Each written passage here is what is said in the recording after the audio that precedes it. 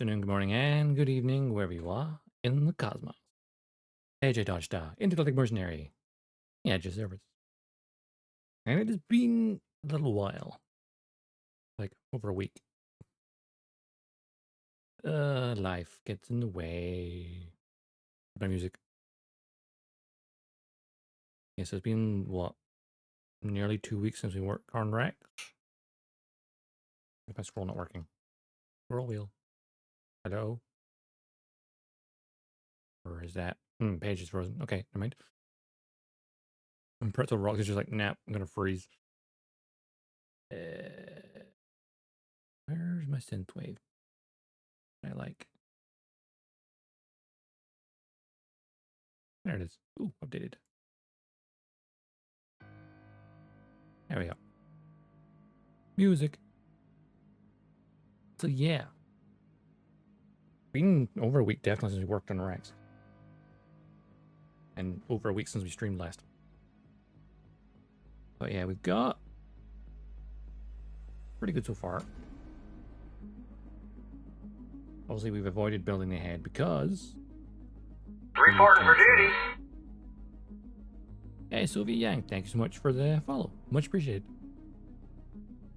We need to make sure we paint liquid up first before we pop them in the cockpit. That is awfully bright on the camera.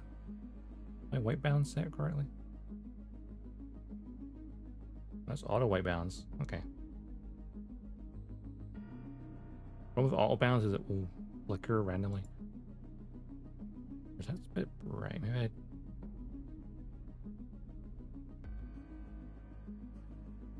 Is it not too bright now? I don't know, it's hard to tell. White balance. Too far. Oop, nope, not that way.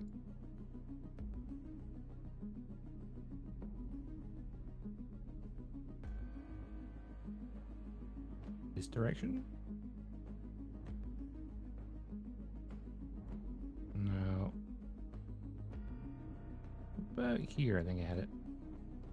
Getting things correct is always odd, because, like, you can have the auto on, but, like, it's very blue. I don't get it. We need something that's not blue. Something that's white, so it balances it to it. But yeah, we need to also get liquid painted so we can build them into the cockpit. But I know I said last time I was going to prime them before we could then paint on the next stream. I have not done that yet. Couldn't find my blue tack for that. Well, I wanted to make sure I did all the characters at the same time. I've got Snake and Grey Fox. Well, two versions of Grey Fox. You got the one where he's quite literally being stepped on by Rex. Might be the way to display it. Of course, the problem with these two is while they're standing figures, they are very difficult to stand up right.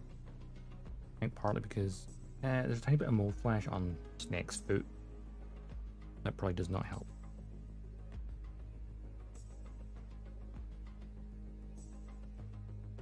Bring that ever so slightly.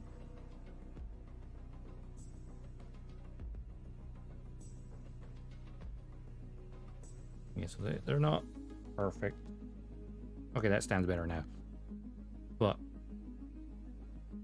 I thought they're gonna just wait. Hang on, I didn't even touch him. When did he fall over? It's like they're gonna fall over constantly because unlike grab middle flag, here's an example. Like a Gundam 100 scale character has that little tiny base. Also realizing probably zoom in for this. They have a tiny little base, right? Which obviously is not painted on the bottom because blue tack to hold it in place. So what I need to do is build a tiny little base for Snake and Grey Fox. How I'm doing this one though, because I can't exactly put a base on him because he's meant to be lying like that. So this Grey Fox will be more difficult. Liquid will be easy. I can just crocodile clip to the peg. So he'll be the easiest thing to do. But these two, I want to give them a base. They'll stand up like Middle Flag here. So, what I did, as well as buying more blue tag. Oh, I literally just found the blue tag I couldn't find last week. It's in my little tool case with my tools full time. But I bought some fresh stuff anyway. But what I also bought is this. Some styrene. Also, what they know as plate. But no, this is styrene. Made in USA. I thought styrene was a UK thing. I guess not. But yeah, styrene, polystyrene or styrene for short. Basically designed for making stuff for plastic models. Now I'm gonna move Rex over just a wee bit for a minute. Move the manual out of the way. Right, move you guys over a bit. I just need you two here. What I can do is I measured the base on Mulaflaga. It's 1 millimeter thick. This is 1 millimeter thick styrene. It should be the same thickness. I cut this off now. Yes. I need to get a storage box for this actually. I do it. It's not gonna is this not resealable at all? No? No. Well. But yeah, we're gonna build a couple of little bases. And then I've got that styrene for other future projects, I guess. Maybe some kit bashing stuff and customs in the future. Well, I suppose I could probably get the half mil and quarter mil thick stuff as well. This is the the 1 millimeter thick. I think it comes with 2 sheets.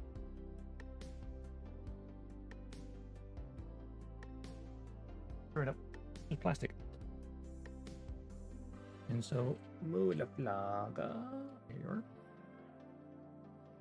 I put him against this. Yep, his base is the same thickness. So I can use Mulaflaga here as a guide, as it were. Though Snake does have quite a wide footing. So I might want to make his one a little bit bigger. Or I could just put an angle on it. It would be the same size. Would you just have them angled? So it's not, to make measuring a bit easier. I'm a Gray Fox. I feel like the same size of Mulaflaga will work. I could make it a tiny bit bigger by just, using him as a measurement. I need to, find a marker. Carolina. I'm going to use that to draw a line. And it will go in the plastic very well. And it's thin.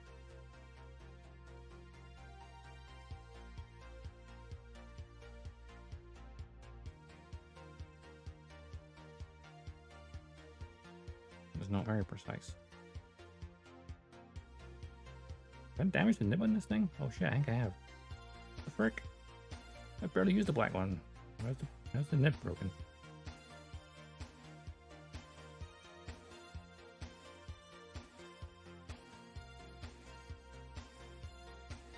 And I'm just going to rough size it.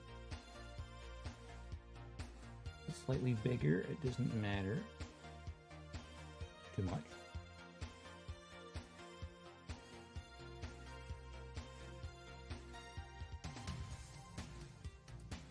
Just display base.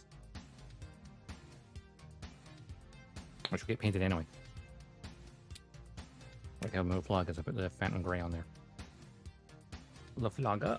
I'm gonna put you in the camera. And then, be a matter of actually, you know what? I always say with styrene is you score it and then snap it. But I only need this tiny bit in the corner. So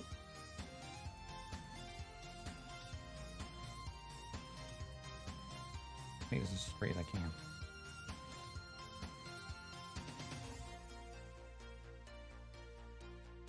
right through it. And so I'm cutting backwards, but I don't want to cut too far into the plat plate. Yeah, just call it plat plate. You know what's styrene. I think plat plate's a plat plate a brand name.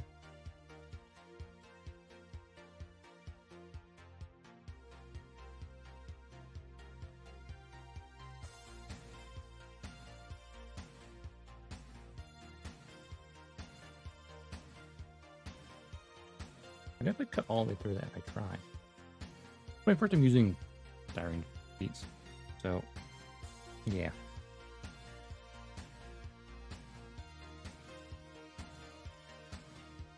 All professionals looking at me going, "What are you doing?" Nothing.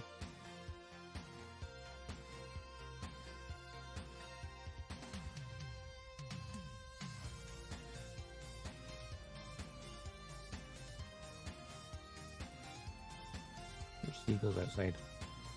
I rarely use a knife directly. Not as sharp as I thought it was.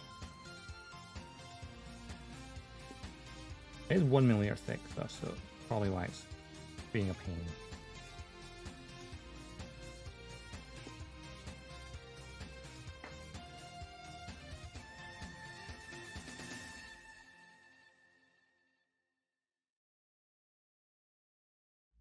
It's not all the way through yet.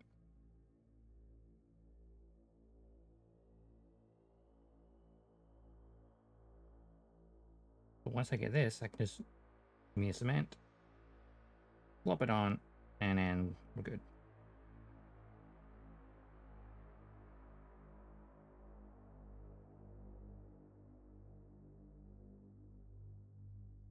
I think that's cutting all the way through now.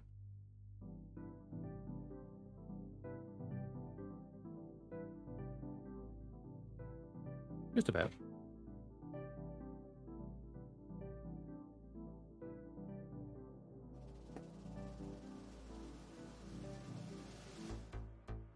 I definitely want to try do some customization stuff like this in the future. It's definitely gone through that thing. Oh yeah. Once you get it through in one direction, it's fine. Cool. I want me to do this for until I do my next project, whenever that is.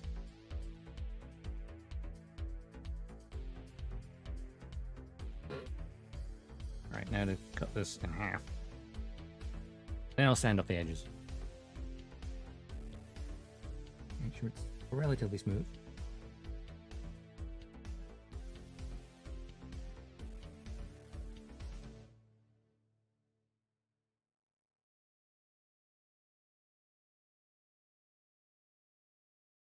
And obviously once it's then dry, I'll put primer on everything, so that we can then properly paint it in the future. I mean, contact cement does not take long. It should be a matter of just pouring it and snapping it, shouldn't it?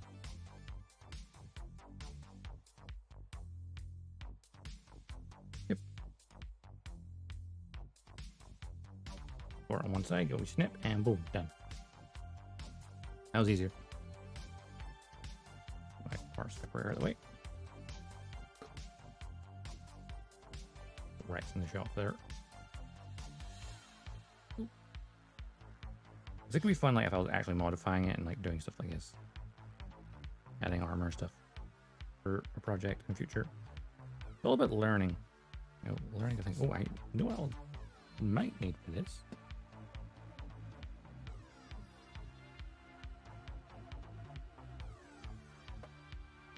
I might need some higher grit. The stuff I normally use, but this might be required, the higher grit stuff, or lower grit, I guess. Technically, it's definitely a lower grit because it's rougher. But I'll try it with the not so rough stuff first. Like, what's that? 1000 grit? Yeah, I'll do enough.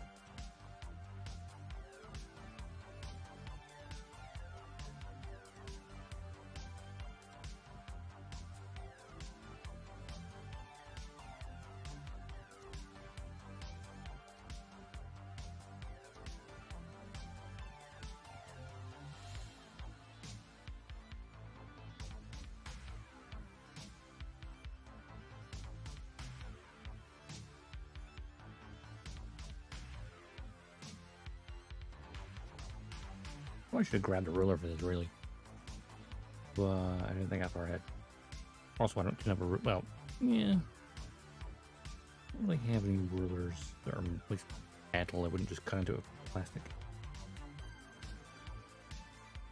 No, I need a higher grit or lower grit.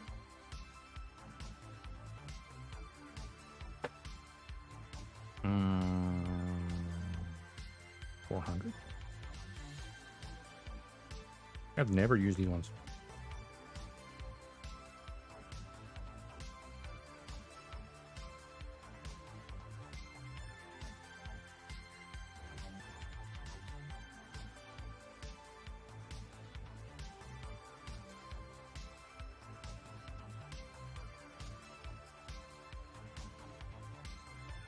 Yeah, this works pretty well.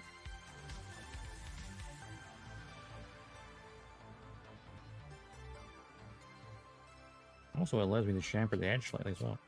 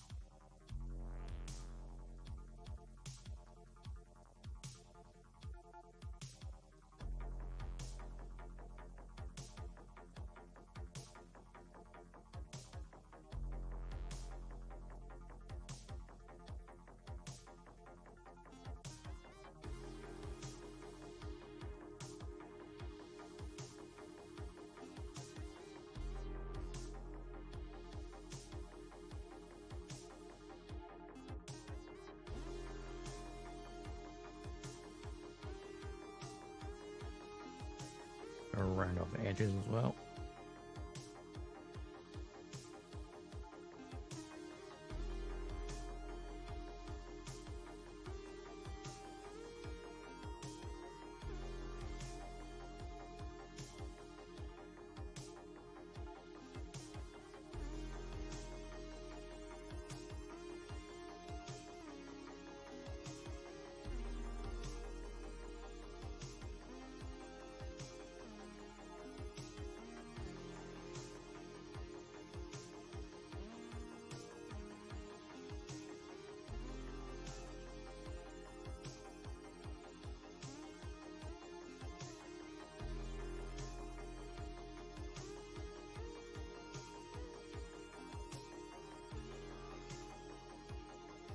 Be a little rough, but you know what? I don't care.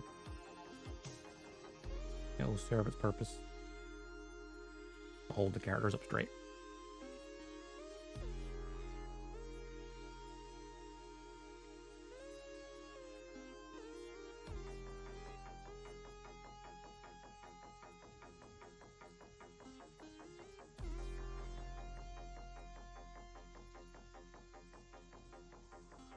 That looks like a base. No.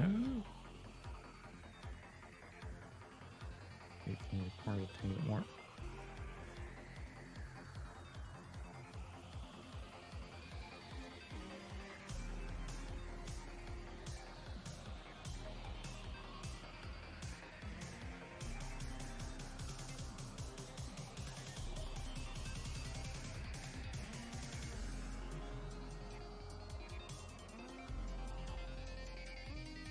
Okay, that kind of works.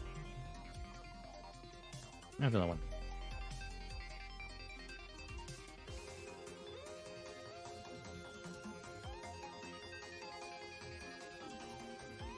I think this part cut off cleaner than the other one.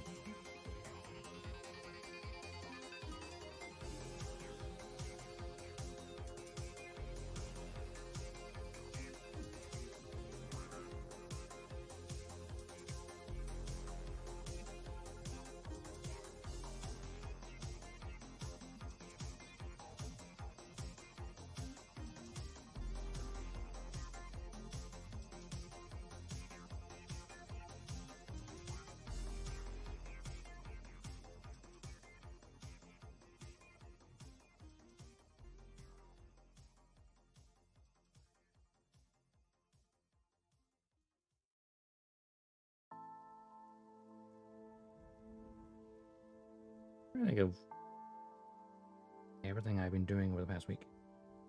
Mostly just been work. So like trying to keep track of things is like, huh?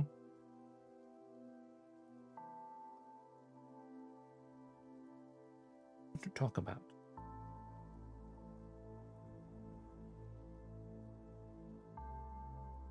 I'd like to do some work on my concept for an updated model, but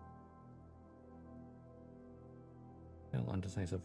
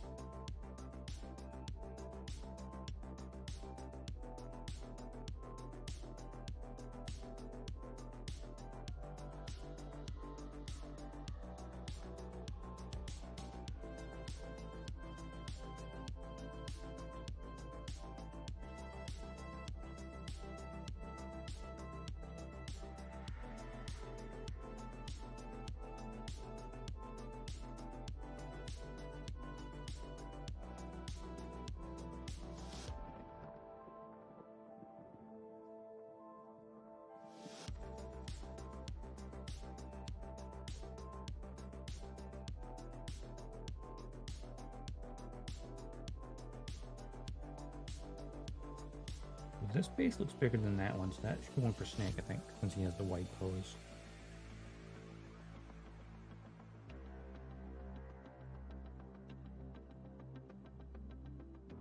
Getting him to stay up straight is part of the issue. Damn it, Snake. I know snakes are bendy, but come on. That's why I'm making these bases. And then Grey Fox can easily fit on this one without any issue as well, I think.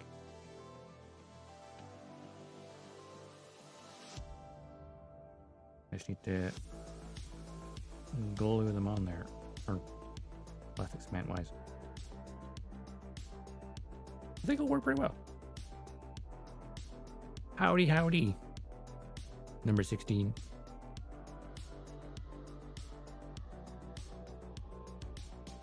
How's it going?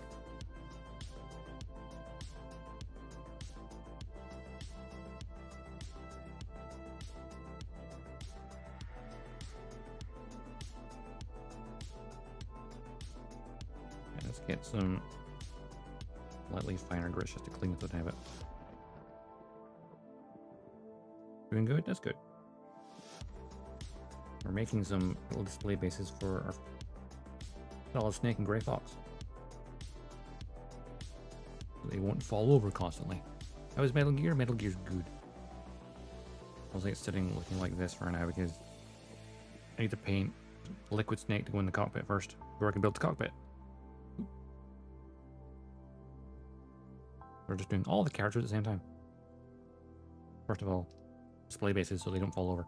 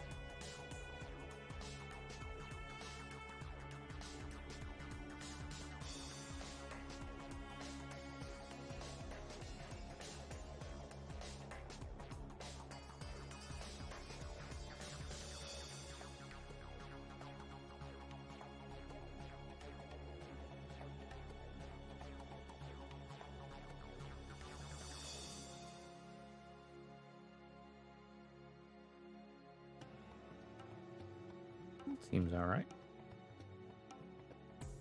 The edges all feel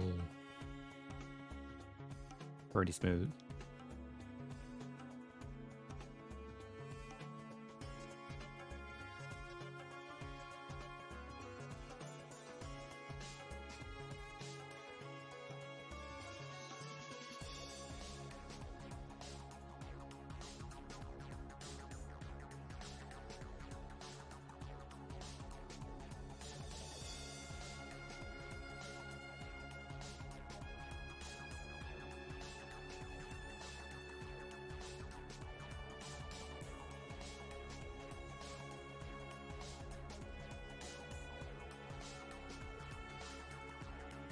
No problem, I'm getting dust everywhere.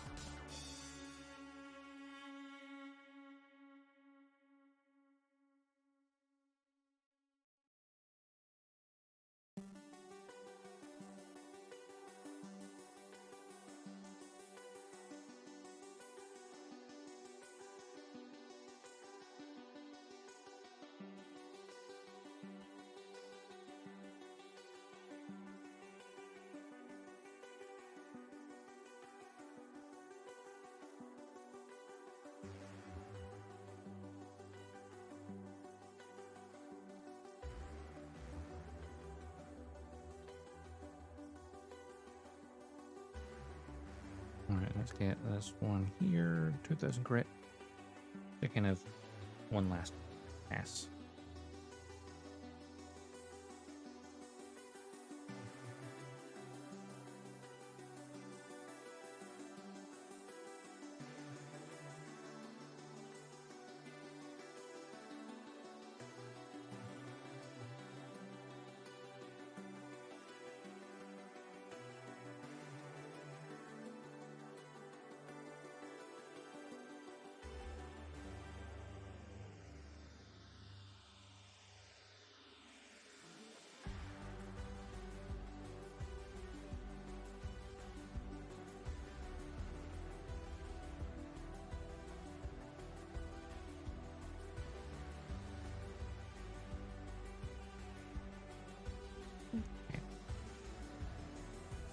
That should be good for those.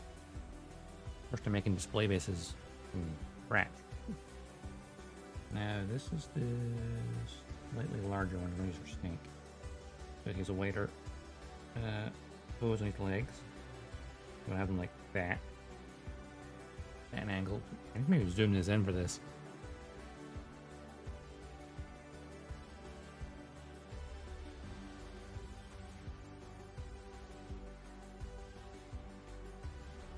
Zoom back on 111. Zoom and enhance. Zoom and enhance. No, it's not gonna help very much.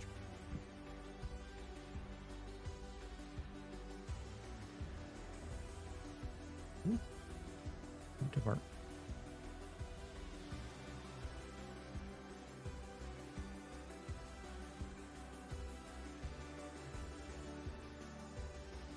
There we go. That's where it was. And then Gray Fox can go on to this one. What we need is this. Which has got a little bit of layer of dust on it now. Nice. Been a while since I've used it.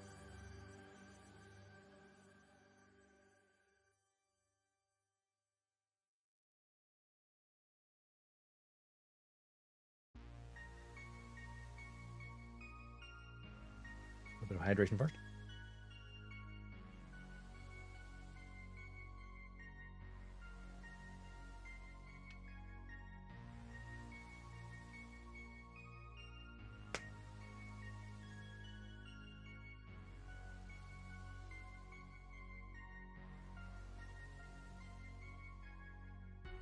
Alright, so I'm going to have to pay very close attention while doing this. There'll be a tiny drop on the feet, and then get the stand up right.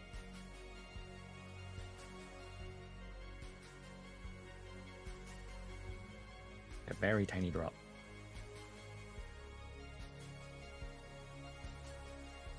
I'll get Snake first, shall we?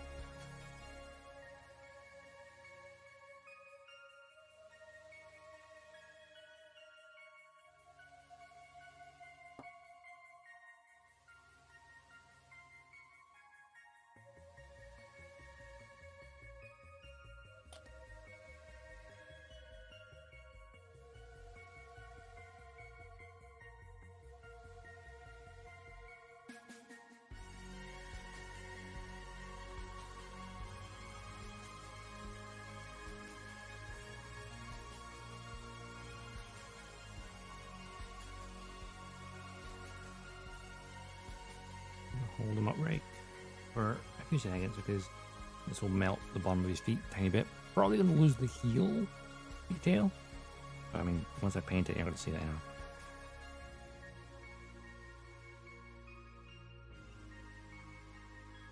Ooh, I'm pushing down a bit too hard. His legs are kind of giving way. No, I'm going to need to get some of this onto the actual surface of that as well.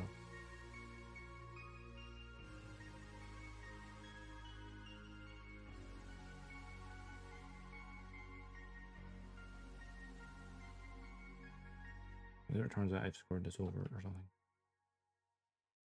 Roughly there. And roughly there.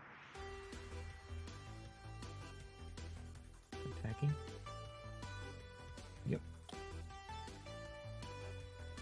I just melted his feet a little bit.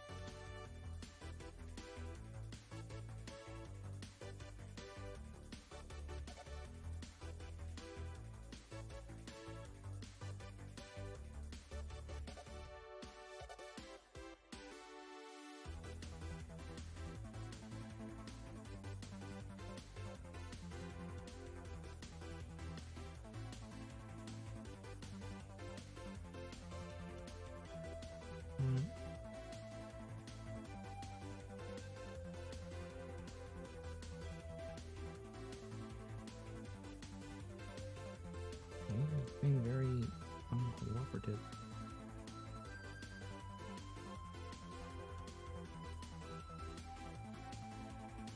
Like one side stuck, the other side hasn't. Oh, yeah, lower.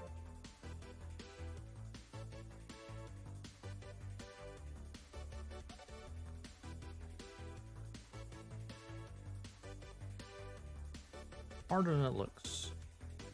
This is where I find out these are pre-primed and this is why it's not working.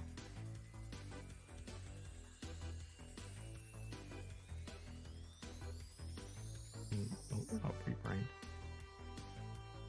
Well, they are in a different color plastic. It doesn't look like a primer, it's like plastic.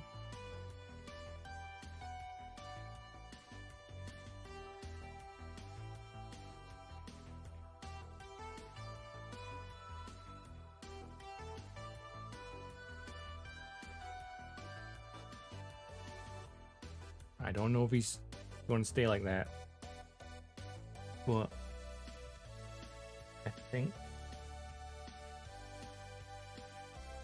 Nick is now on the base.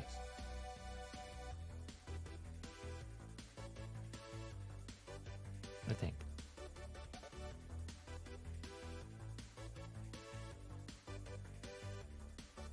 I gotta try to do the same thing, Gray Fox.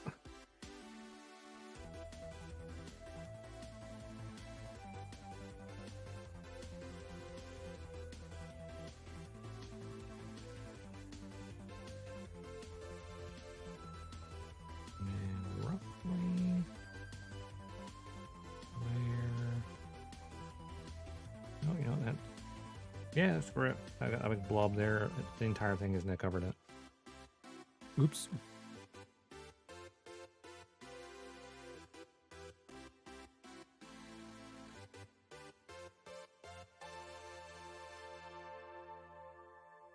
Ray Fox.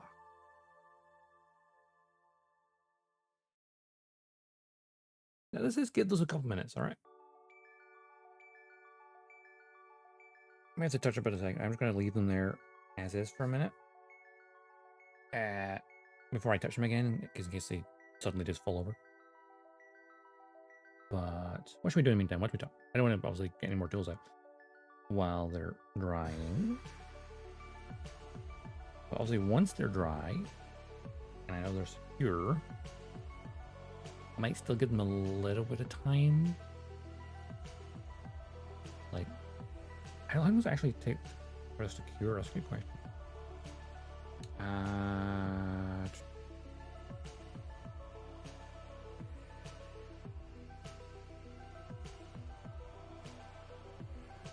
Just massive warning label.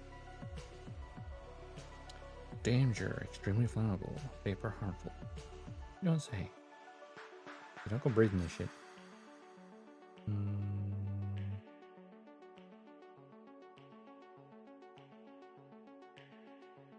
There's not much left in here. I guess I did try to make some Furugu a while back.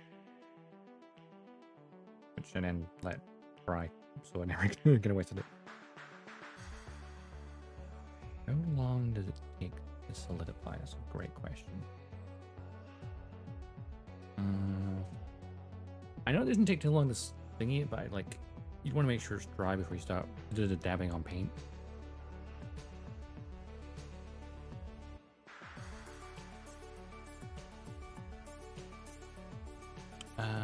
Let's see.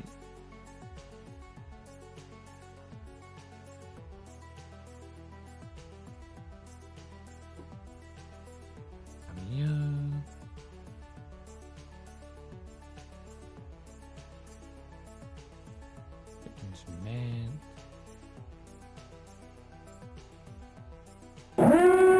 Your time. Oh my god. We're being raided. Red alert. We finally got to hear that new alert. Hey, Keenan. Thank you so much for dropping by. Thank you for bringing everyone. Wow, 52. Hi.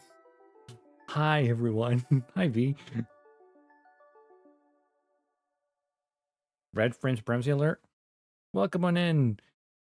Keenan, thank you so much for the raid. I'm bringing it in. There's a lot of people over. Ah, you're not gonna panic. Where's my shout out command? Ah. Shout out.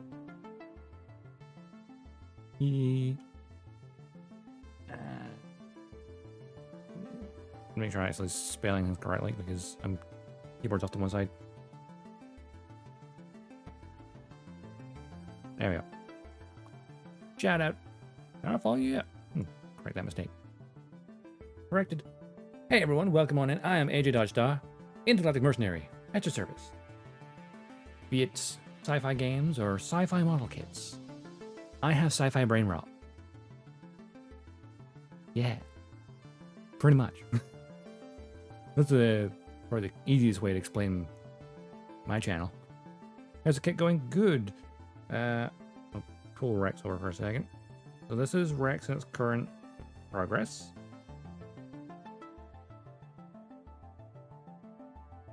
We've got both legs, center torso, the back weapon pod. No cockpit currently, because we need to paint this little fella here first, Liquid Snake. Which I meant to prime it last week, but then I was like, well, I want to do all the characters at the same time. Oh, I can't find my blue tack. Okay, I'll buy some blue tack. And I was thinking about it, wait, both Grey Fox and Snake didn't have bases to hold them upright, like Offgala here, for example. Gundam kits, their pilots have a little, like, have enough force and push them over still. But they had that little tiny base to make it harder to knock them over. But those two didn't have it. So I was like, okay, I'm going to get some styrene sheet, maybe 1mm thick styrene sheet. Yeah, cut a tiny little corner of it to make this little base. Indeed, we. I mean, the Rex technically has one. If you want to look right there, it's called a laser gun. He has laser pee-pee. Oh no, I'm gonna get banned for that. Indecent mech exposure.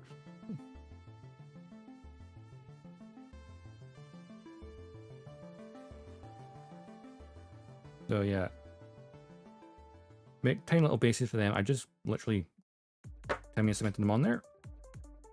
So I'm going to give them a couple of extra minutes to cure. But then I just googled, like, how long does it take this to cure? Apparently it takes 24 hours to cure properly.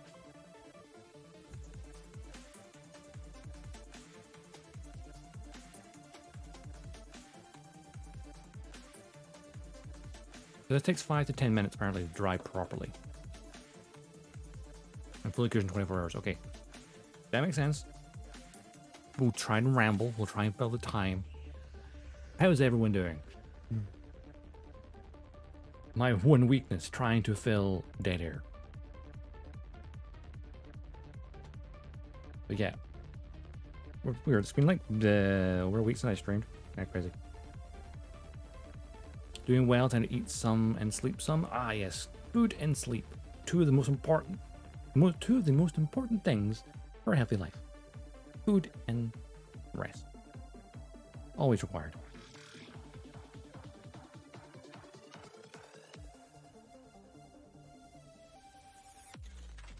After my first Lego set and went way longer than I'd like. Okay. First Lego set? I haven't built Lego in like forever. Like growing up I was like Lego constantly. I remember I tried to build the Enterprise at Lego. Galaxy class as well. Just random Lego bricks, so it was very blocky. But it kind of worked because the lid, you know, the giant Lego piece for the box, well, kind of works as a saucer. Looks more like the Ambassador now I think about it than the Galaxy. That's one of my fun things to build. Of course, nowadays they have actual proper, you know, like Star Wars or actually I think any Star Trek Lego set. I don't think they do. Be fun if they did. Of course, Lego sets are like so expensive, and so's, you know, classic model kits. I'm pretty sure this is the most expensive kit I've worked on so far. I think it may be actually, yeah. Because even though it's 1/100 scale, it was a master grade, it is a bit more expensive than the standard your average master grade. Because Kotobukiya tend to be more expensive for some reason, despite being a similar detail level. We'll figure on that one. But no, I quite like the. I'm looking forward to when I actually get to paint these after I prime them all. I mean, liquid's probably gonna be what, 3-4 colors and he's done. To be fair, technically speaking, he's already halfway there. If I didn't prime him, just painted the rest of them, he's already got these upper torso color. Technically accurate, more or less. I also love this, right? So you get two versions of Grey Fox. The one standing like that, or this one. Which, the camera cannot focus at this range, so that'll be blurry, sorry. He's missing the arm because it got sliced off during the fight. But if you, his head is pointing upwards, like he's looking towards the sky. Because this is the, literally, so that you could put him under the foot when liquid crushes him. You can literally display Ray Fox underfoot because it's designed that way. I know that this angle of the camera you can't even see Grey Fox anymore, but it's literally that. They've given you Grey Fox as he's about to die. Spoiler alert for a 20-odd-year-old game. Oh, wait, when was it? When was Metal Gear Solid? 90s?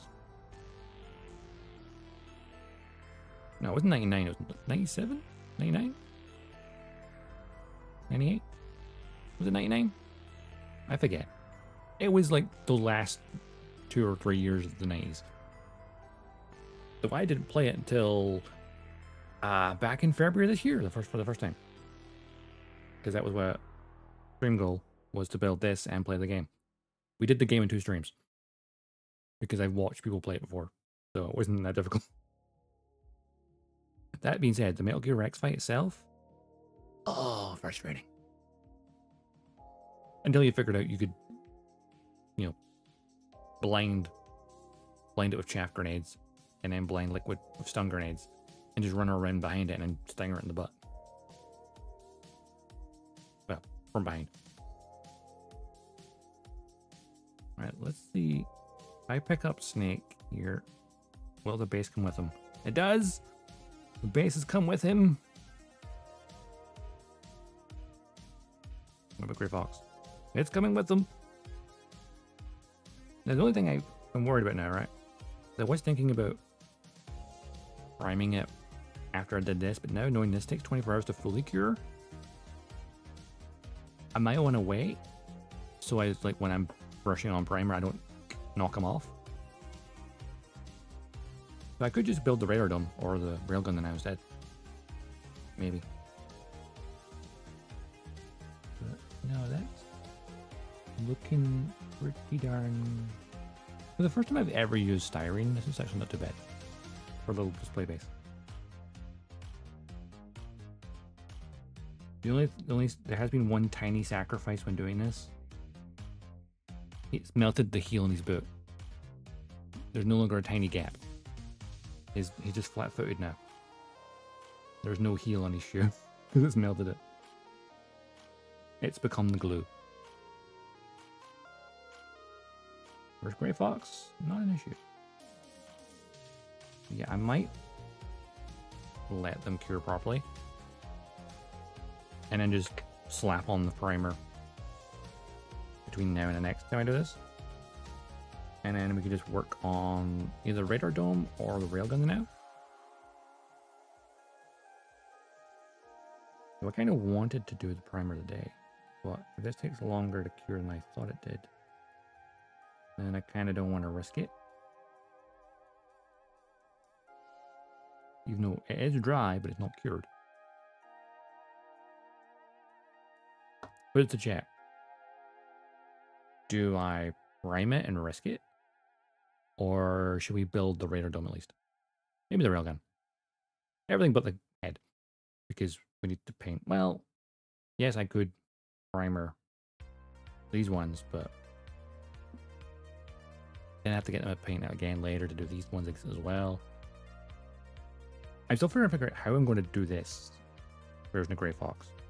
Like, you can't put a base on him because he's not standing, he's lying on his stomach, being crushed by a giant robot.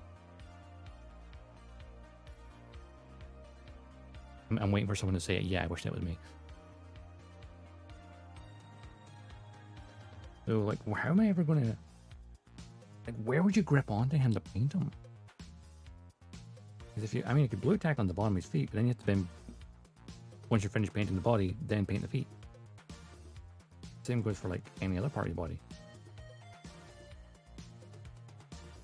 Unless you grip him by the railgun in his hand, paint the whole body, and then do the railgun separately afterwards.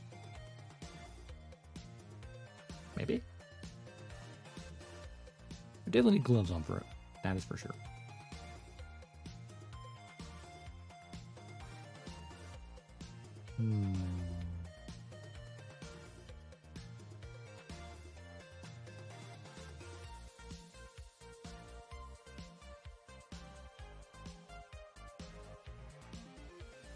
Feels very secure.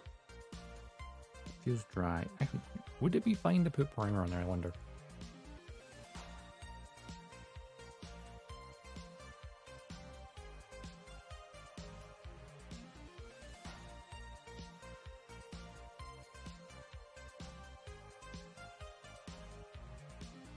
I'm gonna double check if I can, like, would it be fine to then paint on it?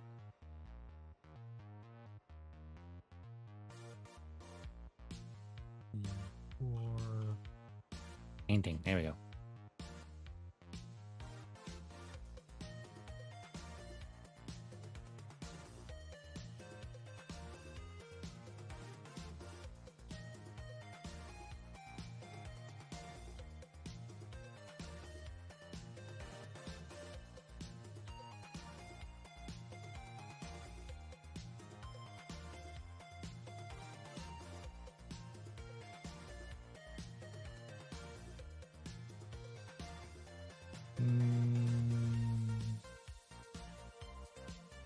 You know what? Play it safe. Not put primer on it.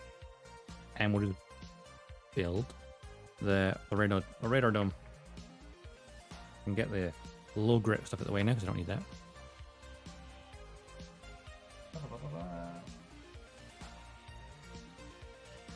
Annual.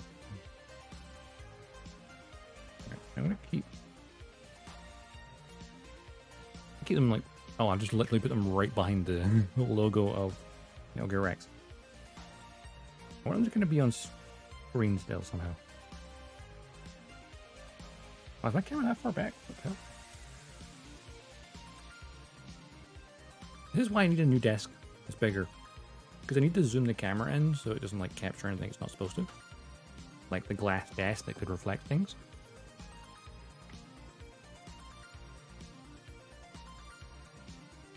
So it ends up, these guys are, for the time being, off camera.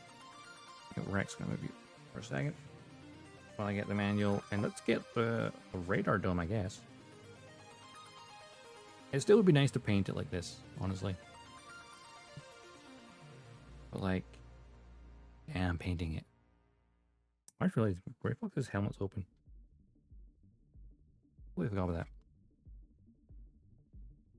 Oh, that should be the right color. I was like seeing the inside of the cockpit. I'm like, wait a minute. Is it color accurate? I don't know if it's color accurate.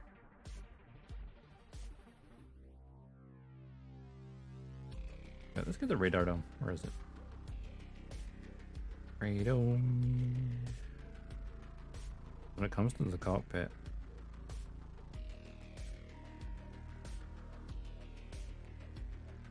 the thing is with the cockpit, you could build a bunch of it, but as soon as you get to this point, we're like, oh, that panel goes over liquid. Can't go any further. I was about to build the upper half of the head. Technically. The rear of the backpack to advance. And generally has the railgun next, but the railgun's kind of long. And I'm not sure how this. I need to adjust my shelf. You know what? Railgun. For it. Because it flows from railgun straight into radar dome. We're doing the railgun.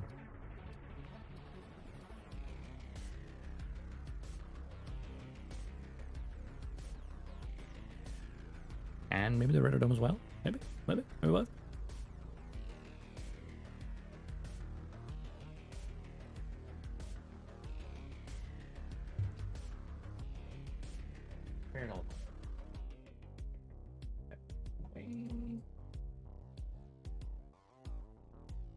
Right, what do we need first? Game runner.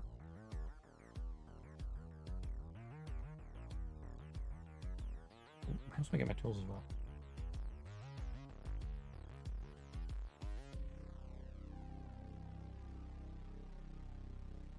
I kind of need them to cut stuff off. Like maybe I'll let this dry for a couple hours and then paint it. In the meantime,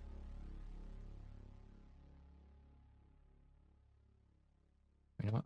I move these guys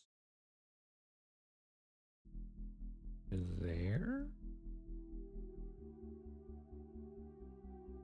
They're on screen, yeah. Okay.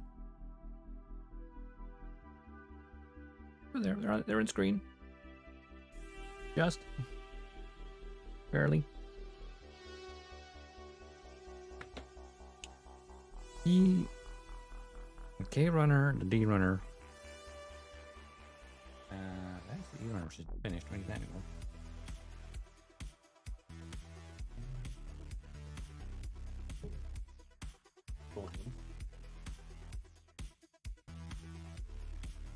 Okay, runners. And where's the D?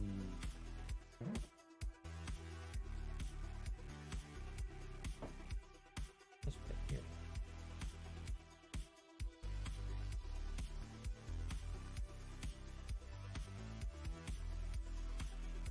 Okay, 1 and 7. Okay.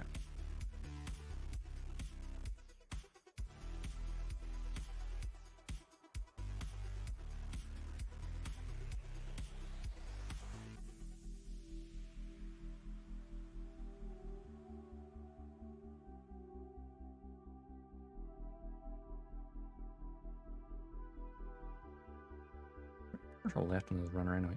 Oh, look.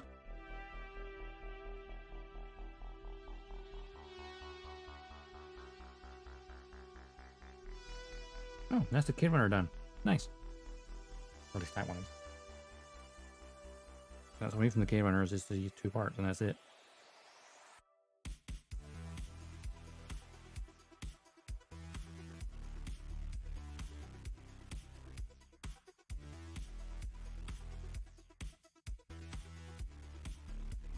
Always nice when you see a runner finish. You're like, oh my god. You can add it to a different pile and not be confused.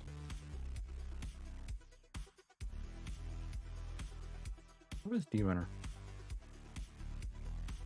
I think, yeah, the only part in the D-Runner is the railgun barrel. Yeah, okay, wow. I mean, it gets to make sense. All we've got is the railgun, the radome, and the cockpit, which of course has a bunch of parts still.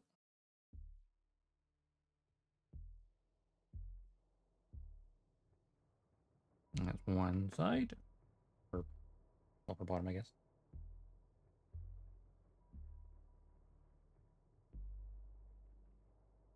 I think all the parts of the radome are all on the one runner.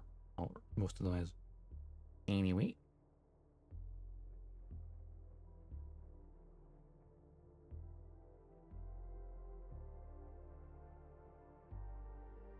So to decide what I'm going to build after this is I have so much shit in my backlog. It is ridiculous. Including the Destroy Gundam, which is very big. Oh. It's kind of terrifying, honestly. Oh, where's my nub jar? Well, I haven't even started any of the Seed Freedom kits at all. Nub jar. But then I still want to finish.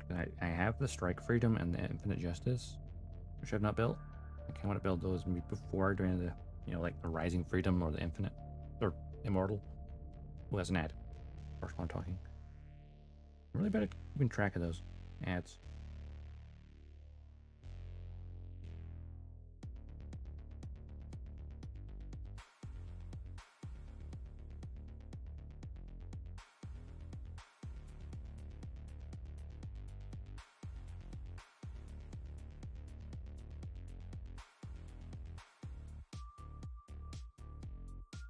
But there's the temptation to build something that's not a mecha.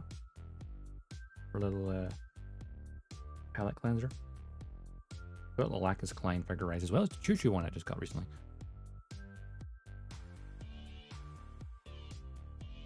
Or any of the 30-minute Sisters kits I've collected. Something a little bit different.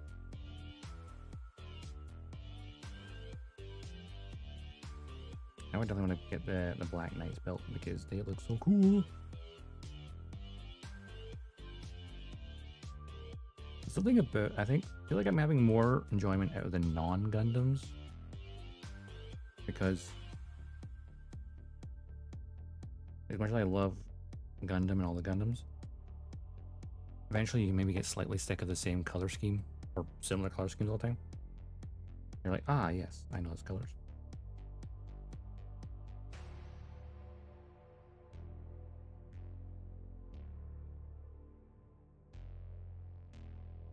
That's why I love Gwael's Delanza from Bewitch. It's chunky, got a giant melee weapon, and it's magenta. And so like it breaks all the molds.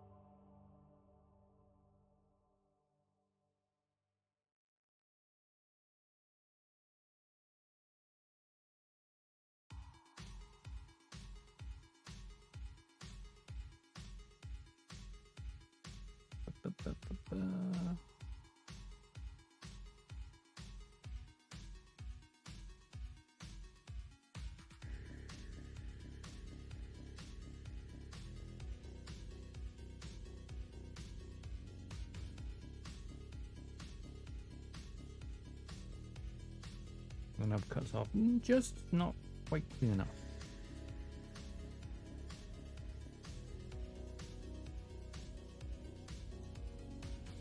But let's clean up this part first. These other parts will just be a matter of clip them off, stick them in this.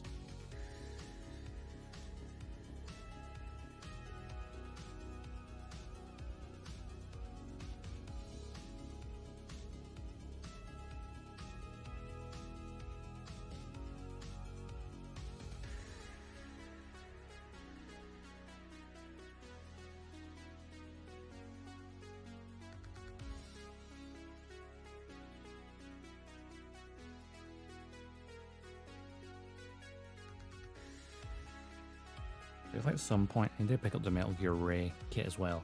But they only have an MGS4 version, not an MGS2. It's kind of weird. Because there's the MGS version of this as well. But it's just nice to get, also get the battle damage stuff. I'd like to have that along with the MGS4 Ray for that very famous face-off. I would like MGS2 Ray as well because it's ever so slightly different color scheme. Like the colors are a bit different, and I also have the marine markings as well. There's the thing I'm surprised at with this.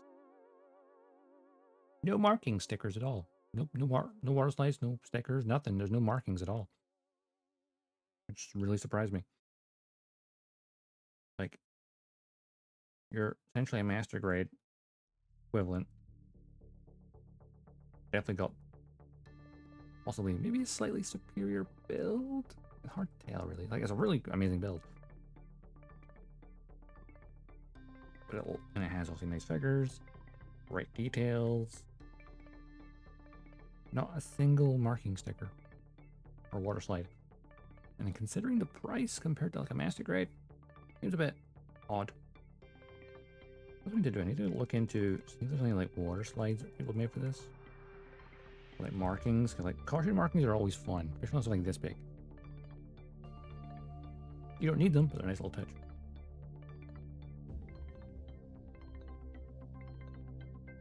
Think of it, I need to go get the water slides for my Master Grade Strike. I didn't use the stickers because half of it's stickers and half of it's ride transfers, and it's like, why? What? Oh, why both? Why not one or the other? A weird combination of both.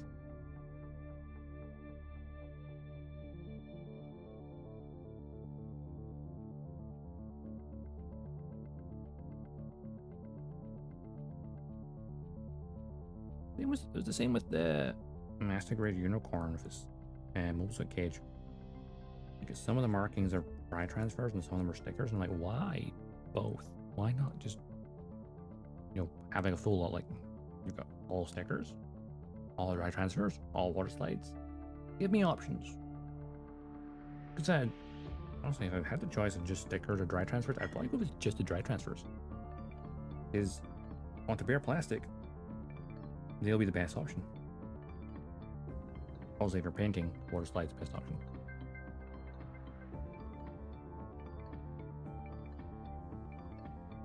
Because you wouldn't want to put a sticker onto a painted surface, nor would you want to attempt to dry transfer and risk damaging your paintwork.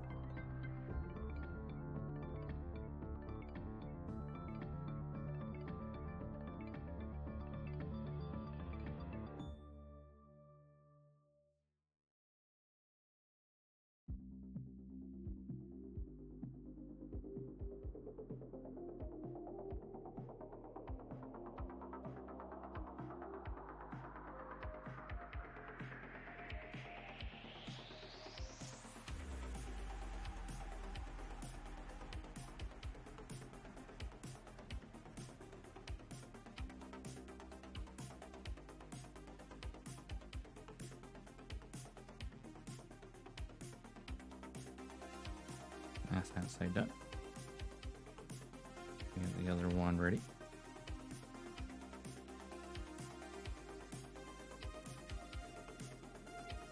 One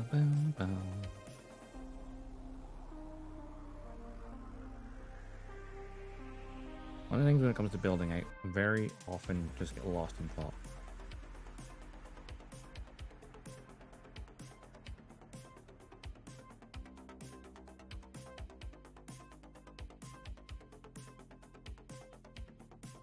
Thinking of like just like model kits in general. Is there any model kits people are looking forward to? Because I'm quite looking forward to when they come out with the Destiny Spec 2 with the Zeus silhouette, because that thing looks freaking cool.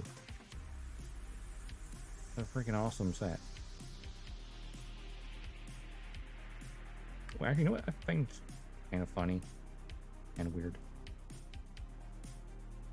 The real grade Force Impulse Spec 2. It's the only mobile suit from the Seek Freedom movie that has a real grade and no high grade.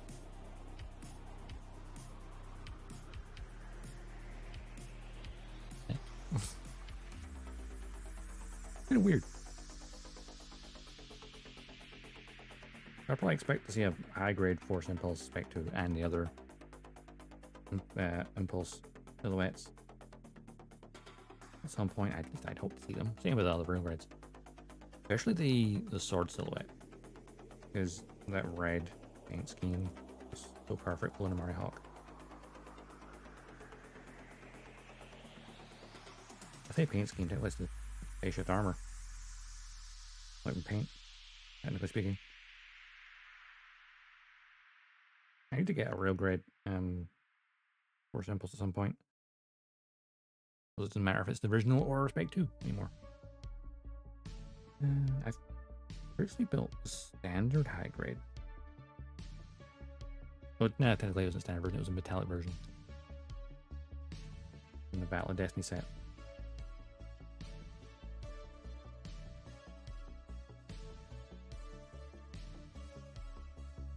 Also, it lacks detail on the core silhouette and the core splendor.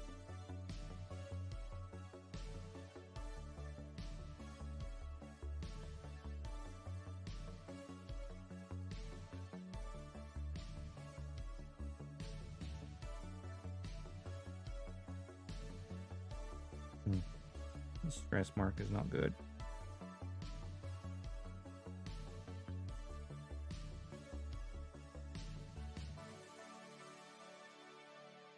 Does not feel flush either, so it might not be a stress mark as much as it is just a nub.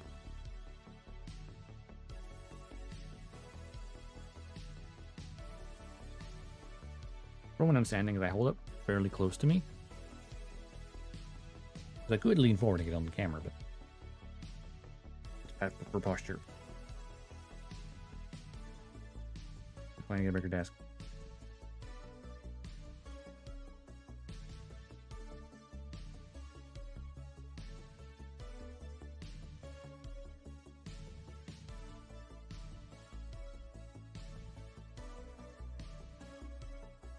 The world's slowest builder. He's very pernickety about his nub marks. Even if his cuts are clean-ish.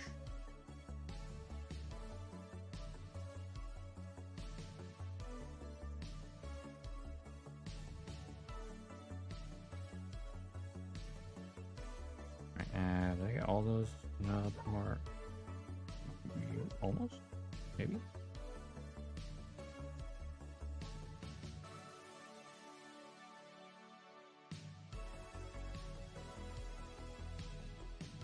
Okay. Now, we put at least one safer site. The forward section, that's the rear section of it. Okay.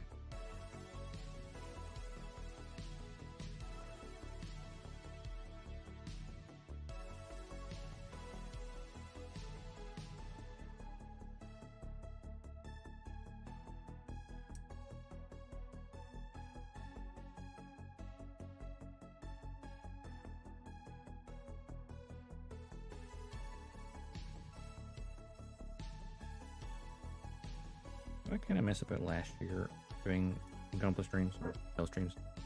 You know, to talk about G-Witch every week.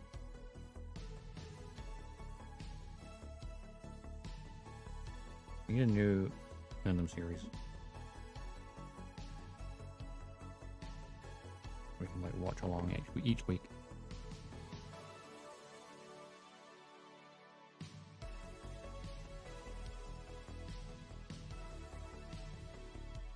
I can't remember if they said how long Requiem for Vengeance would be. I think it was in October, November, something like that. On Netflix.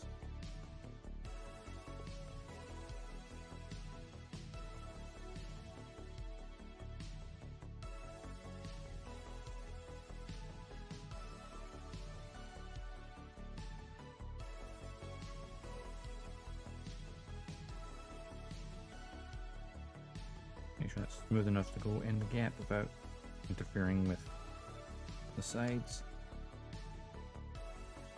The answer is yes, it is good to go. Now, that's an interesting thing I've noticed. is it has 3 pegs at the rear, nothing at the front. So is it just going to get held on here and hold on for dear life, and then the front is not held on at all? Or is it just... Okay, no, it's just the tightness of the area. That's fine. I thought it'd be at least 1 peg.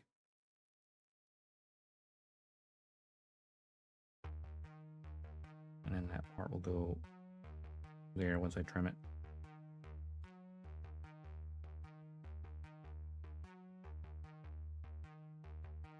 Everyone loves a railgun, right? Doesn't look a giant railgun. They can launch nuclear weapons from anywhere on the planet.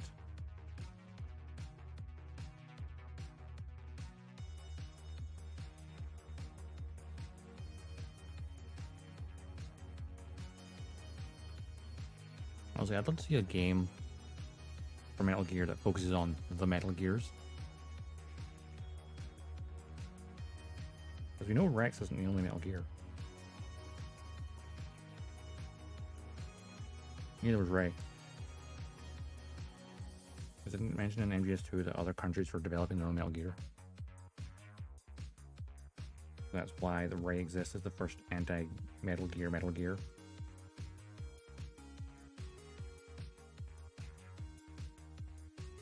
It'd be kind of cool to see a game that's sole purpose is Metal Gear fights. I think that'd be cool, kind of cool.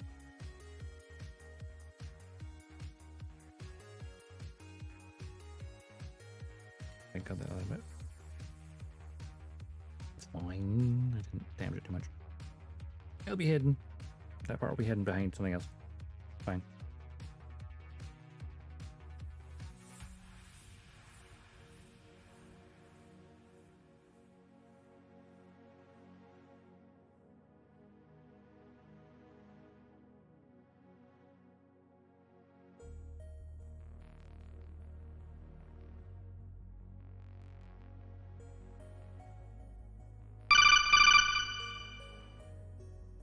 Oh.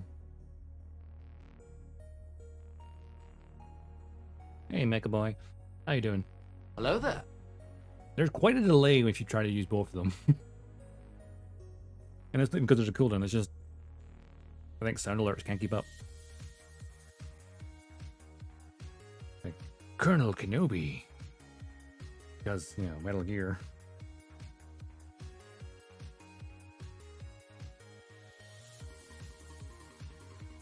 Right, here's one of the metal railgun rails. I gotta say, I love this.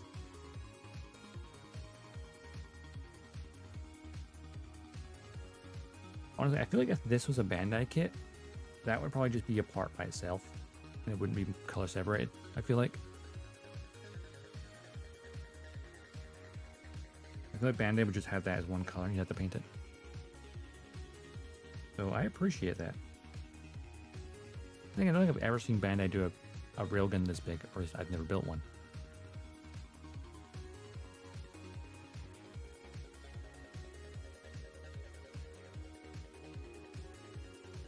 Even in some master grades, I think like the Zako Warrior, it's giant, like Lunamari's giant cannon is still apparently 2 bits sandwiched together. I'm like, the master grade for giant weapon, do better, Bandai.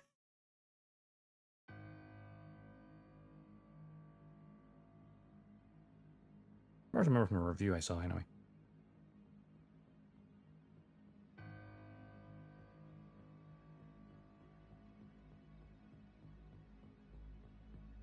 You know, the bigger the weapon, the more part separation I expect to see. I'm interested to see actually with there's this silhouette for the Destiny. Even though it's only a high grade, I wonder how good the separation is.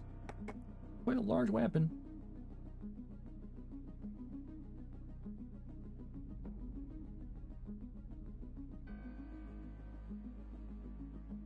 Hey, Mecha, you won't have seen this yet. Just here. I made some bases for Solid Snake and Grey Fox. From scratch. I mean, just cut out that styrene and then glue them to it. Just AK, how you doing? Yeah, the marked up at ridiculous prices is a very good point. Where did I get mine? Ah, yeah, I'm pretty sure I got mine a year ago. Yes, I bought this like last year. I started building it in February, I think.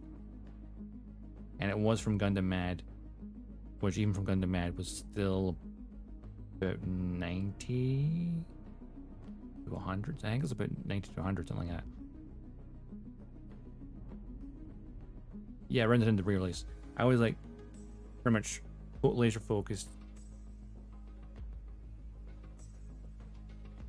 and like hoping to get it. Actually, maybe it was longer than that. 800 reasonable. Yeah, like if I go on their website now and look at it, like I'm pretty sure they might still have it. Gundam Mad. I feel like I may have seen it. They might have sold it by now. As it gets released. Resell. Yeah, 200. Keep in mind, I'm saying pounds, not dollars. So you know, like £100 is like what, $130, something like that.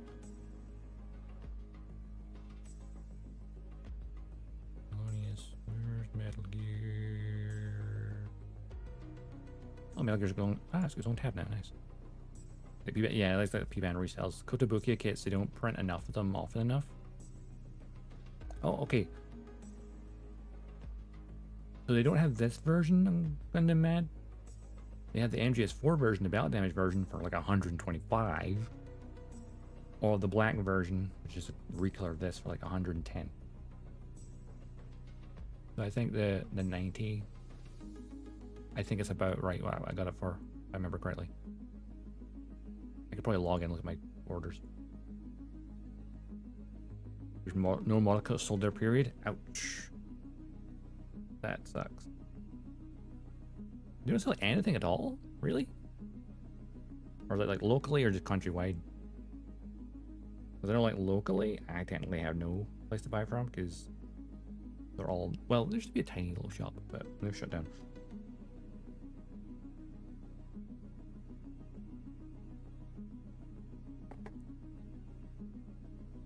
I have to go to like the nearest city if I want to get something physically. But that's why I like things like Gundam Mad or Gundam UK.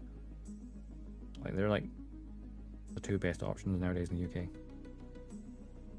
You don't want to go Forbidden Planet and pay like 20%. No. Oh yeah, I think I've said, I've maybe told this on the stream before. The Master Grade Destiny, right? So at Christmas I got the Master Grade Destiny, but it was the full burst version, the one with all the effect parts and the metallic coated frame.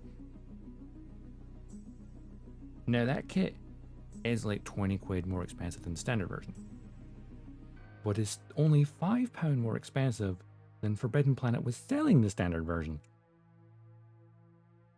Do better. Forbidden Planet was overcharging by 20 quid compared to other UK retailers. Sure, Gundam Mad are known for being the best prices, but 20 quid's a massive difference in price.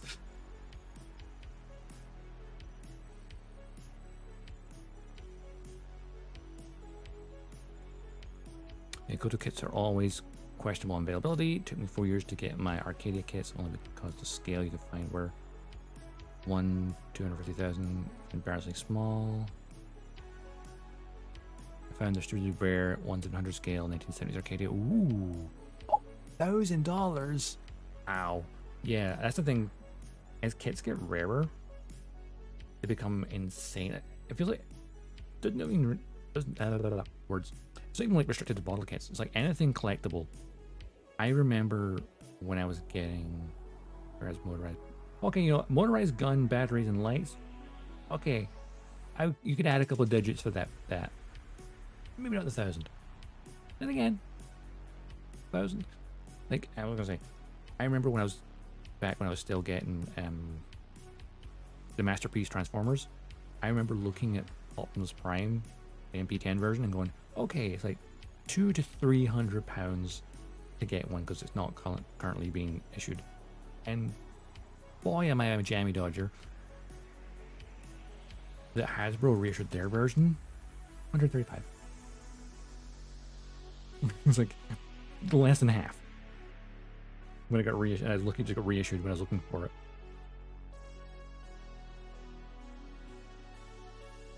That was just sheer luck.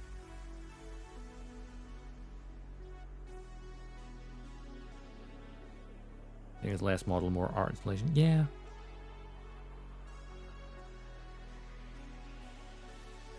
Like anything that adds lights and sounds, it immediately cranks the price right up. If you think about them, what is it? Was it the Robinson? Robot Sin? Like they had that Optimus Prime and like the Megatron and the Grimlock ones like automatically transform and stuff. There's got motors and shit in there, along with lights and sounds and like stuff. They're like £1,000. Which, considering what they are, yeah, okay, fair enough. If you have a transforming robot that can do it itself and then walk and stuff, well, £1,000 for that, sure. Wish I had that kind of money. Just go, woof, there you go, one thing. Like spending £1,000 on Gunpla over several years, sure. Actually, I've never thought. You know, I'm not going to dare calculate how much I spent on Gunpla over the years. That's a dangerous thought. I did the same thing for the Yamato, but that one was widely available. I feel like, yeah, the Yamato always seems to be more available than the Arcadia. I feel like maybe it's just they make more, because I feel like the Yamato is probably a little bit more popular and known about. Possibly.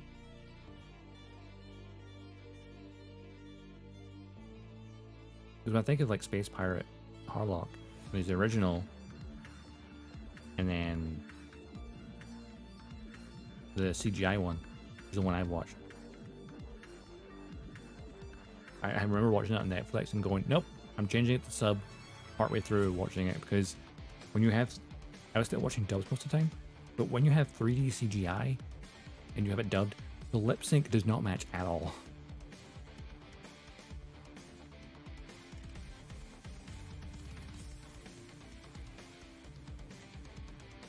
I'm glad to spend $900 for that Megatron they released.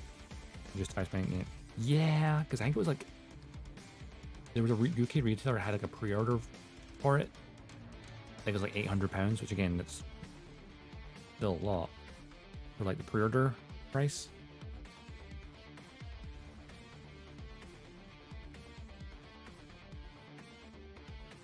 Everyone's made a model. They didn't make a model 3D version? The model that's... Yeah, because like the movie version, the detail on that is insane.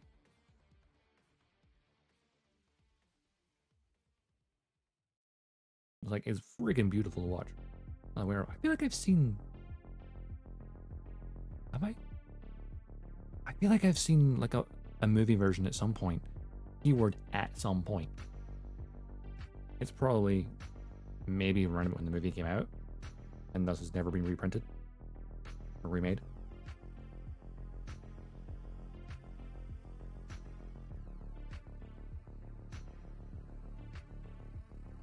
It's always the case with like any collectible. No fans have made STL files for it. Same thing for Outlaw Star. Ooh, Outlaw Star. I need to watch that. Been on my list for so long. I've never got around to it.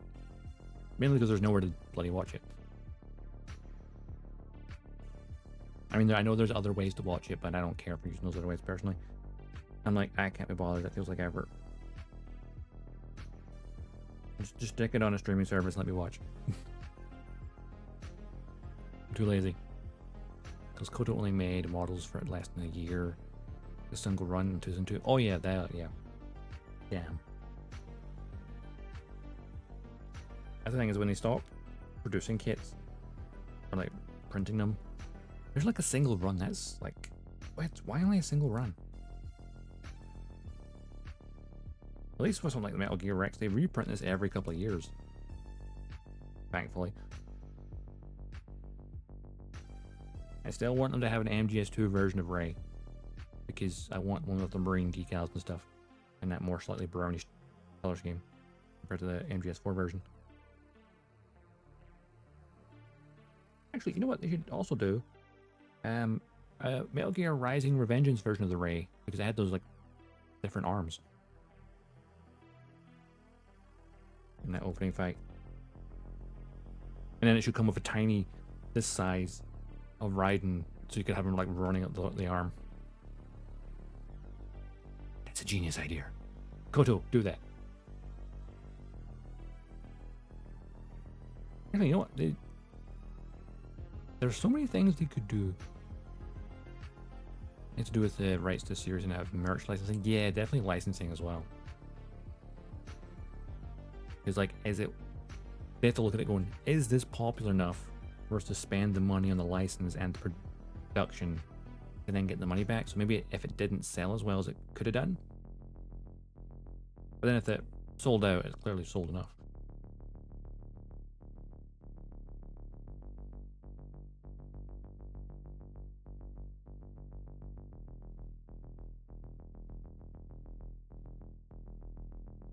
But it's always sad when like a model doesn't get reprinted. Like thinking of Jetstream Sam figure. Ooh. Yes. I mean, do they have enough plastic for his thick thighs? Don't have to do. That would be expensive just for those.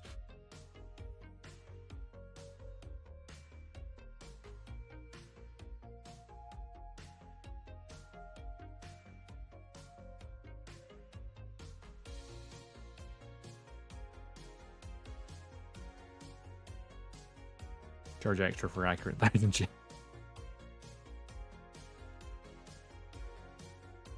The premium price for a premium product.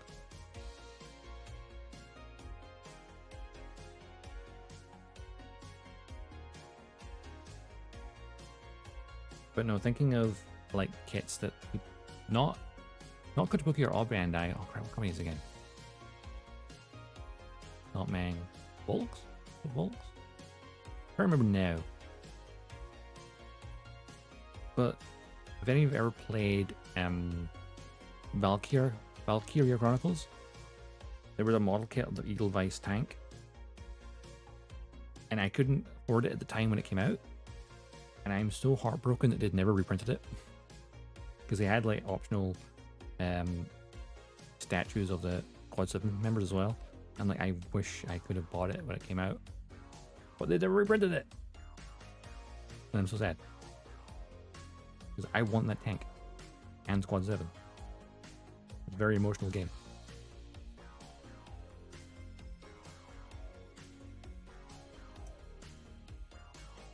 Also a pretty good strategy game in general. Man's got the jawline of a Soviet era apartment complex. Ooh, wow. That is very square.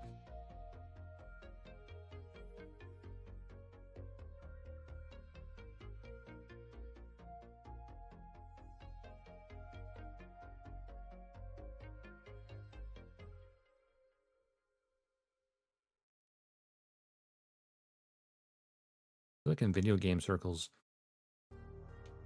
Jetstream Sam must be the most well-known Brazilian.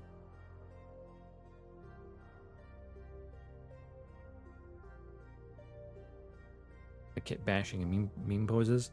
I mean, Metal Gear Rising's all about the memes anyway. Can't have it without memes.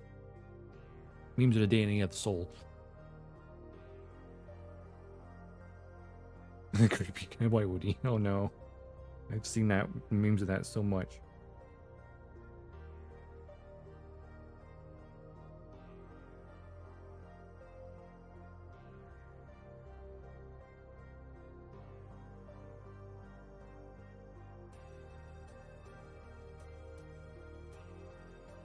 Memes, Jack. The DNA of the soul. Yeah, exactly.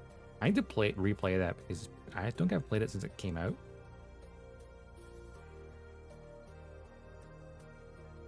Pretty sure I got it free on my Xbox as well. I mean, I've got the disc over there, I think. Somewhere. I think I still have the disc. My Xbox 360. Plus, I'm pretty sure they gave it away for free on Xbox Live once, so I think I got it a digital version as well.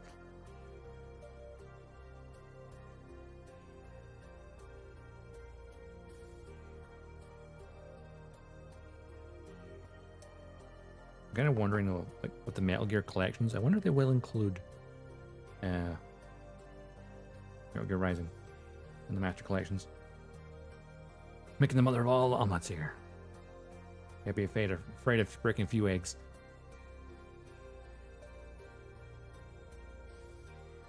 Also, there's so much meme potential.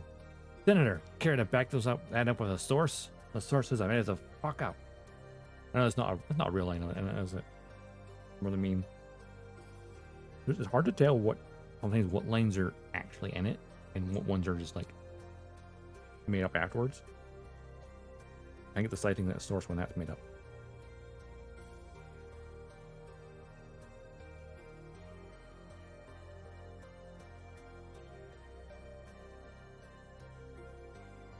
Like nanomachines. Not Jack Katana. Remember the version of the Rising that came with a replica of severed human arm. Not just Katana, not Sans Katana. Just a freaking arm. I don't remember that version. I must have missed that one. But that's crazy. Like the MGS5 coming with, you know, Snake's robot arm. That made sense. Rocket Pancha. The rocket punch was hilarious. Phantom Pain.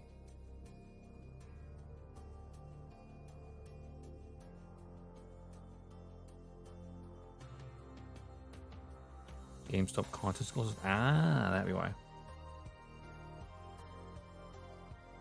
One of these exclusives that were never available in the UK.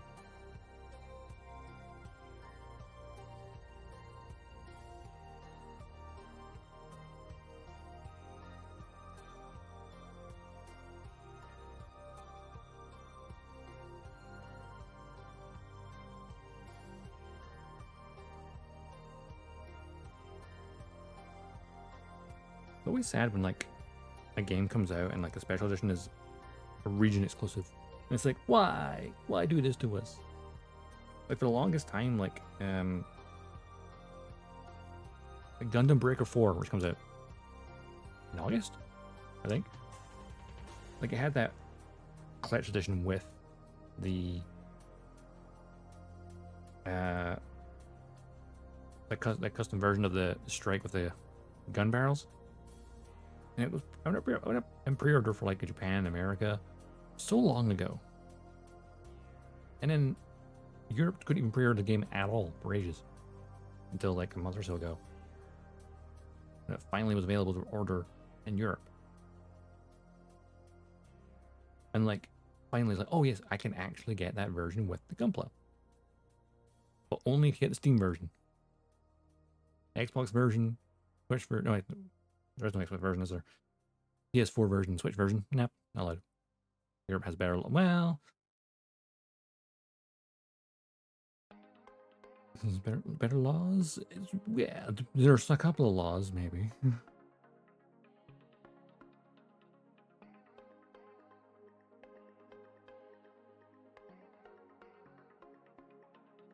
You passing that version? I decided to pre-order it because I still had like I managed to make a fair bit cheaper. Because I still had like so many points left over when I got the Armored Core 6 Collector's Edition. So I had a bunch of points left over in the Bandai Namco store. So I was like, okay, I'll use like 1,000 points to get a chunk off of it.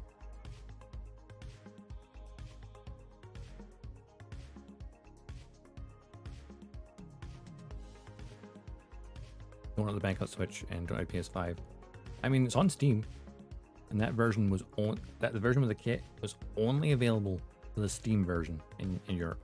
If you wanted the Switch version or the PS5 version, you could not get it with the kit. Only the Steam version. It's kind of weird.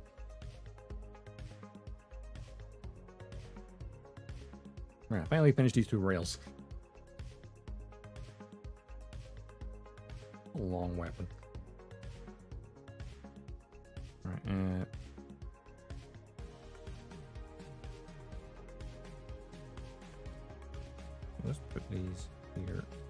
still visible on screen. I need the eye runner and a polycap. Oh, actually, I think speaking of polycap.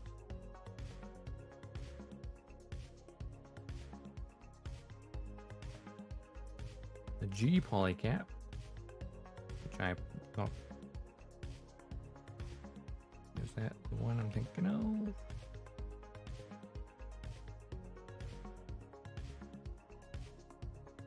It is the one I accidentally cut off last time. Perfect.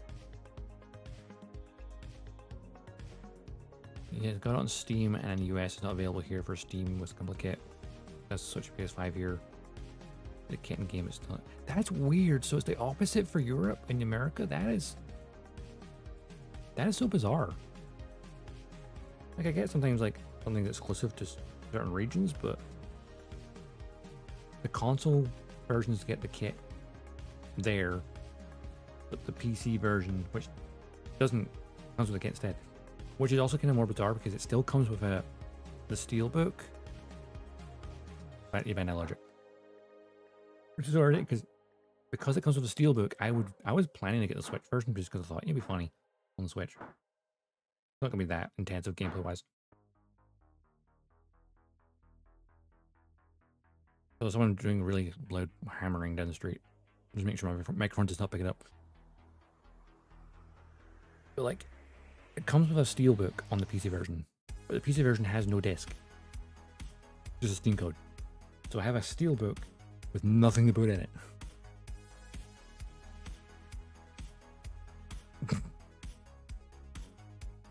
I mean, Australia got it in season 3, I think. I think it was the 3rd season before Gun Evo was available in Australia, which is batshit crazy.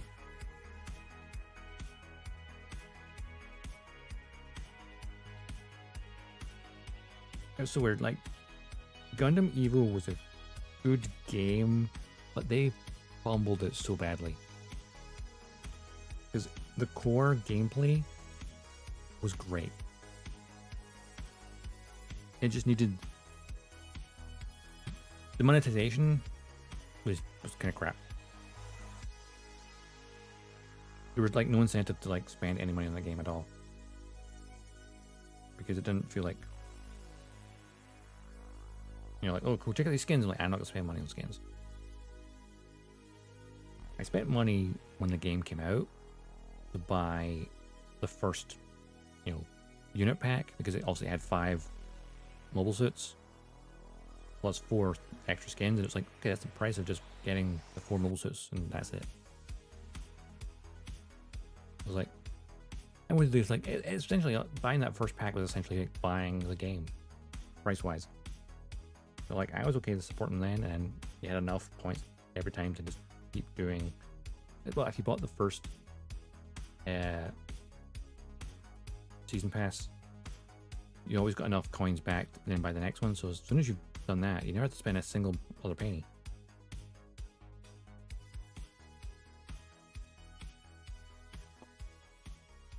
It's kind of odd. Hi, runner.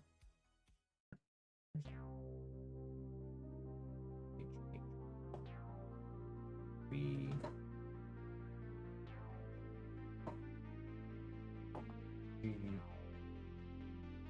Okay. Hi, here we go. Bottom of the pile. Robin Hood. Howdy.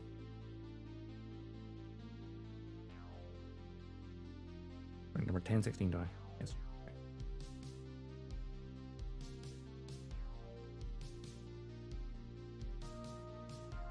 I wish Gundam Evo hadn't died because I did spend money on that game, and I'm like, ugh. Like, if it's a free-to-play game, I'm just not going to spend any money on it. That's the thing. I finally found one that I liked, but even I got tired of it. Like, I took a break for 1 season, and then the next season, like, oh yeah, we're going to close the game down at the end of the year. Like, ah, wonderful.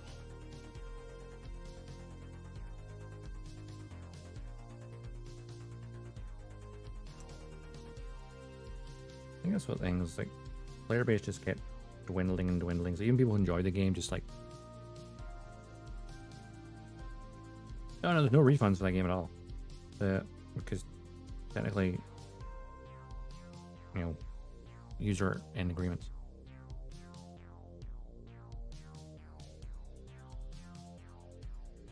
Because you still got content in the game. That's the whole weird thing. I know, like,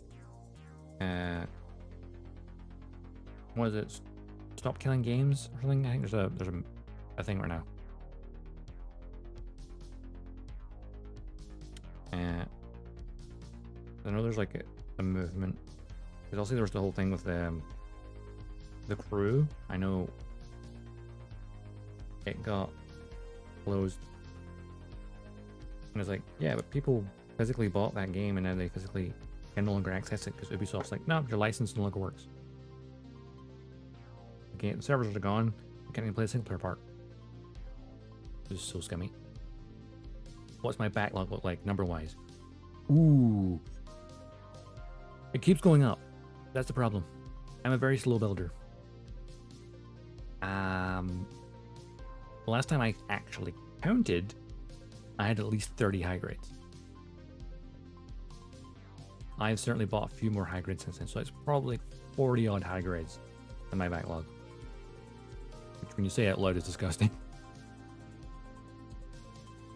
And that's not including a couple of master. I think I've got like I could probably count the master grades easily enough. 1, 2, 3, 4, 5, 6, 8 master grades now. Thanks to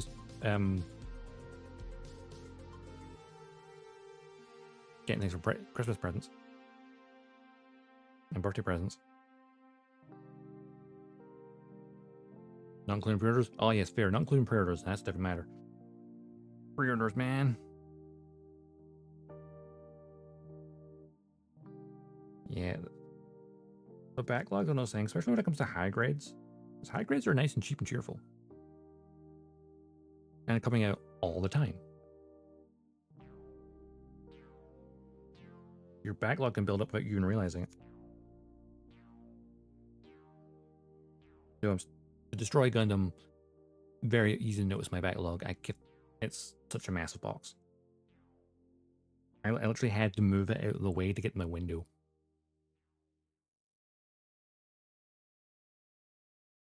I could open it, let's me in. So part of my backlog is currently sitting on my bed. It was blocking my window lately a little bit. You can buy more, just make them. Yeah, I'm just a slow builder. It's the FOMO. Fear of missing out.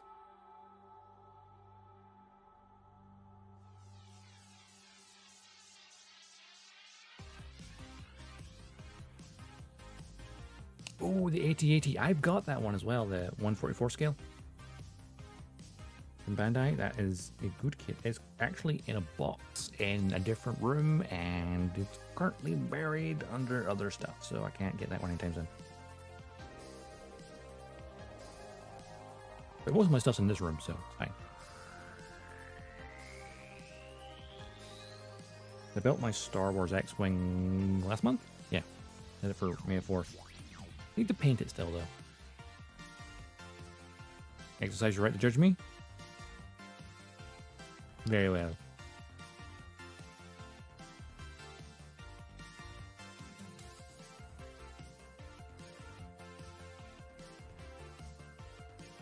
You may judge me, but you cannot convict me. Haha.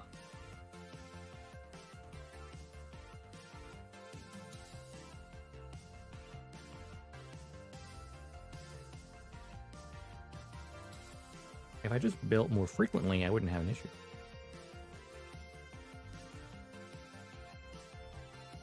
I look back to 2020 and like having all that free time I had in 2020 when I couldn't go to work, and like, oh, I could have built my perfect grade back then. Nope, didn't do it. You're done it. Didn't.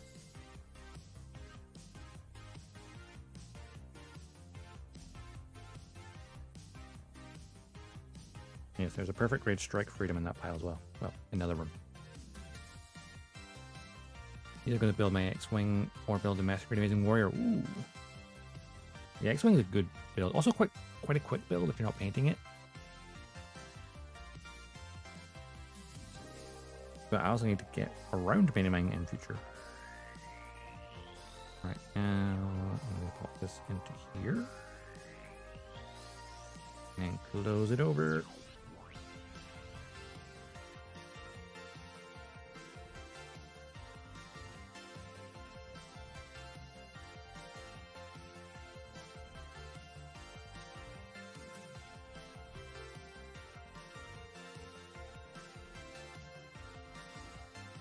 Yeah, it's always trying to figure out what you want to build next. It's like, you look at your pal and go, what am I feeling the flavor of today? Do I want to build a high grade, a master grade, a real grade? You know, Universal Century, Cosmic Era? Reporting for duty. Hey, thanks for the follow, Roban. Much appreciated.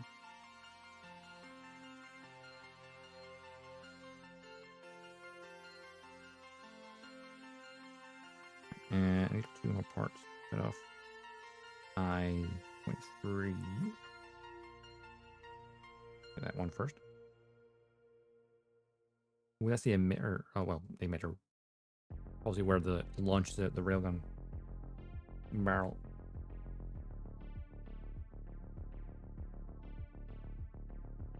The emitter, it would imply to an energy weapon. Kinetic weapon, technically. And C numbering. That is B.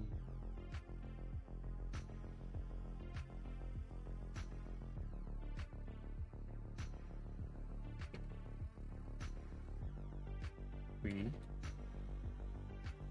Over here. The untouched out. Oh, I was going to say untouched runner. No, there's one part missing. Hopefully, don't whack myself in the face with that as I was moving up past my microphone. Gotta go get some sleep. No worries. You get nice rest. And thanks for dropping by.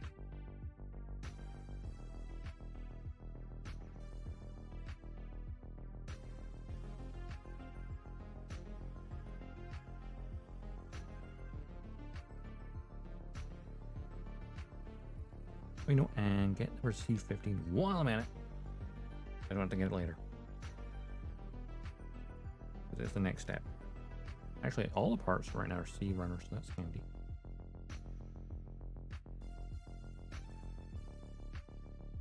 All the armor parts are around the railgun.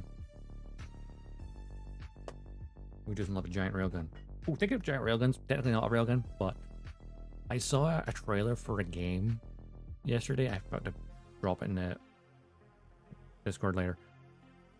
But it's a game about you being the operator of an interplanetary defense gun. Like living in the little bunker next to it. And it's a really long, complicated German name. I think it was part of the Made in Germany little festival. It was like a wee cool indie game. I put it on my wish list. I just remember what it is. You saw that as well? Yeah, I put it on my wish list. I'm like, that seems neat. I like the look of that.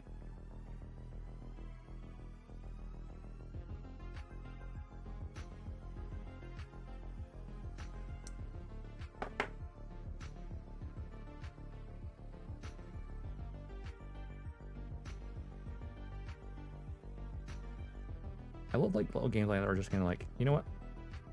What if we had Papers, Please? It feels like Papers, Pleasey, like, even though it's like very different, but it has a similar vibe. I never actually played Papers, Please. I've watched many people ever play it. I've watched other people play it. I never played it myself. Really weird. Wait for it to mature and polish for a bit. Yeah, it's only like, it doesn't even have like a release date yet. It's just like, hey, or did it have a release date? I can't remember. One of those little neat little games where like, I'm going to keep an eye on that. That's why I wishlisted it. I like the idea. Honestly, when it comes to video games, the indie scene, indie games are like the best right now because they're being so creative. Where like big AAA studios are like, unfortunately, underperforming and they're getting closed down. even though they do good stuff. These are new free-to-play vehicle building game screwdrivers. No, I don't think it did. Look it up. There's a trailer for it dropping this Discord. I'll check it later.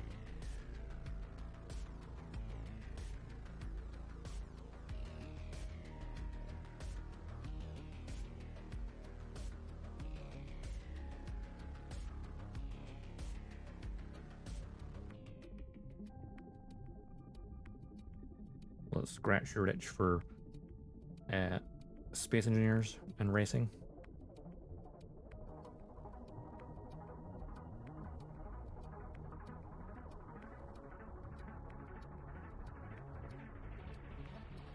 Right. Yep.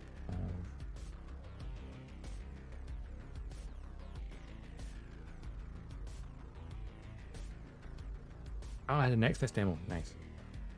I've yet to check out any of the demos.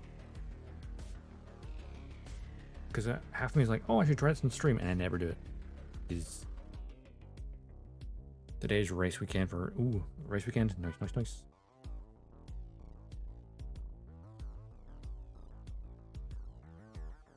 Best of luck on the race.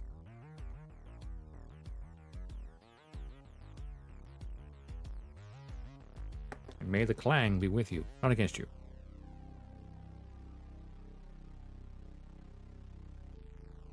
I do need to play Space Engineers on... I know the next fest is already over. This is how bad I am.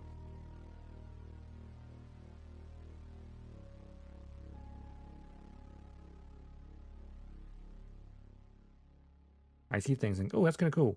Check out the demo, and then just don't really just gonna check out the videos.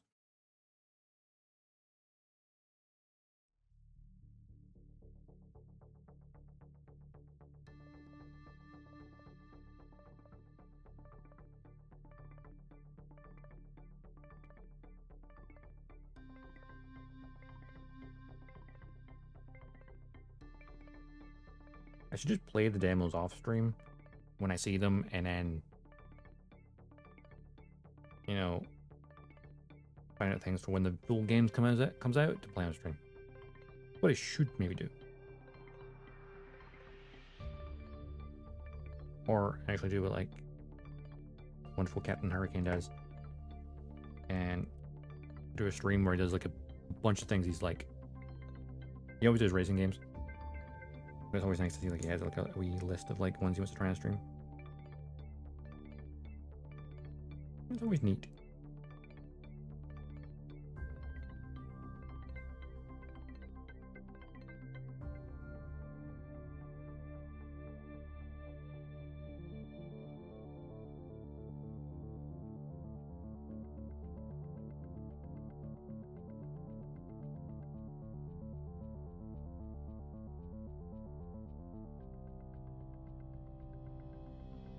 Trying to test drive Solo Crown. Ooh.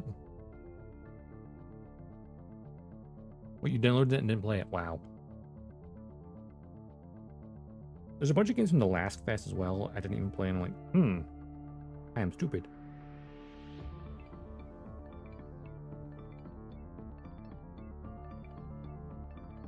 Oh wait, wasn't there a new demo for Space Truckers as well? I should try that out and thought about it. It looked fun. But here's Truck Simulator in space. Space Trucker. Kind of like like Euro Truck Simulator or whatever, but in space.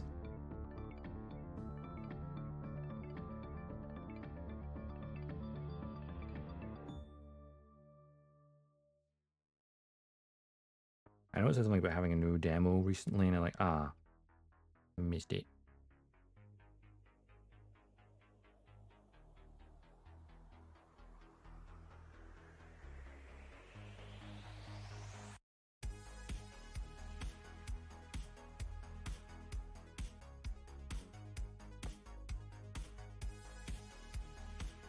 Okay, Truck Simulator. Fair.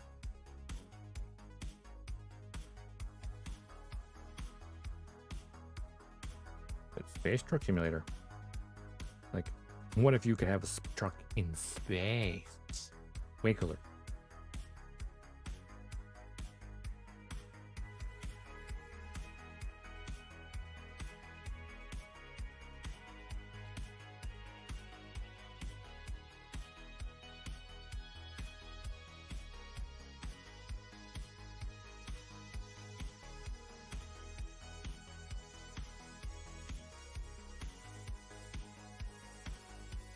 Not impressing you? Fair enough. I think it just looks neat. It's like a nice vibe. Gameplay wise, probably fairly simplistic, but that's nice. It looks like it has a nice vibe. It reminds me of an episode of Cowboy Bebop, the Heavy Metal Queen. And like that, straight away, it's like they watched that episode of Cowboy Bebop and said, we're making a game inspired by that. And you know what? Based.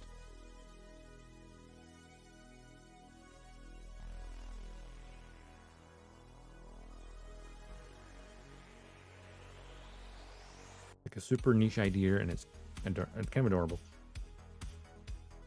I mean, not adorable, but it's like a nice, fun niche game.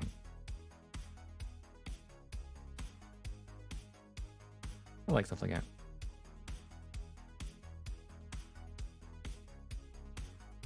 Yeah, that's fair.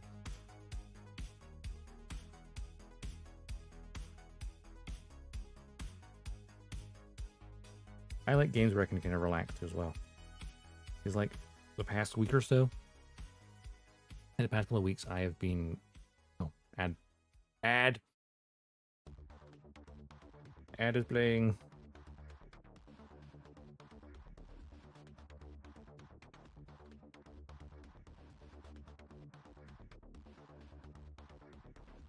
Bad for you. It's so weird because like it says it's playing right now, the ad break.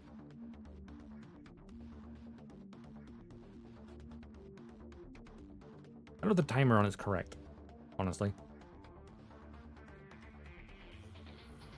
I bet you it tells me the ad is over, and then it's like, probably isn't. Oh, a bottom ad for you. Ah, the less intrusive ones. I like those ads because they don't interrupt flow. If all the ads were like that, it'll pop up. It'd be great. It's the full video ones that play for like 30 seconds and like interfere. Like if it, and I'm basically, yeah, if those little ads came up at the bottom and that was the only ads, not full screen ones that, you know, overlay over the stream, that was the only ads they had, I would crank it up to the maximum amount of ads it could have. Because if it doesn't interfere with the stream, then it doesn't matter.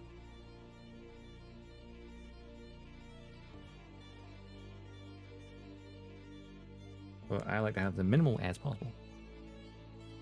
Because I am very terrible at keeping track of it.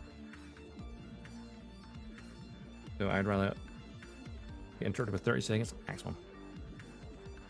Yeah, I think there's always a full screen ad for the pre-roll. So because the ad just ran, the pre-roll is now off for another 8 minutes.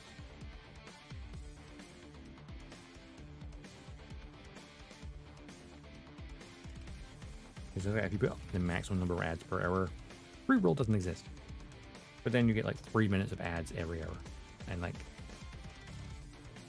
if it's like imagine like every hour you got 3 minutes, a solid 3 minutes of ads, that'd be horrible. But if it was like maybe a 30-second ad that fills the screen once an hour, okay, irritating. And the rest of it was those little tiny ones, that wouldn't be so bad.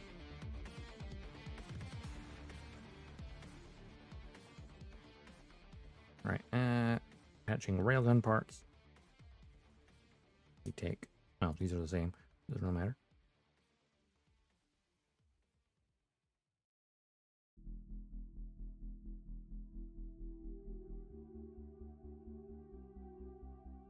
So we take one of these, plop it into here, and we take this piece here, and then lock that into place, essentially. Like that. We take the lower one, thing again, plop it into there, and take this, make sure it's the right way around. There's only one way it can go, that's perfect. And let's take that. Good. Lock it in underneath. That's the big barrel, and the only problem I potentially see is the problem you always have with things like this. Because it's so long, it starts to, the gap at the end isn't like full. So, like, once the bench up, It's like, no, you're a physical solid object. You should be staying open like that. But naturally, the plastic wants to bend over. Should be a law where every investor in a company are forced to see the ads they call for, so that they ask to show more ads. They see double the ads they ask. Interesting. They see more ads in their own daily lives.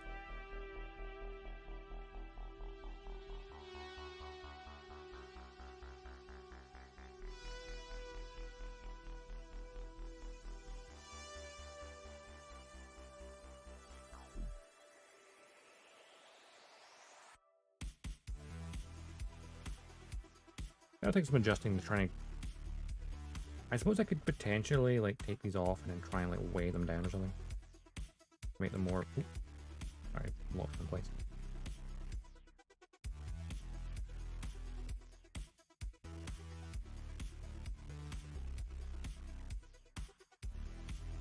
I do this, like, for a very subtle bend.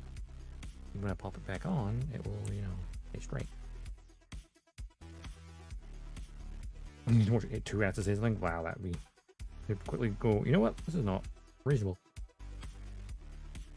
But obviously, you know, ads, you know, they pay for the stream to function. So, you know.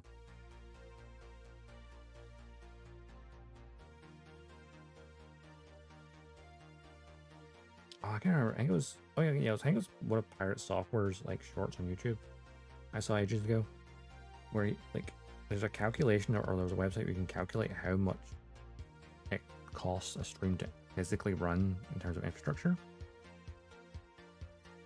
And it's like kind of crazy how much apparently it costs Amazon to run every stream. And it's like, costs how much? So like massive streamers, apparently the bandwidth required for like everyone to watch them at one time is like thousands of dollars apparently to run the stream. Allegedly. I guess this is why Twitch abandoned South Korea. Literally, you cannot watch Twitch or stream onto Twitch in South Korea anymore, which is terrible.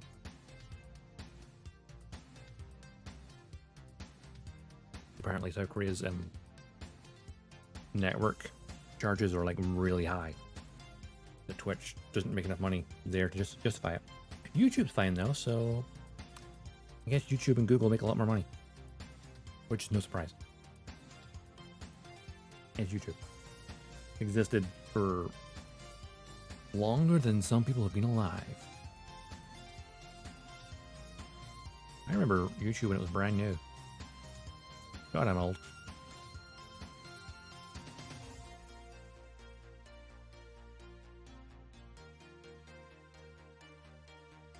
$39, $38. Okay. Back in the day, watching Red versus Blue on this brand new thing called YouTube.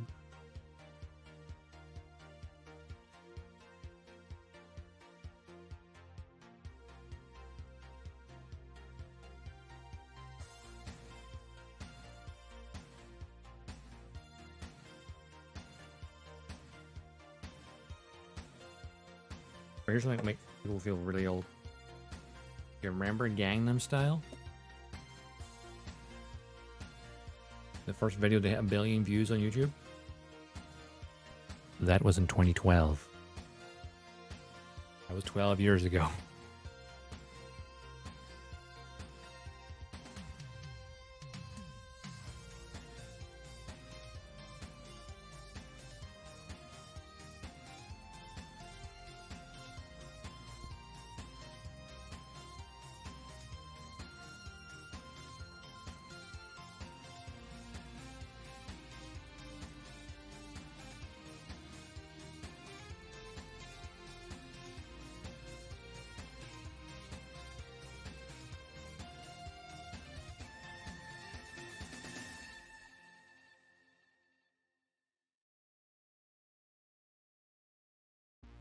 Did not get YouTube then, maybe because the net came late in India. Gangnam Style came later when I got online. Oh, fair enough.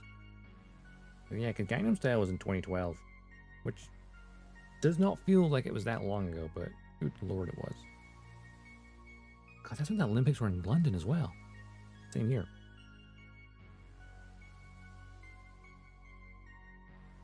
And then 2 years later, the Commonwealth Games were here in Scotland.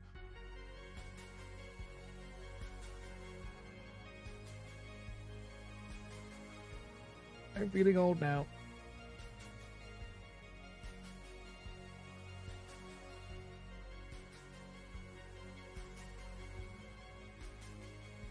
Net painfully slow. Yeah. Like when people talk about the internet from like the 90s, I'm like, what? That didn't exist. What are you talking about? Even like the early 2000s, I'm like, to me, it feels like the internet didn't really exist until the early 2000s. Because I guess that's when I was a teenager. Turning into a teenager. You know, OTP? One true pairing?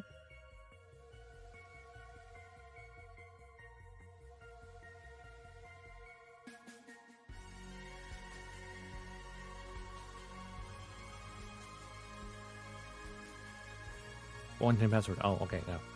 When I hear OTP, I'll think one true pairing because it's anime. Like your number one shipping.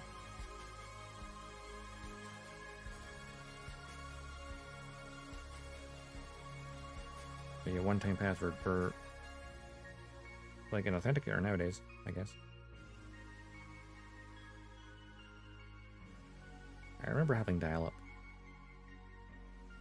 The turn of the century.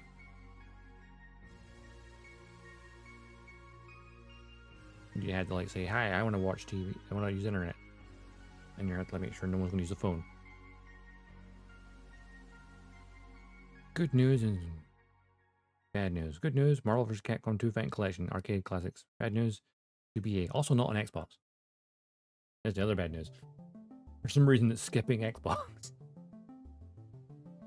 Gonna be on Switch and PS5 and it's like, but no Xbox? Is it gonna be Steam as well? Can't remember.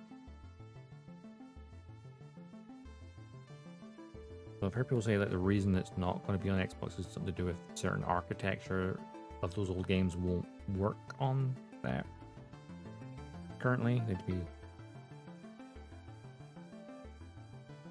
other stuff.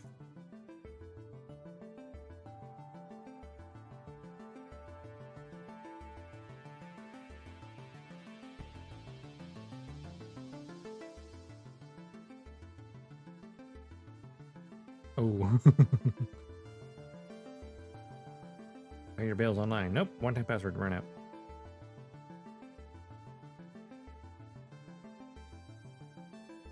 I remember signing up for things online as a kid. Me and my sister trying to sign up for stuff, and they're like, your town does not exist. I'm like, what do you mean my town doesn't exist?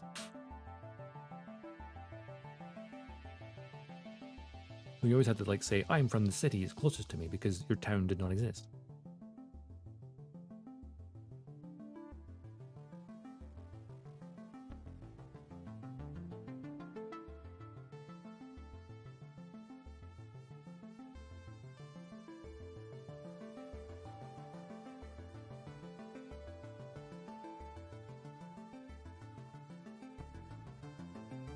Hydrate, give me one moment.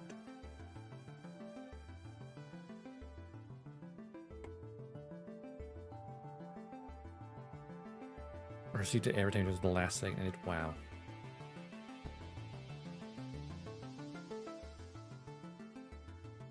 Hydrated. Posture correcting. I'm gonna put my chair slightly low. I moved it back slightly earlier when I was getting things at the boxes.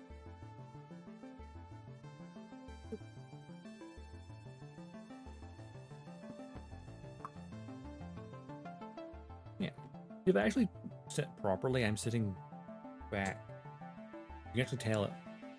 I'm leaning forward to my building. This is me leaning back in my chair.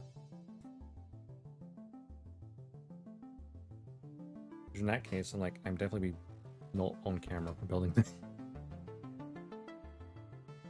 Woe is me. actually put my feet on the ground and not up under my chair.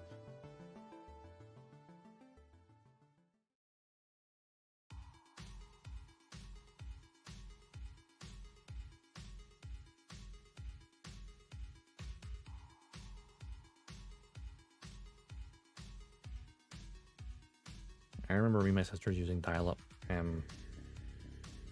internet to get mods for Sims 1.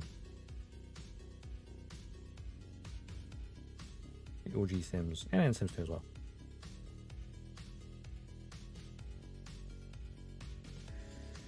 Also how garbage our PC was back then. Play The Sims,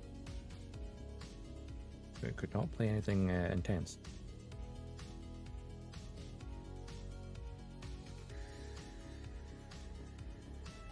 Probably why I play strategy games a lot, because they're the games that would run.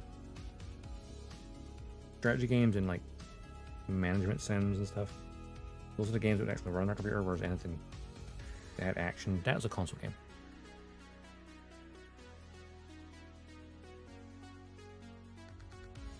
Hydration check, posture check, health check, also normal. Nominal.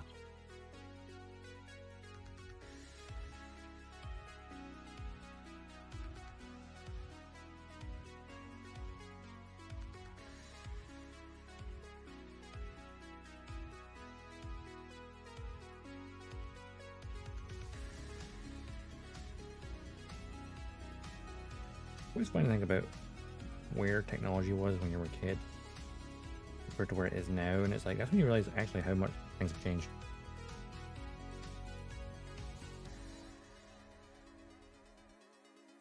Like streaming, that wasn't like streaming like this. It's only really been a thing to the extent that it is probably in the last 5 to 10 years. I say 10 years as a stretch. Because I think it's when it was in its infancy.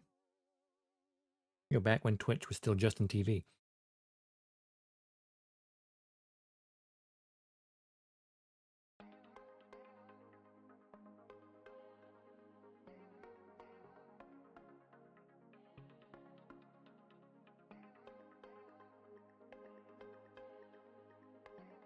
The last 5 years especially, streaming has kind of exploded, I think. It's been growing over like the last 10.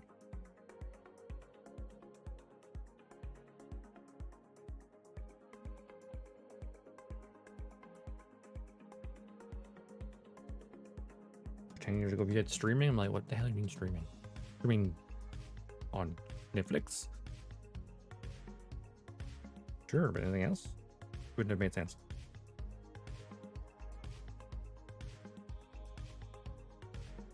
I think it was still kind of niche.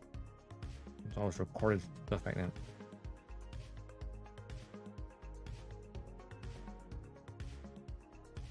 With lots of DOS games earlier, Skyroads, Dangerous Dave, Biomenace 2, Wolfenstein 3D. Oh, Desert Strike.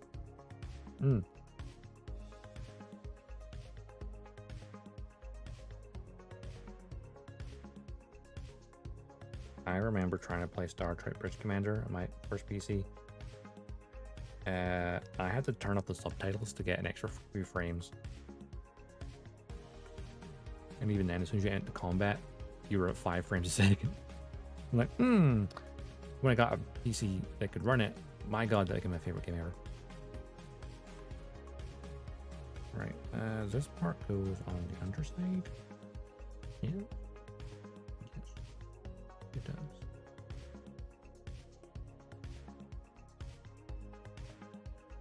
That pretty much locks in. I'm like, oh, actually. I just had a very important thought. I should panel line the railgun rails before I seal them in there forever. Because there's no way to panel line these afterwards.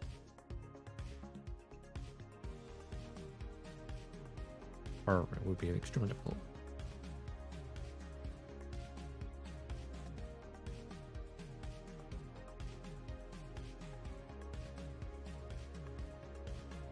I don't think Command and Conquer as well.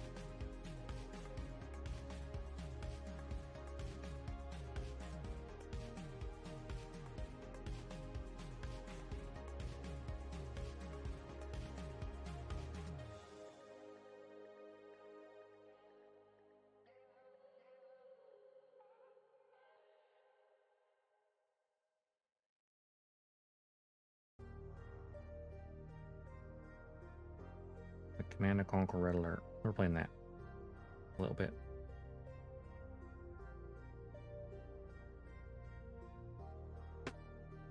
My least favorite mech anime? I feel like at least if it's my least favorite, I would probably not remember it very well. I think it's always harder to say your least favorite because like you don't really remember it. Like if you didn't like it that much.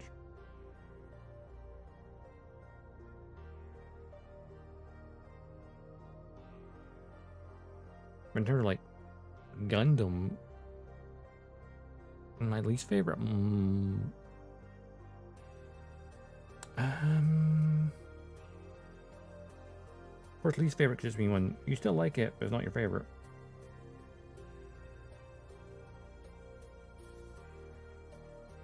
Like 0083 kind of comes to mind because the Afterglow of Xeon compilation film, which is what I watched and not the Stardust Memory series, the pacing in it is atrocious because obviously they edited it down for a film. I did not know this when I watched it, and so the pacing was like, what the frick is going on?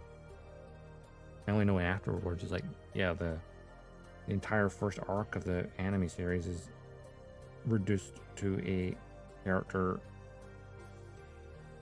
talking about the events and condensing into like 5 minutes.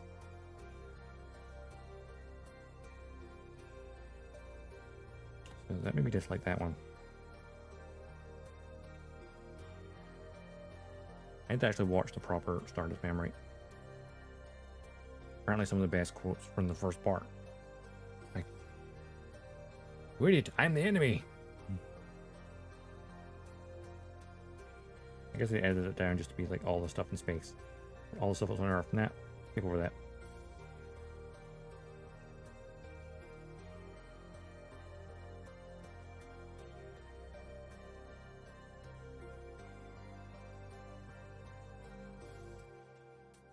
Though, perhaps Mobile Suit Gundam Igloo.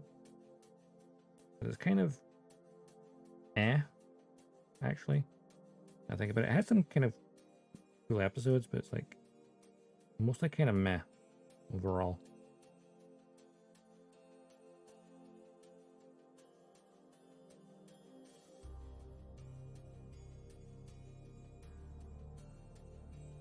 A little bit, no worries.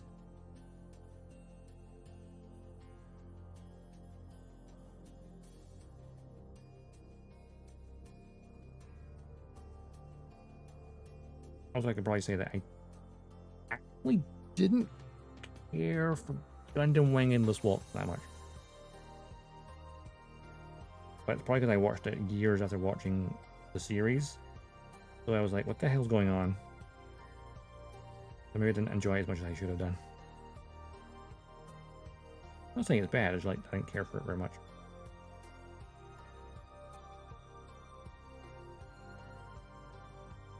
I guess at the end of the day, like, even if you dislike an entry in a series,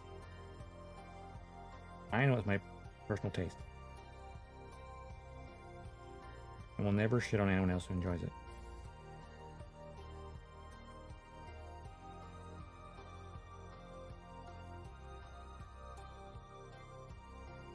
Because I've had enough people shitting on me for liking Gundam Seed for years. So, you know.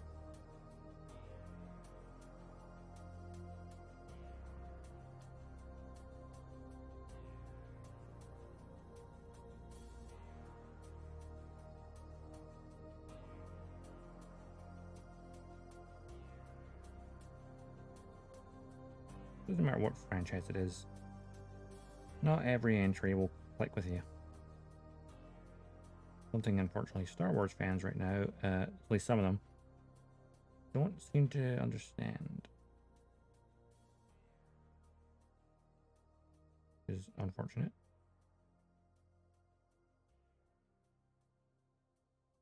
Like Acolyte, decent. I like it so far. I don't have a definitive opinion on it though. Sure, the most recent episode may have retconned a character's age from Legends, but Honestly, I can give two fucks about that character, honestly.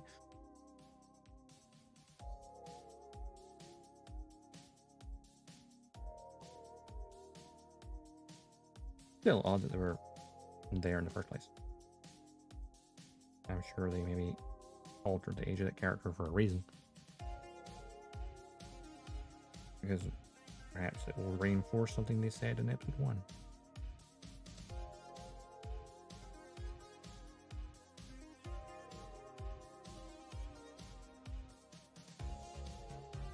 Maybe. We'll wait and see.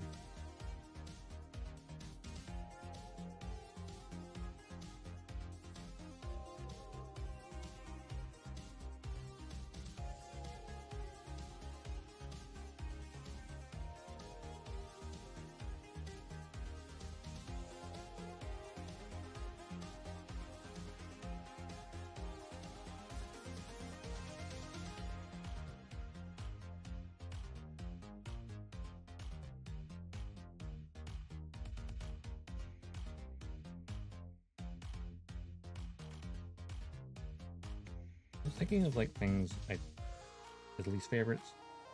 You just not even out yet. Mobile Suit Gundam Requiem for Vengeance coming up on Netflix in October. I know it's not even out yet, but already I'm like, about it. Just because I don't care for the Gundam design very much. I think it looks kind of ugly.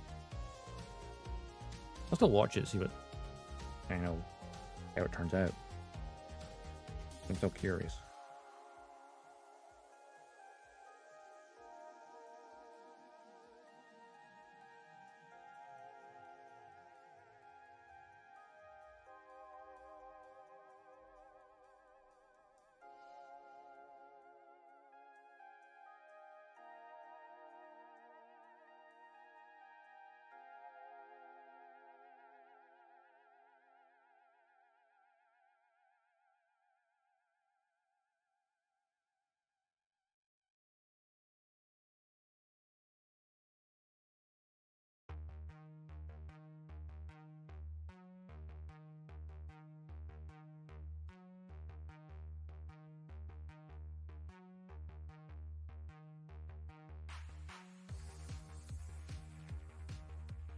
Your least favorite anime mecha is Kanazuki no Miko Destiny of Shrine Maiden. That's a long name. Wrote to episode 5, I have no idea the real Vin brothers. Yeah, I've never even heard of it, so I guess it maybe didn't do that well. Perhaps.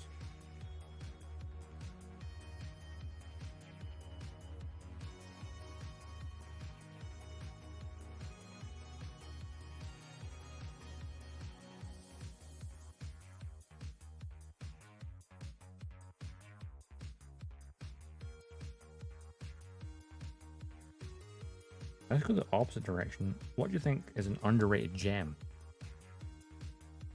It's something that's not very popular, but like you've watched it, you enjoyed it, and thought, you know what, it's a kind of it's a nice wee gem. I would say with like Aldenora Zero. First season, I think is really good. Second season kind of falls flat a bit.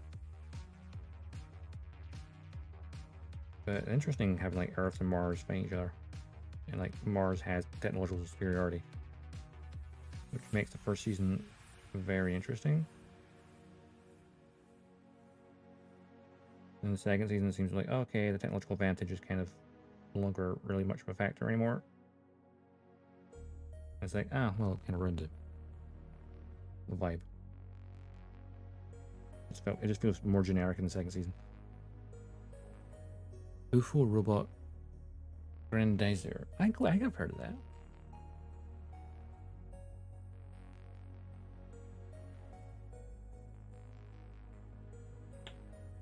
That's one rail.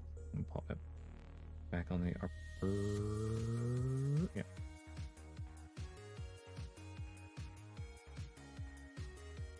Lock that back and wait, just gonna do that again. Wait.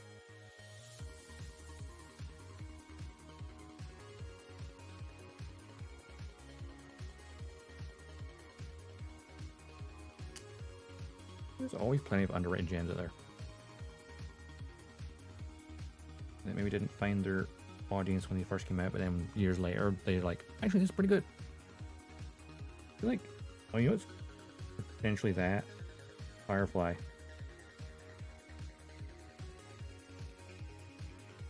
It didn't get the ratings when it came out, and thus got cancelled. But then years later, like, it's a beloved, you know, series. But only one season. Actually, no, what else is that technically? Star Trek. The original Star Trek ran for 3 seasons, got cancelled, and then it was only the reruns on TV where its popularity increased and it got a movie.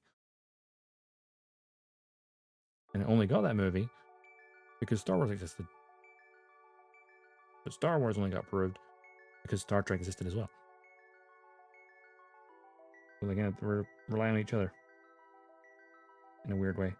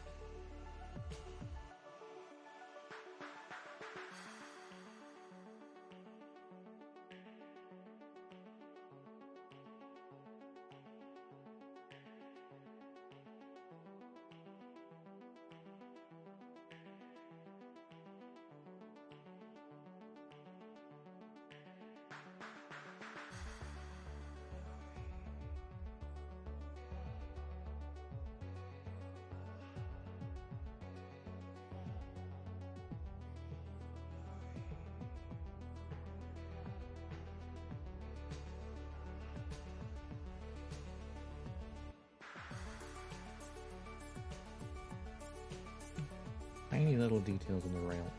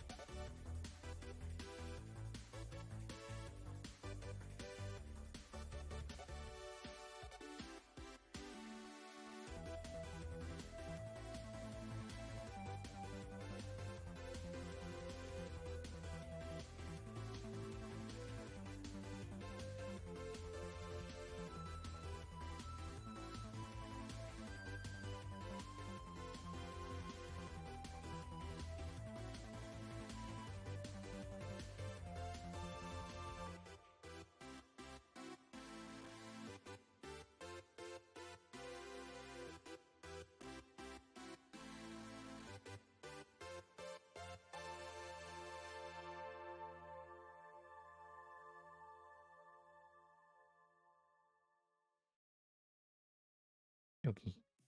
Be both the rails. Good to go. Oh. Just realizing a detail I could thingy. Have it. Because it'll be difficult to get to otherwise later.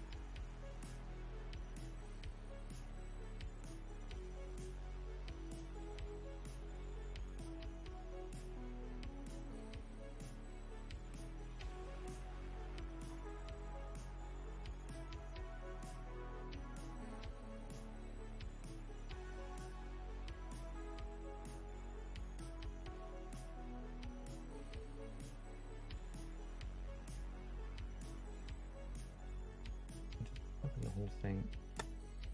You can wipe what takes this.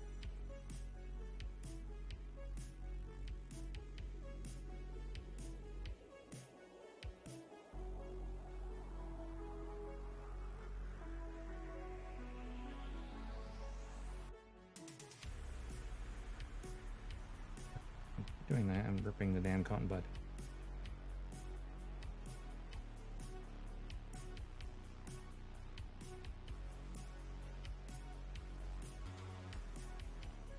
I'm fine with that.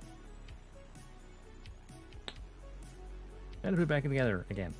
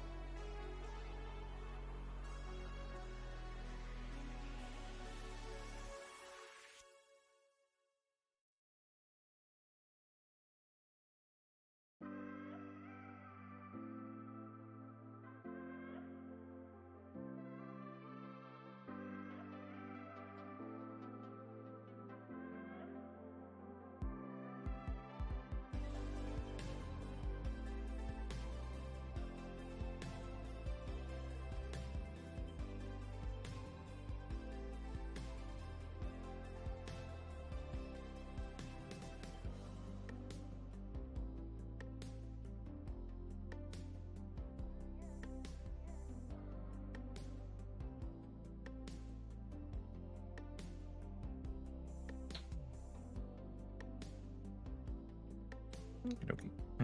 Now I guess these parts I just cut off that I procrastinated with because I was filling that. Near side, far side, okay.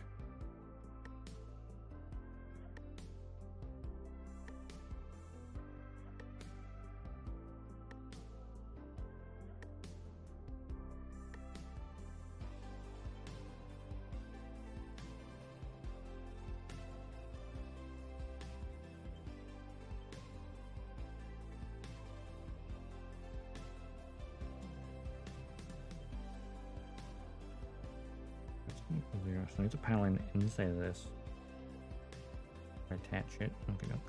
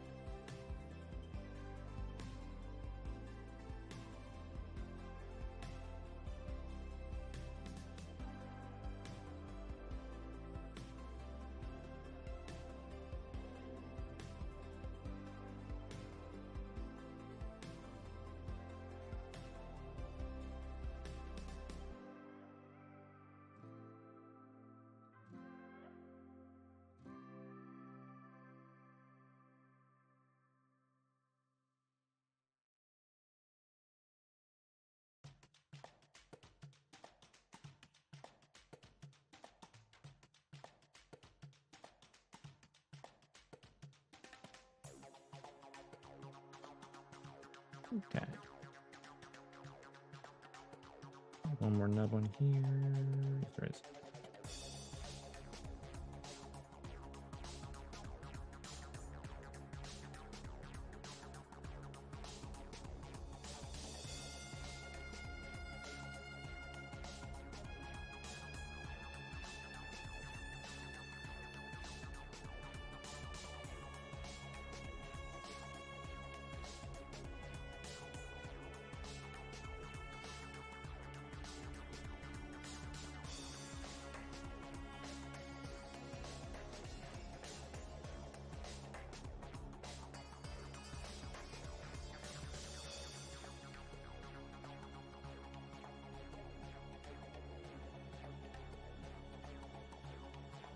Nub over this part as well.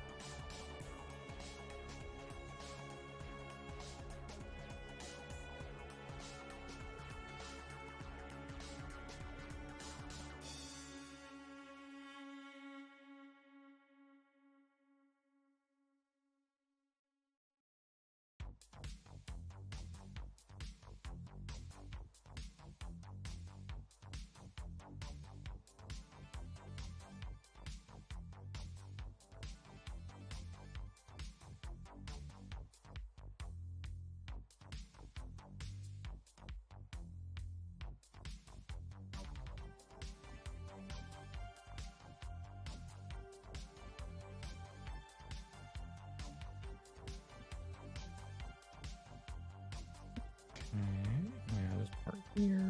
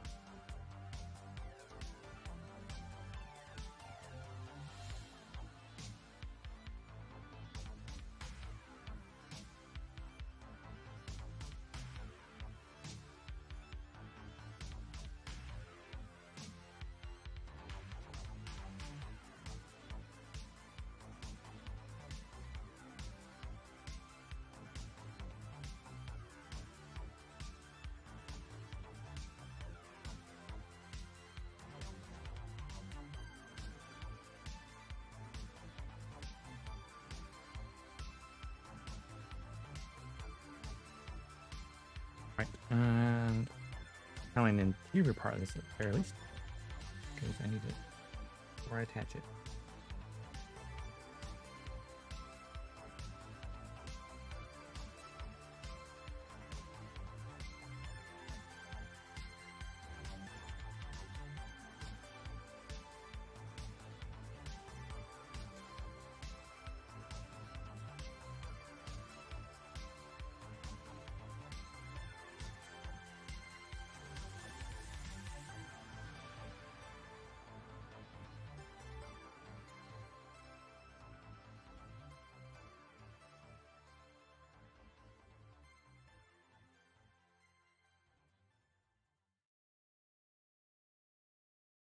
Paneling the entire part. Why not?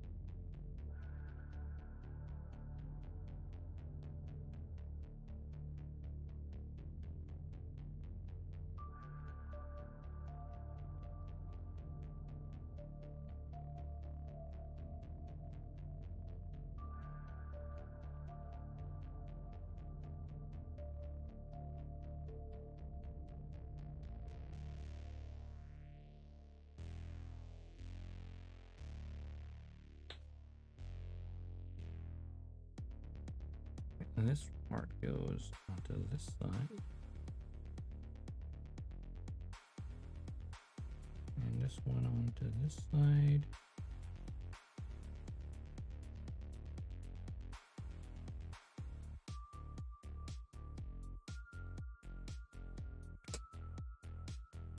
Alright, what do we need next? I think everything else is pretty much building all the equipment parts. A little bit of stretch. Ugh.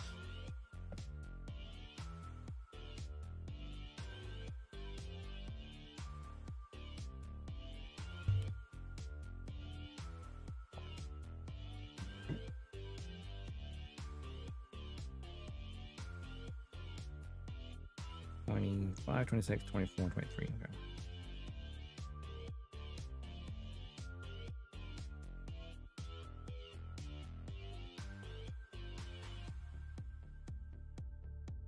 $25 this side, 26 is the other side. 42 and 43 being interior part.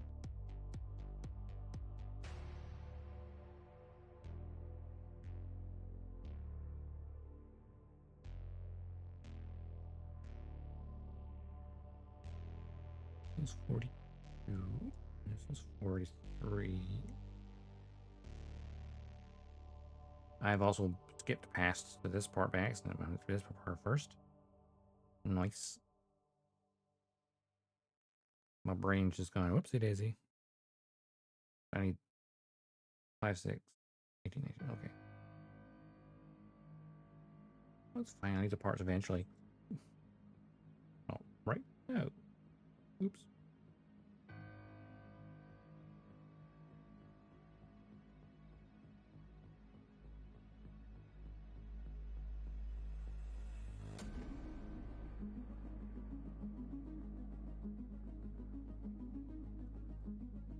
That side and 19. These parts here.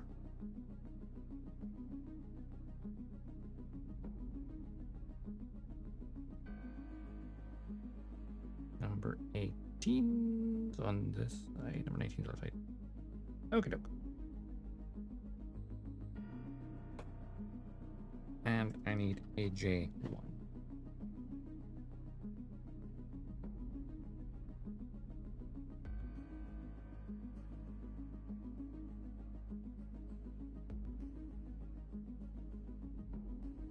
Let's see, J number 1.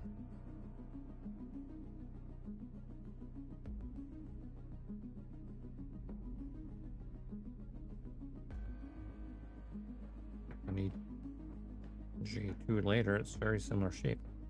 Oh, when J2 is probably from the other side. Probably for the...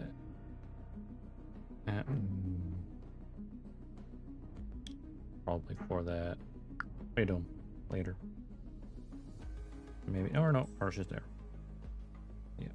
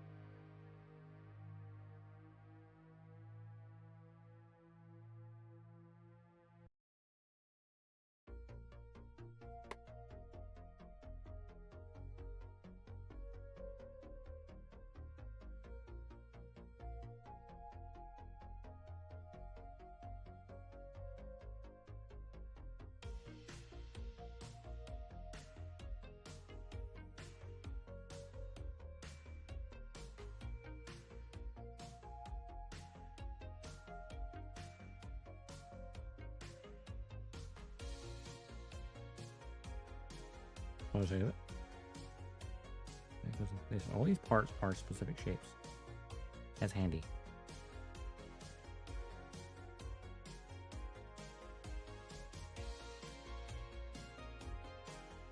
And it looks like most of them will be like, the nubs are in really good positions, so like they're not going to be an issue for sanding. And I don't need to, because they're all going to be pegged. Something else, or hidden on something else.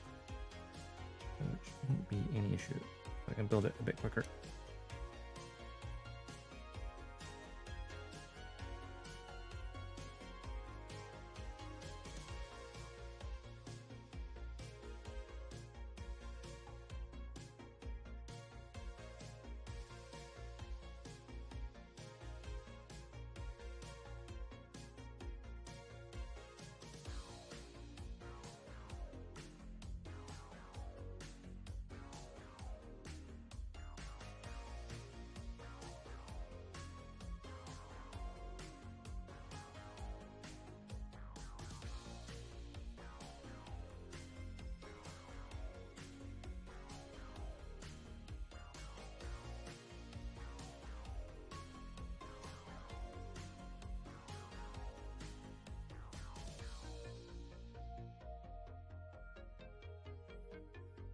Alright.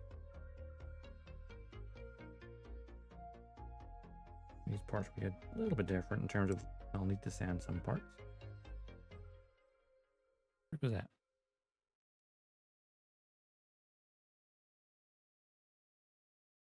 It's someone screaming at birds. It's definitely not the birds. I think it's someone screaming back at a seagull. Yeah, crazy people, you do you.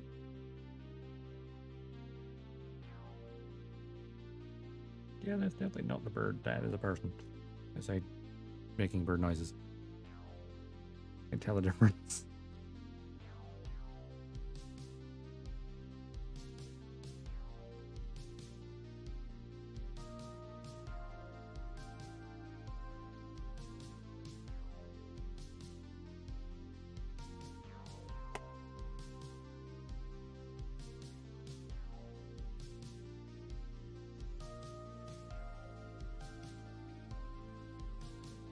These cuts are so clean that I don't think I need to worry about it too much.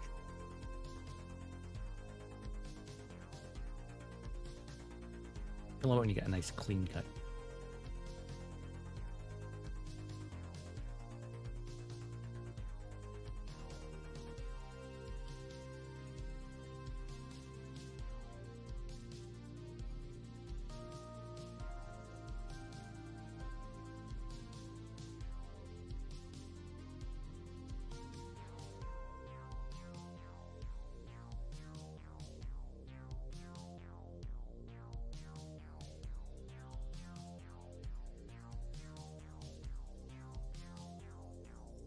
This way, and then I want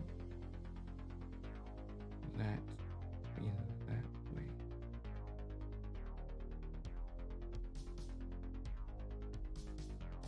Correct.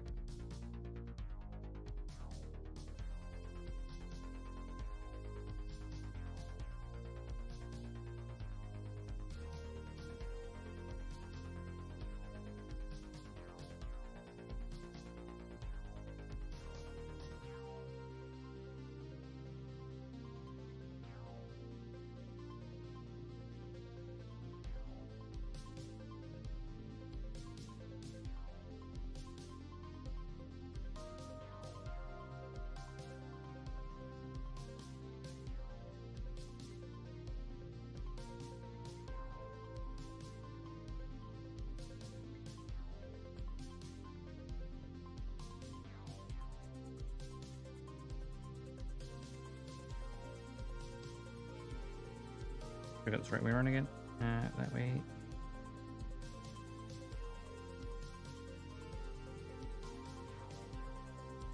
One side should be down like that. The other side being like that. Yes.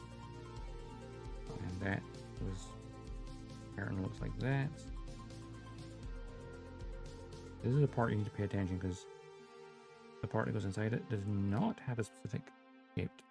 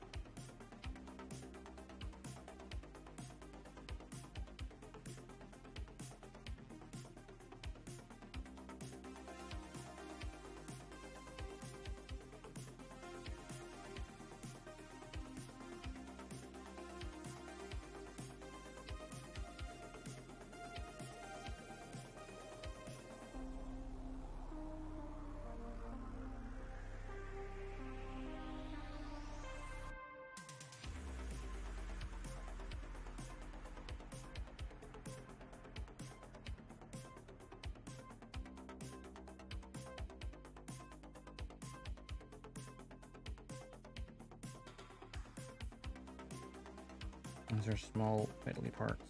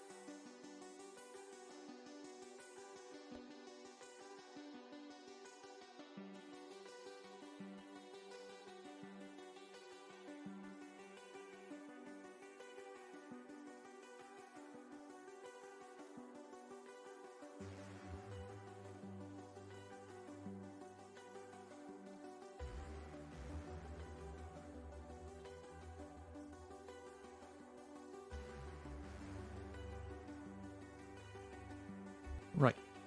Let's make sure I get this the right way around as well. Well, this one's easier.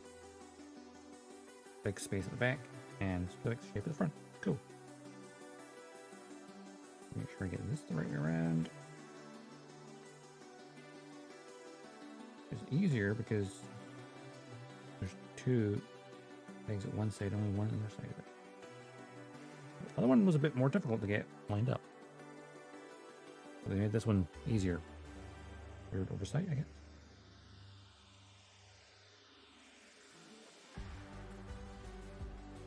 J2. I'm gonna complete this part. No surprise there.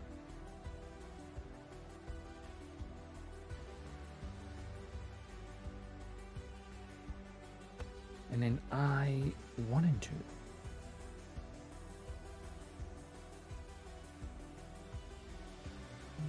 Again.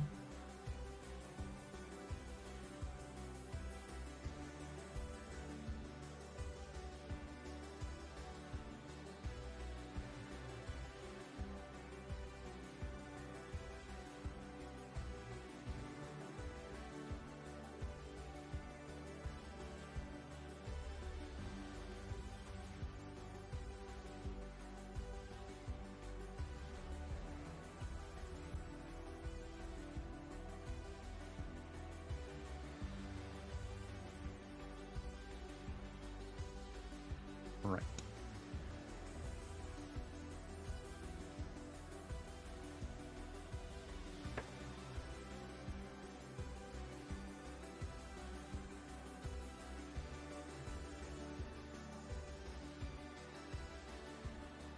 That could be the better cut. It wasn't the worst one.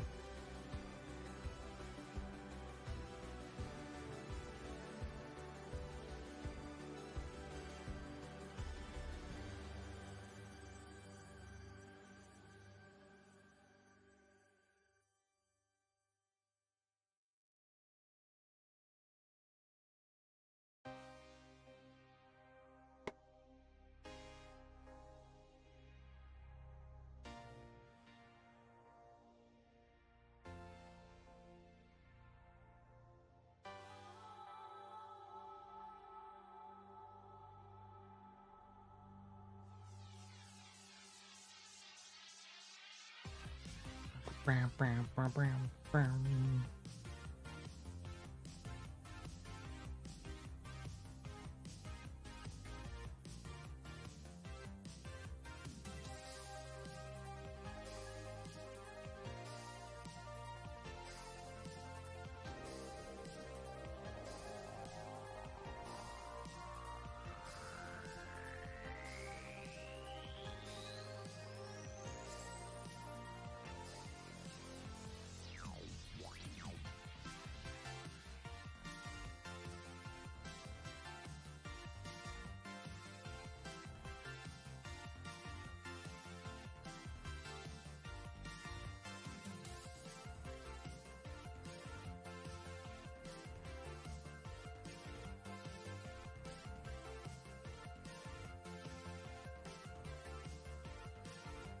this goes on the back of this.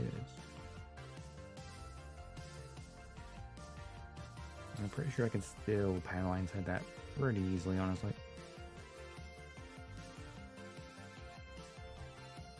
Even with those angles. Not the most egregious. Upping away.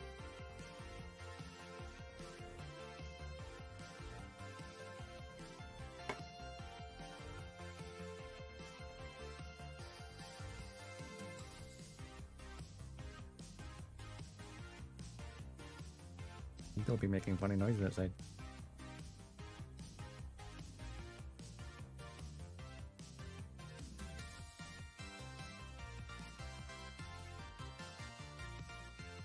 Oh, do I have a seagull problem and I live nowhere nearby the sea? The sea is many, many, many miles away.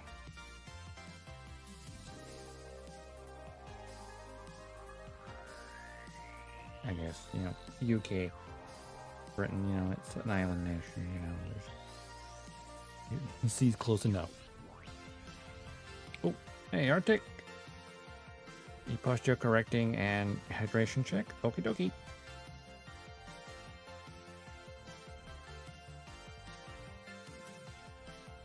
How long has that been sitting there?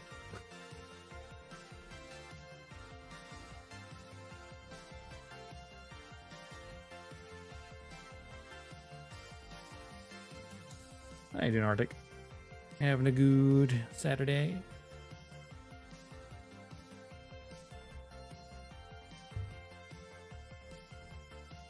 Refreshed? Posture decent? Correcting as best I can. My spine is no good anymore.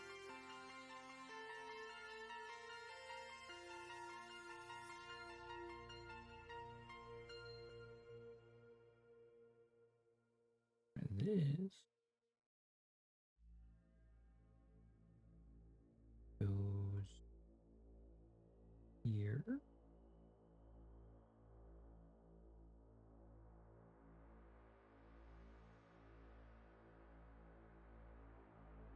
You can see we have a massive railgun.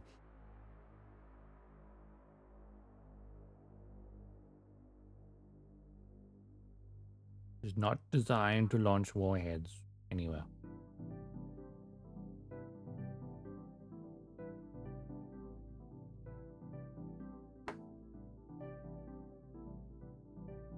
We're firing traditional round.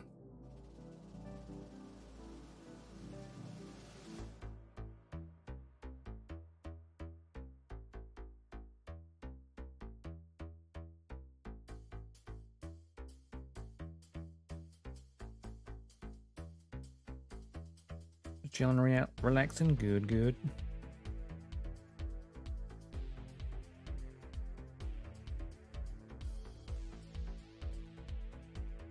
Nice day to relax and build.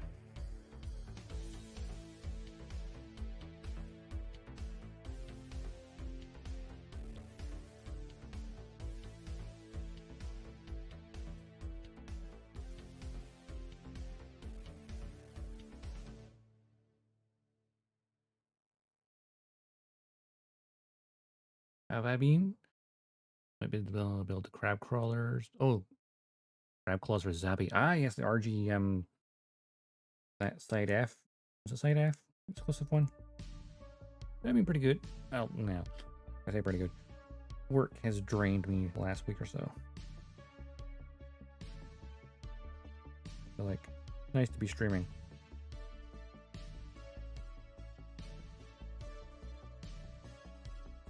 And actually building.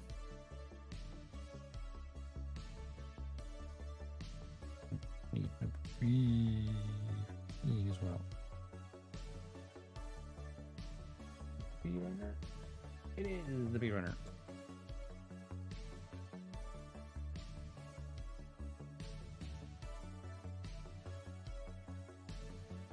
Let's see here. It looks fatter in that picture, but it's actually quite a narrow beam. Just the angle the camera's at, or the photo's at.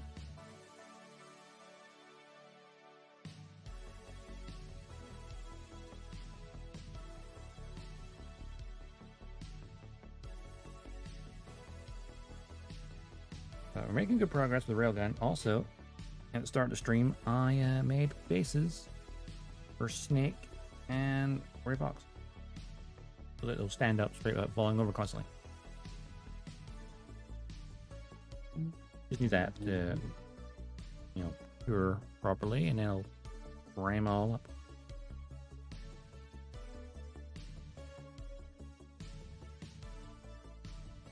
First time using Siren. So that's fun.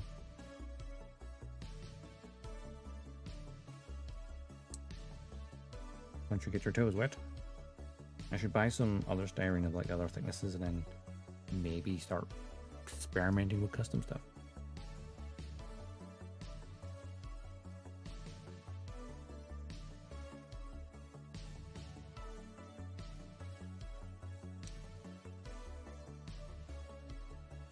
One step at a time.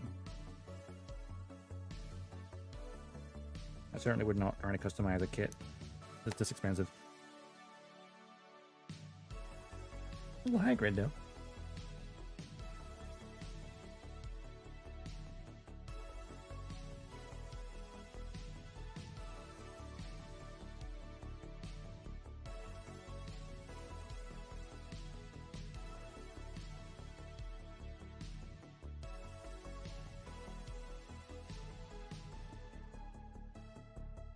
Like, even though that cures or dries in like 5-10 minutes, it still takes about 24 hours to cure fully. So I was like, you know what? I'll let it cure fully before I put primer on there. Because knowing my luck, when I'm dabbing it on with a brush, I'd probably knock them off the base.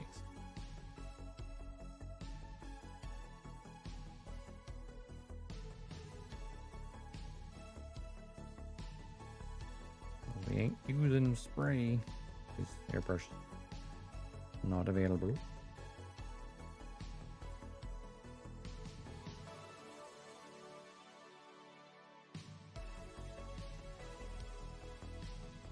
And once it's primed up, I can easily paint it.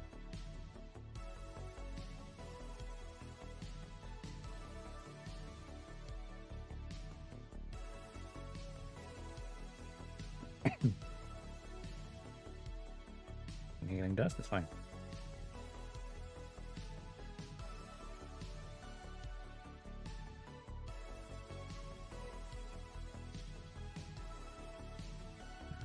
I think I'm going to do a little bit of paneling on this part. Like, this is meant to go to the it goes onto there. I see. Panel lines would be too difficult to do, even with this all assembled. Very open.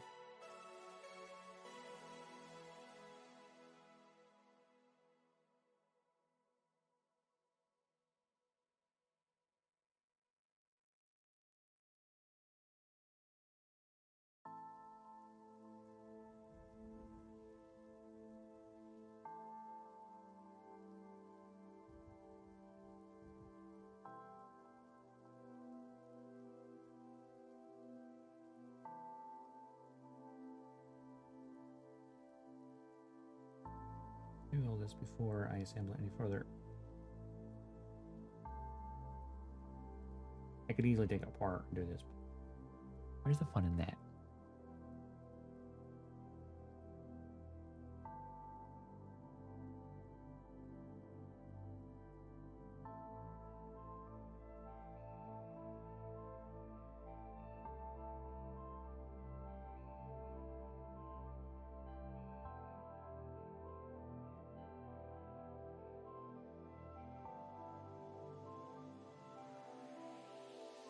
What colors I'm going to use? I'm going to paint it similar to the Dean version.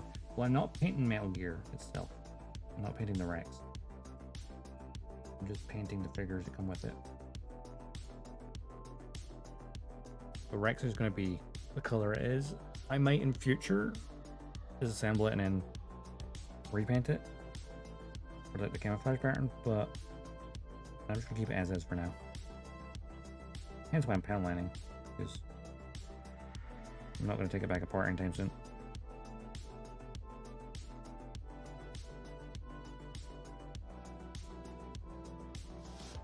I have other builds I want to get to.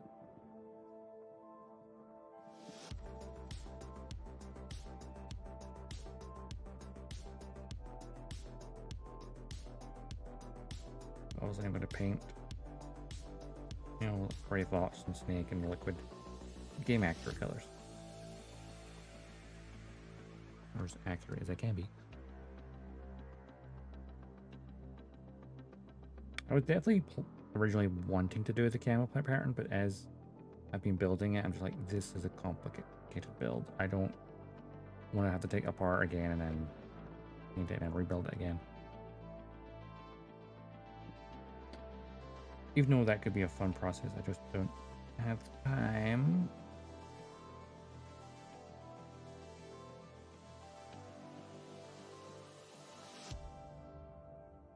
Or the space.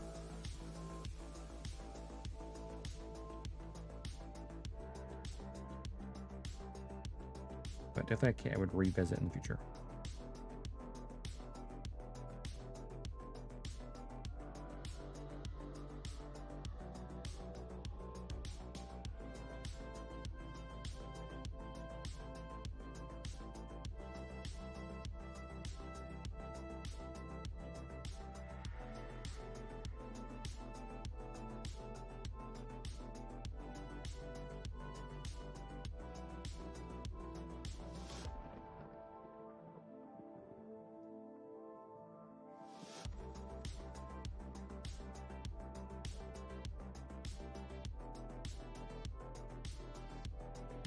Well, my backlog is rather large.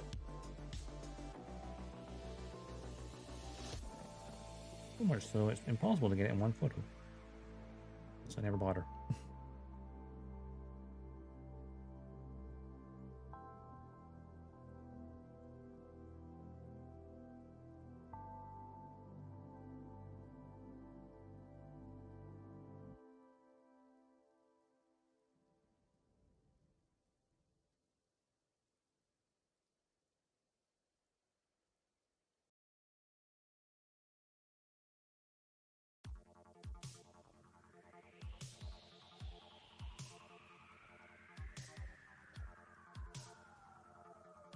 What would be kind of fun in future,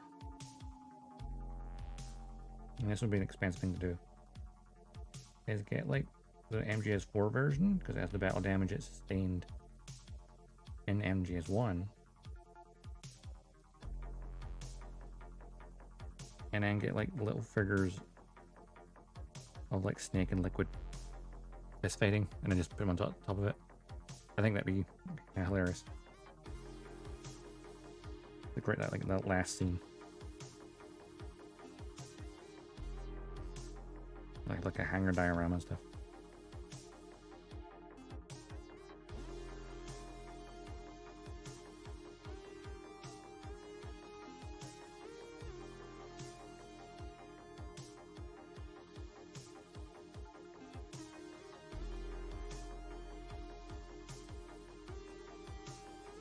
The wall gunpla. Yeah, it is. I have wall gunpla.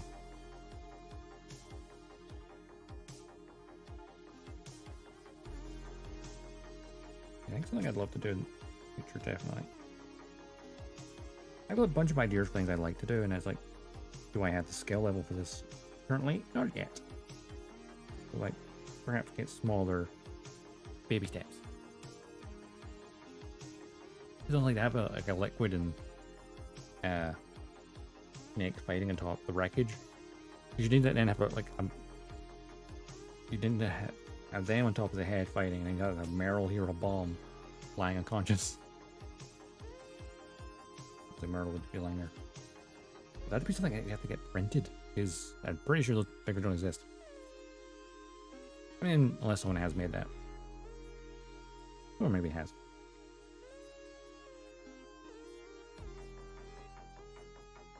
I always think model kits recreating like making a diorama, like recreating a scene from like game or movie or show, whatever it's from. I think that's just some of the personally like really cool. And of course, then some people come up with their original ideas as well. One of the other things I want to do is I want to take my Freedom and Force Impulse high grades, the ones that came in the Battle of Destiny set, because that came with extra parts for Force Impulse to impale the Freedom with the sword. It actually comes with an extra torso that the sword can clip onto both ends of it. But the torso comes as a solid color, not painted. It's not color accurate like the normal torso. So I thought it'd be cool to, like, some point take those kits, take them apart, add in all the other missing battle damage, like the Freedom technically should be missing one of its wings at that moment in time, and the Freedom should be impaling Force Impulse in the head with a beam saber simultaneously, as well as the sword going through its own shield. It'd be cool to kind of take those and go to town with it and kind of recreate that moment beyond what the kit gives you. The kit gives you a really good starting point.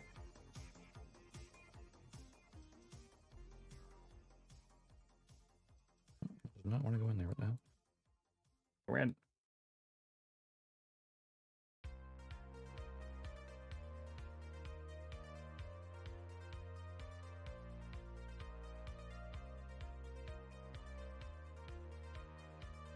The front tab, the rear tab, which does not want to go into the rear.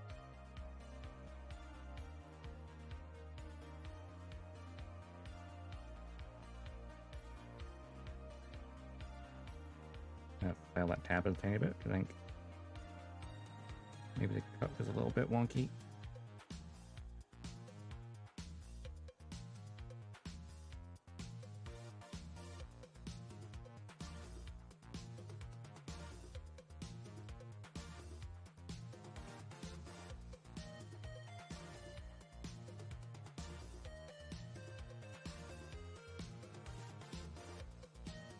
The front tab's going in no problem, but the back tab is not going in very well.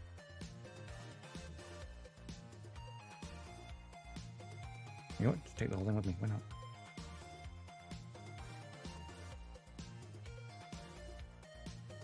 Most of the front tab's secure.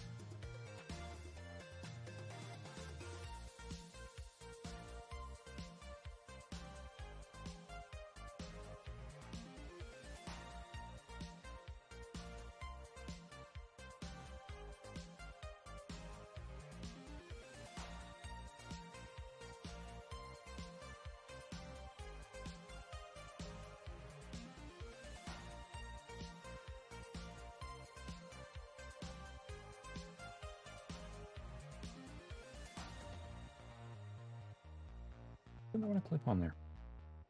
This front tab's have no issue clicking to there, but this back tab is having an issue getting to this. I don't know why.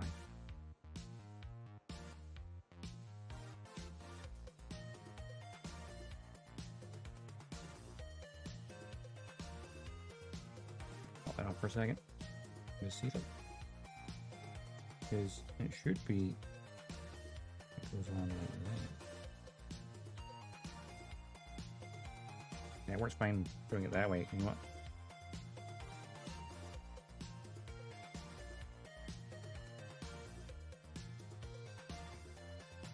That's not very secure.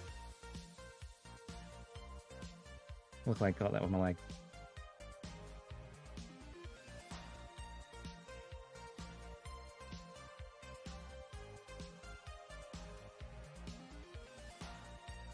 Fair to say that this part is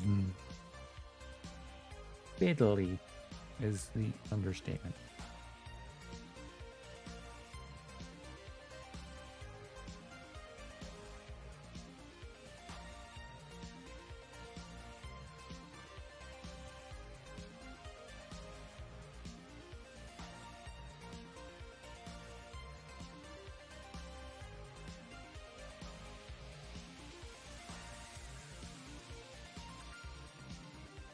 Okay, work better that way.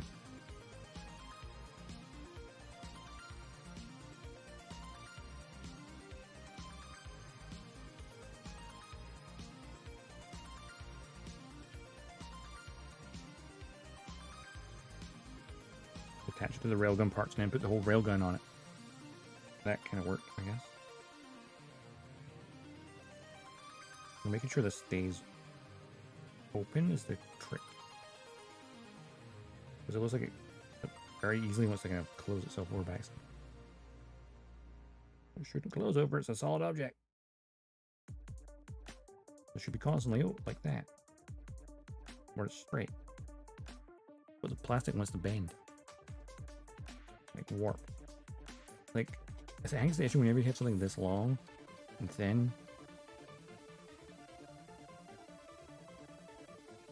Not a Kotobukiya, there's no fitment issues. Yeah. I've only built 2 previous Koto kits and they were both frame arms girls, so those have no issues. My first one of their mechas.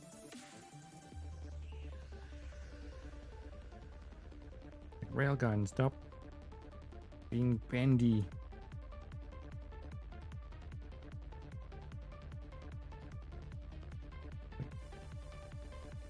That's the only problem with anything that's that length. The plastic warps slightly. Like this should be the same length the entire way. Like I can hold it there. I think it's loose towards the end. It's like ice cream consumed, sanity regained, watching out for headache debuff. Yes. Brain freeze.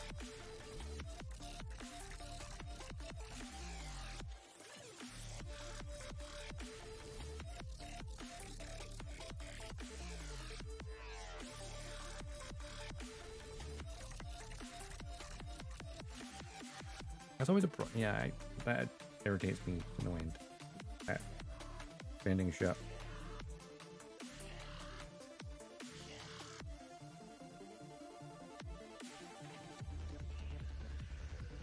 I mean, you just need something to hold it open, eventually.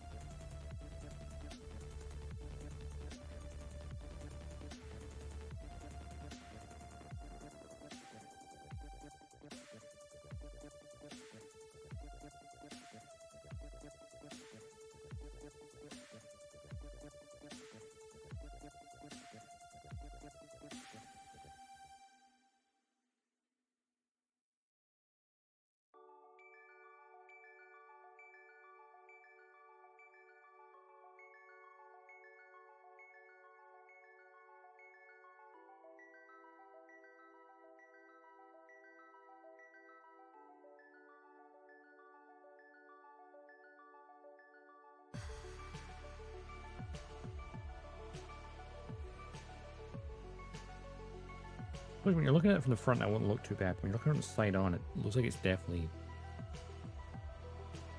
They're putting a wedge between the 2 prongs, so heat is very, very careful. Yeah. That is definitely like a tiny bit of heat. Like leaving something in there to hold it open and then just leaving it next to like maybe a radiator. Like it's a very light heat source. Temporarily, I think would be good. It's definitely just a reissue. The old kit. Only the MGS4 version has any updated parts because it has the inclusion of all the battle damage parts, as well as, of course, Old Snake and the Gundam Mark II.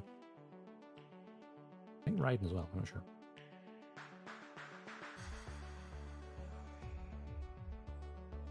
Like something just like in there to hold it open.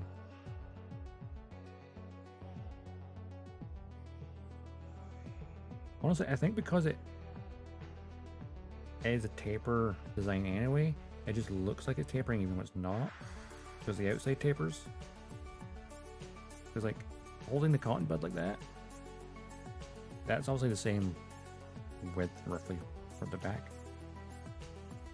Roughly.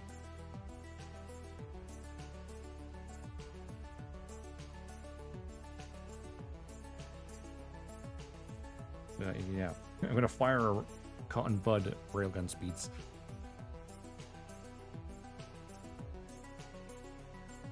Anyway,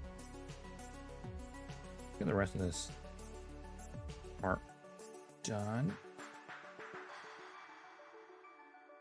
We've got this stuff here to do still. And this part here, so this, and then that's the railgun done. We have the rails themselves. Very simplistic, very warpy. Thinking of like long bits of plastic that kind of warp. Quite dusty, but the Superstar Destroyer. That's essentially two very long pieces wedged together. I had to glue that shut because it warps otherwise.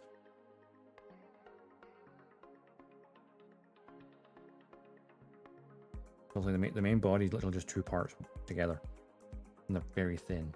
It's also covered in dust. You're gonna have to glue it, you know, some plastic cement, because otherwise it just gets not flat. Where this is, it's just, I think it's because it tapers. Also, does that look like a duck? Looks like a duck, right? There's his eyes, there's his giant beak. Ah. Quack, quack, quack.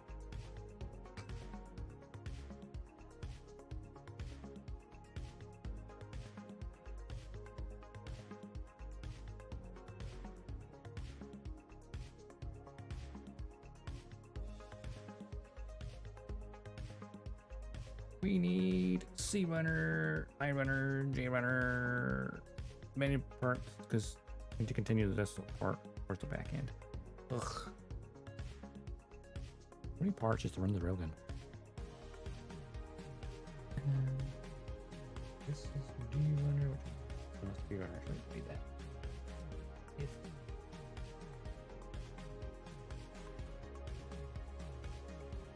This is the I8 runners, which I also don't need.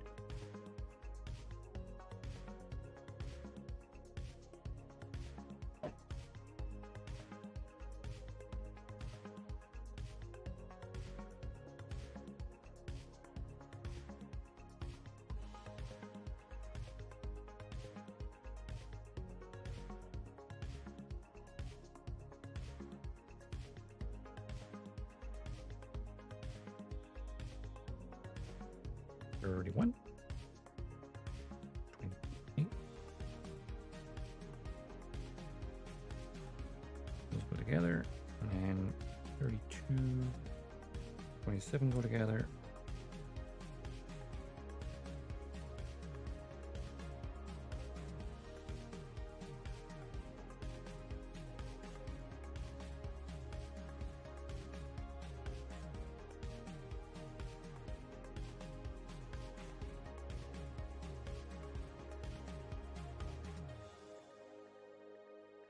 I need the I and the J. Yes.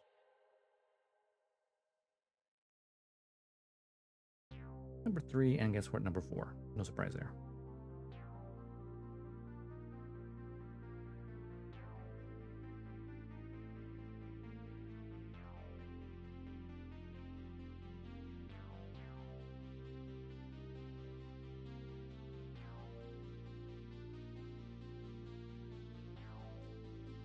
J runner again.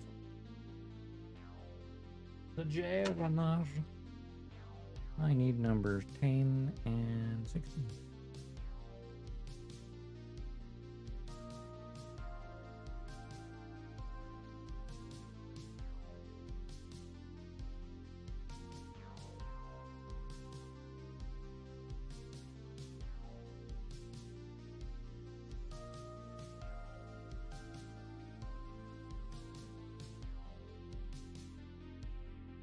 Right.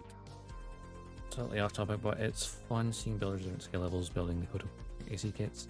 Kotobukiya AC kits. I need to get one, honestly. So, I'm kinda mad, literally just got in, like and comes to UK as well. I think they both just got, like, the white glint. But I can't really justify buying it right now because I bought the Destroy Gundam very recently, so can't exactly be buying that.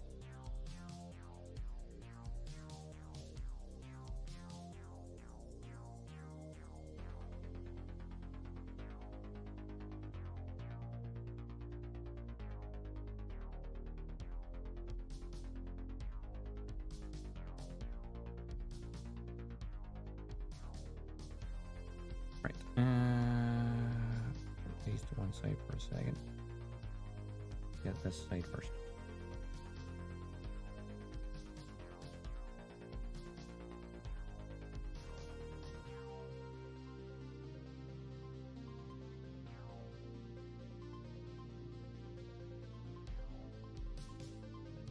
Yeah, I've heard that they have not aged well.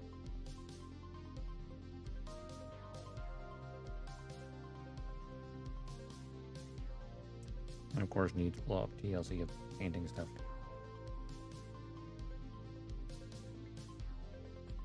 Which honestly, you know what? Fair.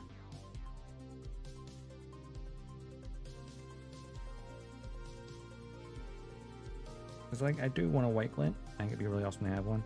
At the same time, I'm like, yeah, I'm alright. I'm more interested in the 30-minute missions from Core 6 ones. Those have my attention.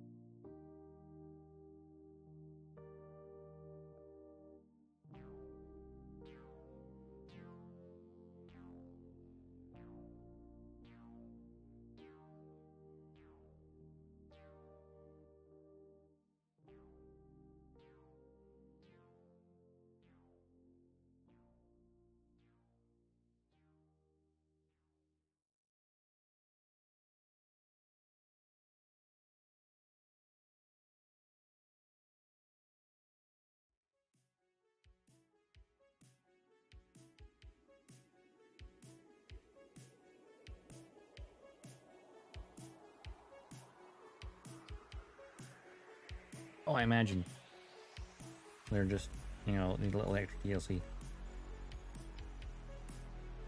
Because even if I built like a master grade from back then, it'd probably be similar.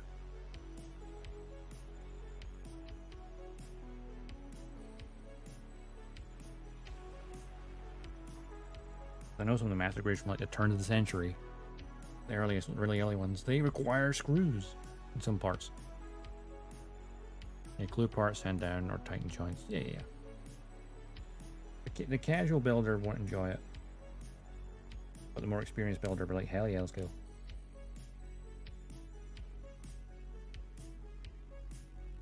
It's kind of like how with the Gundam Seed high grades getting reissued a lot, and the fact that the box does say 2013, where like because it's a reissue for the remaster, but technically the runners from like 2002. Those screws, I don't like them. Honestly, I don't know. I think people just like when people build new kits, they just like the idea of the snap fit. Whereas I feel like with screws, there's always that chance that you mess up the thread.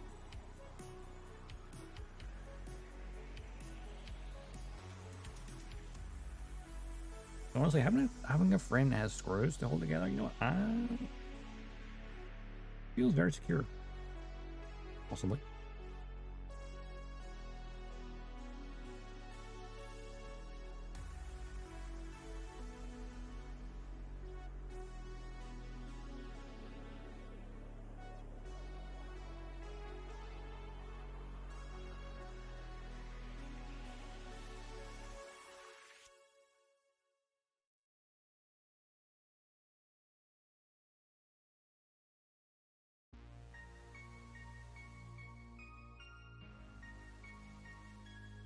Exactly. So like, I feel like people who don't like screwing things are like, probably like, I'm just gonna ruin it.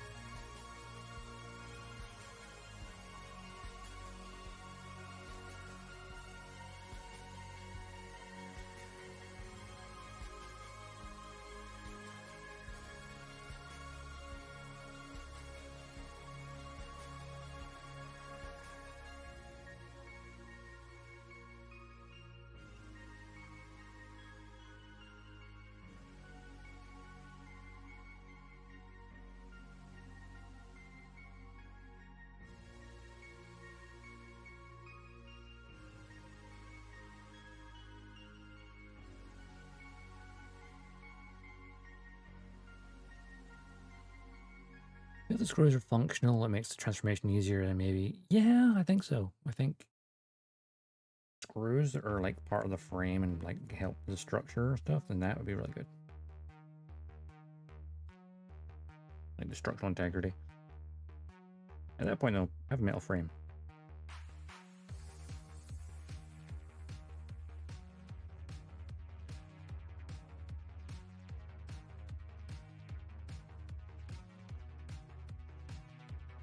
This goes on to this way.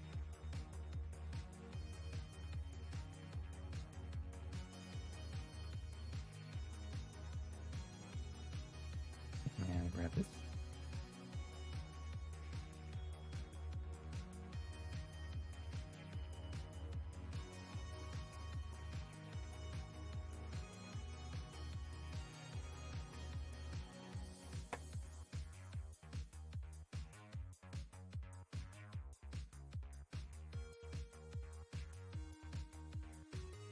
I've never built any of the old MGs that have screws, so I have no idea how it feels to build it.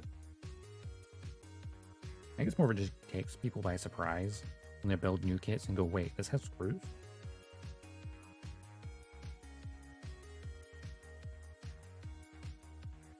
Kind of like people who are like new builders getting the old like high grades and going, this is terrible because they've been spoiled with the new stuff.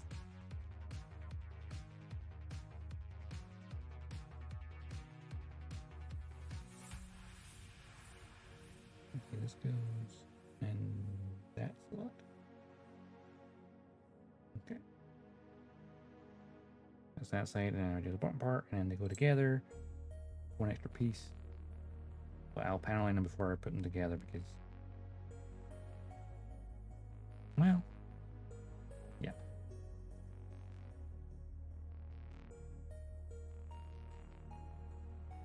Screws between axles and stuff. That, but yeah, it makes sense for like mechanical stuff. And I think that is the case in old master grades where it's like the screws are in the joints.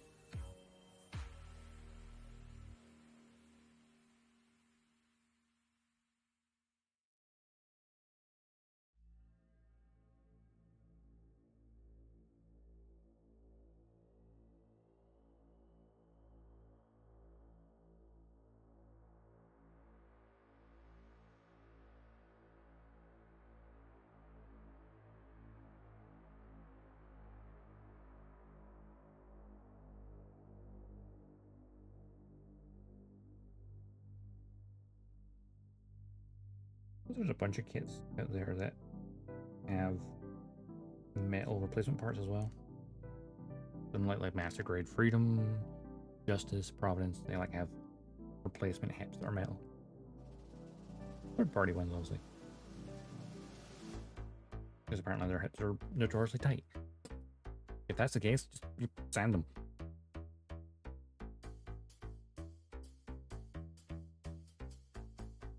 If everyone knows they're too tight, just everyone should sand them. Got that. Hang on. I want to drop shit on the floor.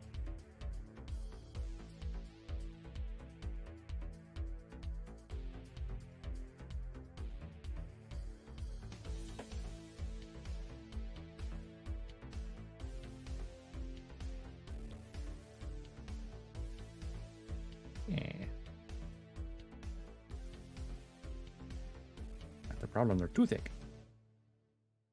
Why they're too tight.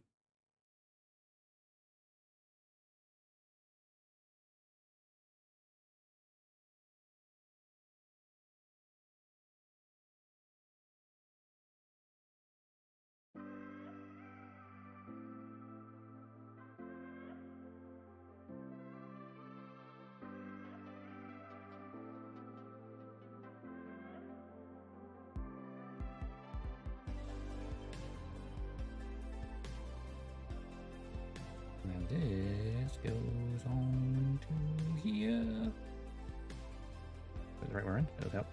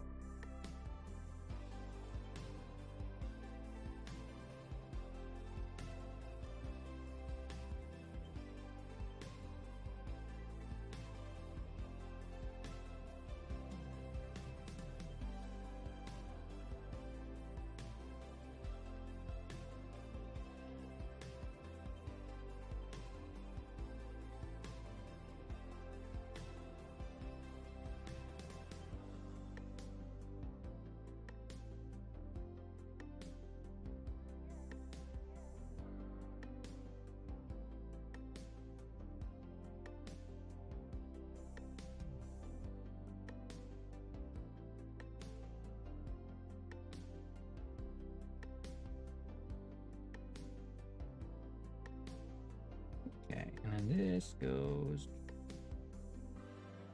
onto this. Where is this going? And of course, they come together.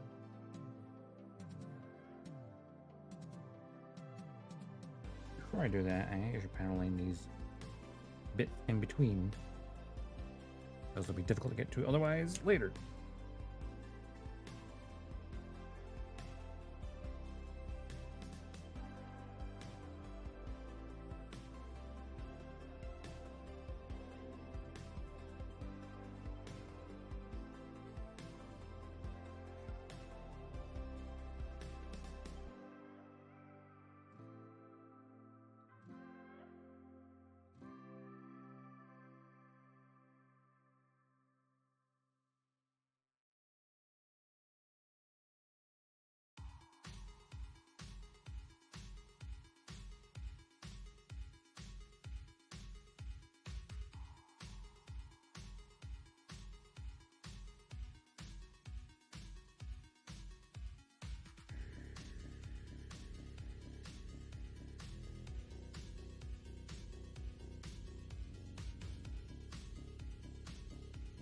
You've seen Twitter posts where they add motors to kits? Oh, okay. What type of kits?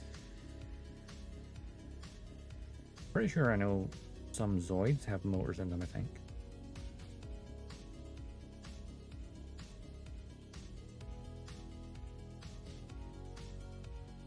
I did get around to building my Zoid, my Saber Tiger, I've had for a while.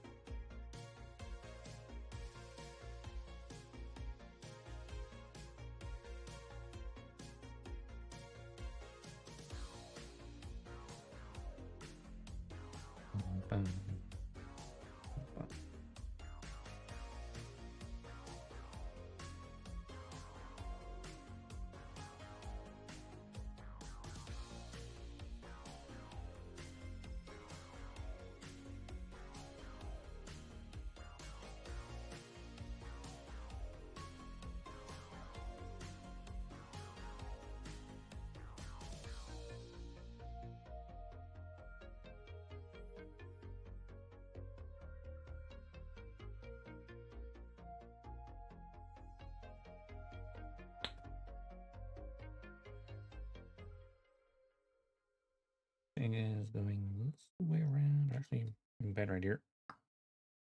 Pop them both on the one side, and line it back up.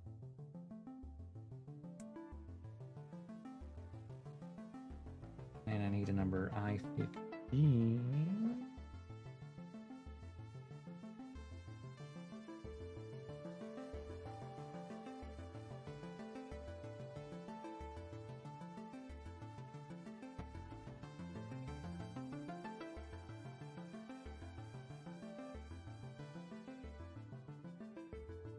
Add.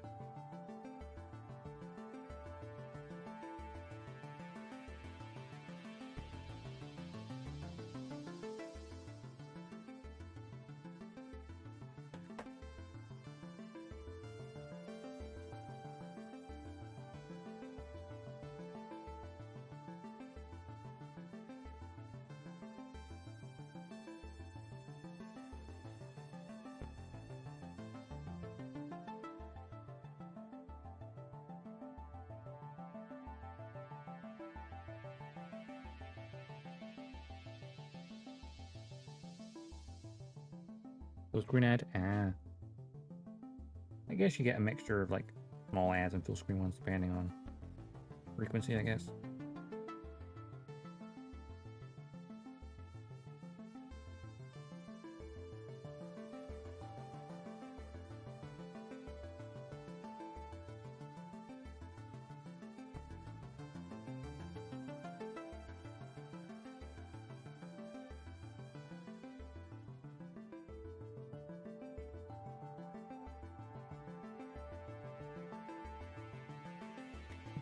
First, this goes there.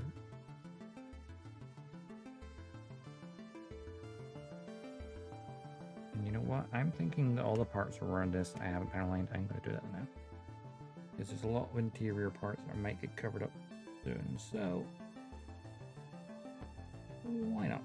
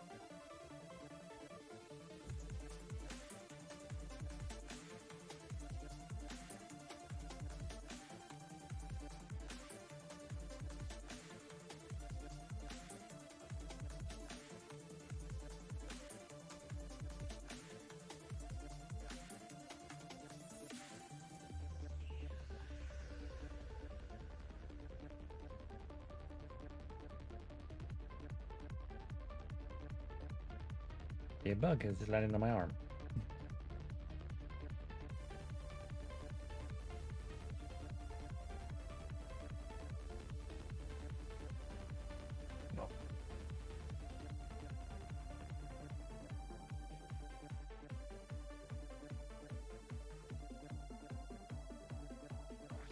There's a wee tiny fly.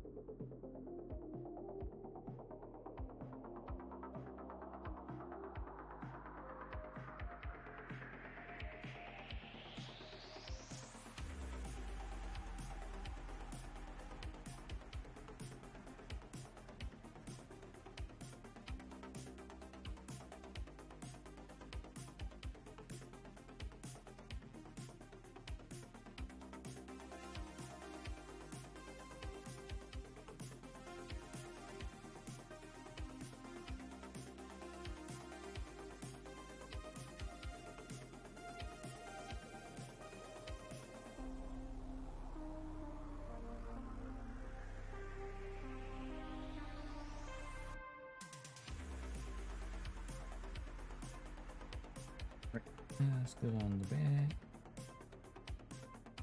I feel this connects to like 3 different points. 4 different points.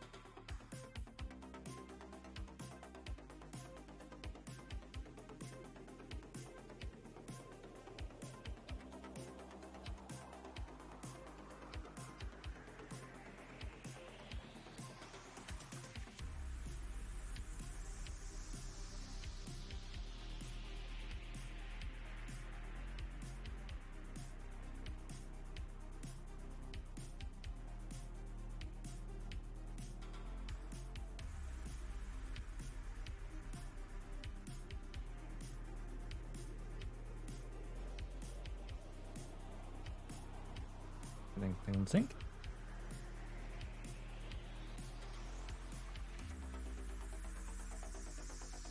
Alright, next up. It's weird. Move my clipper so I can actually see now. So we're doing this and then this. The J and the H one. Okay.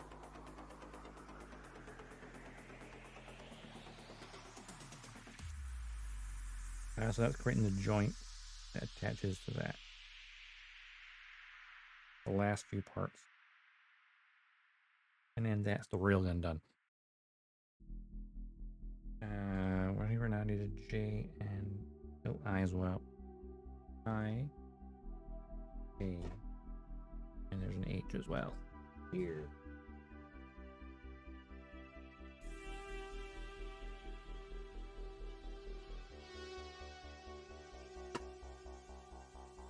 Parts from the J runner, number 20.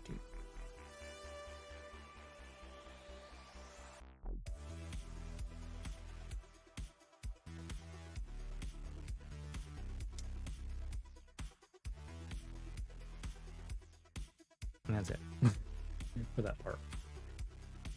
I runner, number 22 and 25.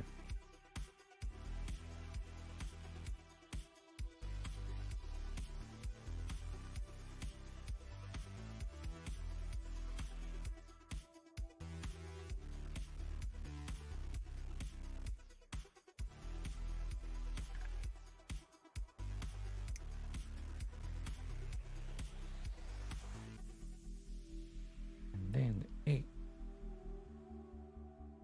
There's 2 of these runners.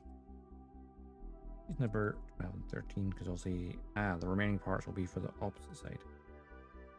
For the thingamabob. Right on.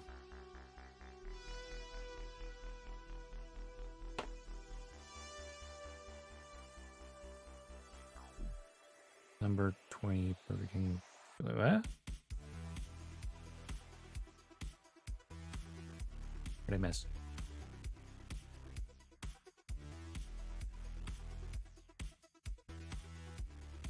Number 20 Burger King foot lettuce. What? I think it's a reference. Wait. Third-party companies releasing 100 versions of the Asticassia Gundam. I thought Bandai might release an MG version or resell the old 100 version. No, instead they made it RG. Comes out towards the end of the year, but I think it'll be like, I guess estimate to be like, I know it's early next year actually. For the Akatsuki, which I'm definitely getting. The RG, for sure. Though it might be one I don't build on the stream because that's very shiny gold.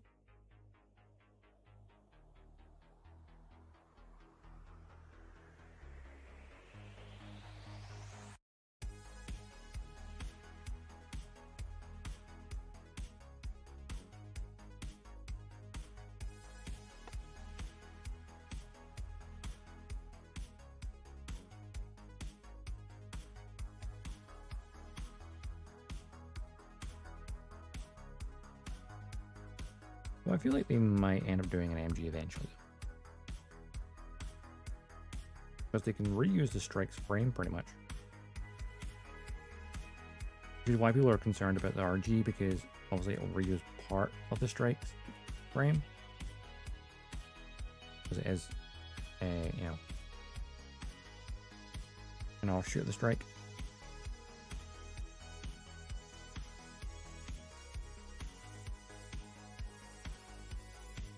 A long time before it would place anything like, ah, yes.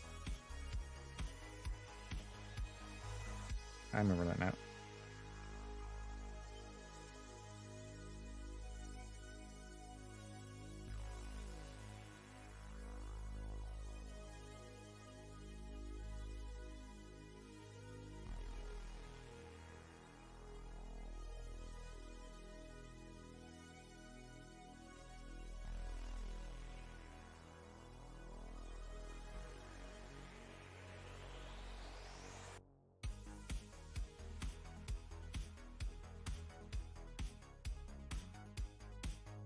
Oh, okay.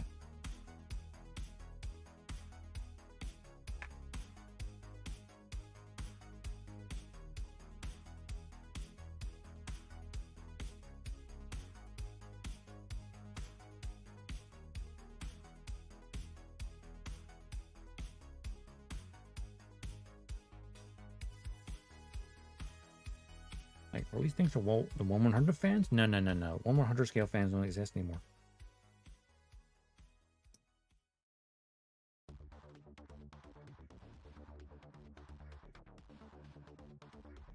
To be fair, technically speaking, there has been 2 master grades in the past year over a cause.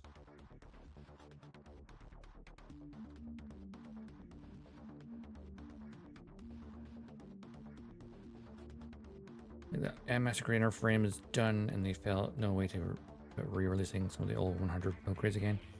Yeah, some of the no grade 100 did get re-released recently, or over the past year. I don't know. Trying to understand what Bandai's doing is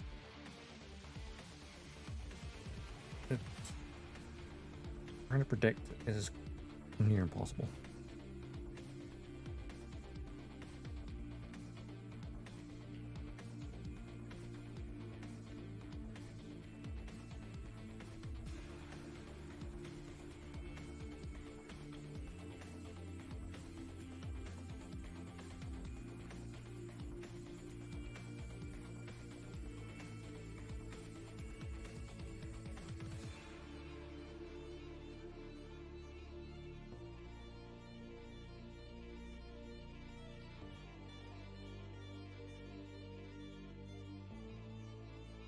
I mean, I made that like towards the start of the year. I made the predictions. I had to kind of look up where my thread on Twitter was. Like thinking like, oh, here's all the anniversaries this year. What could they do? And they've not. Most of them have been ignored. Most of the anniversaries have been ignored.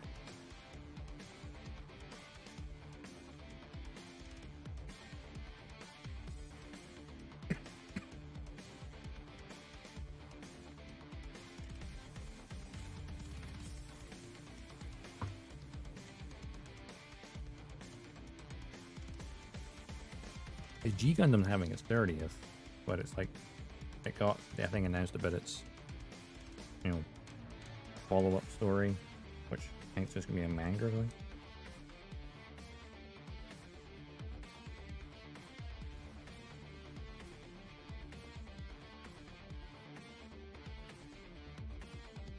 There's been no like Gunpla announced for G Gundam, which is kind of a shame.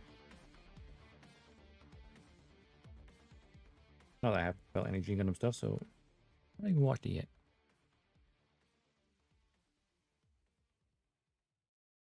But I respect it.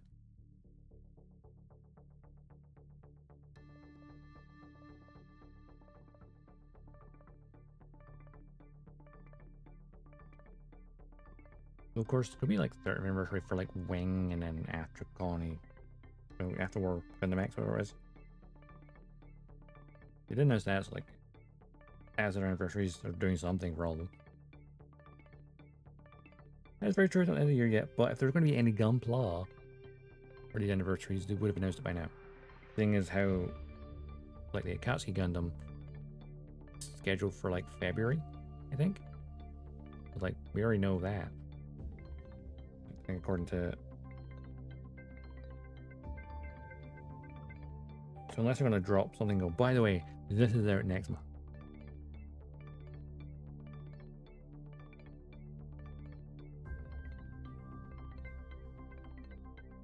Right, so this needs to go. Okay, I see. Actually, kind of genius.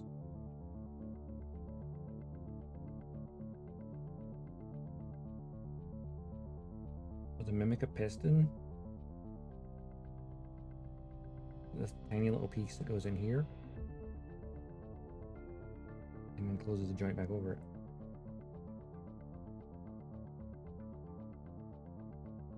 And it's actually part separated. That's the crazy part. I feel like if this was Bandai, they would have used the same color plastic.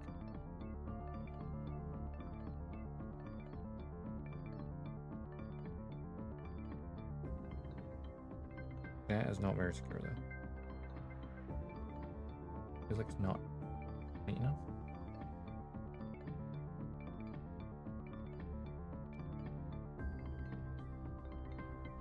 Like this part here is just like not closing over that part very well.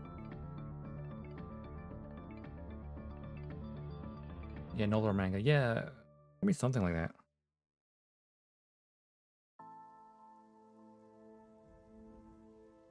What extent? No one knows yet.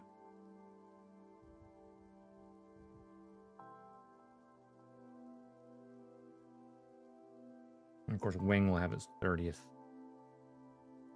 Either next year or the year after, which is shocking to think about.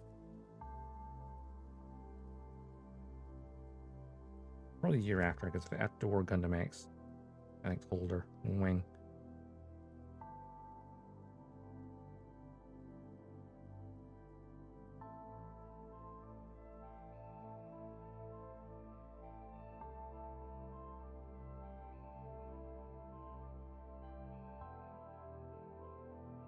This year is also the 25th anniversary of Turn A. There's nothing for Turn A at all, other than, I think, a small acknowledgement on Gundam Info. Kind of sad. Like Gundam Info, like North America, is just like, go watch Turn A. It's like, where? Please provide a link. You can watch it. It's not available. It means they have provided a link. It's probably available in US only. Oh, actually, no, that was the thing, wasn't it? For some convention or something in America, they made certain things watchable in America only.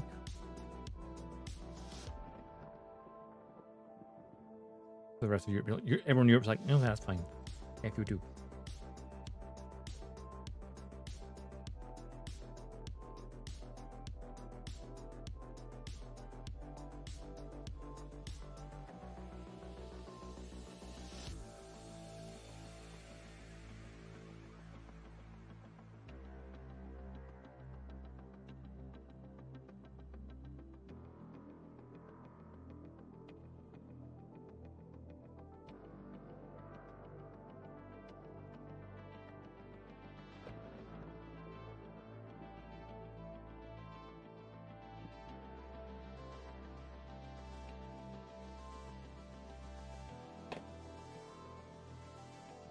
That is, well, yeah, perhaps.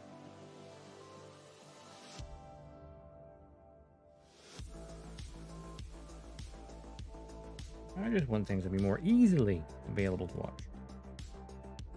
And I load up my streaming service of choice, and then boom, there it is.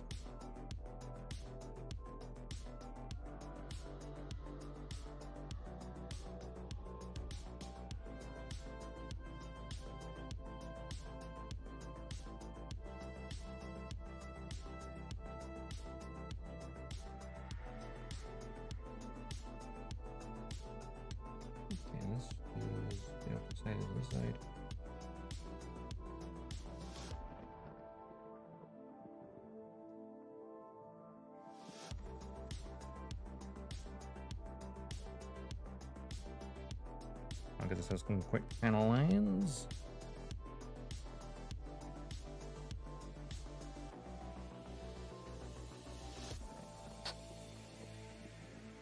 Law abiding.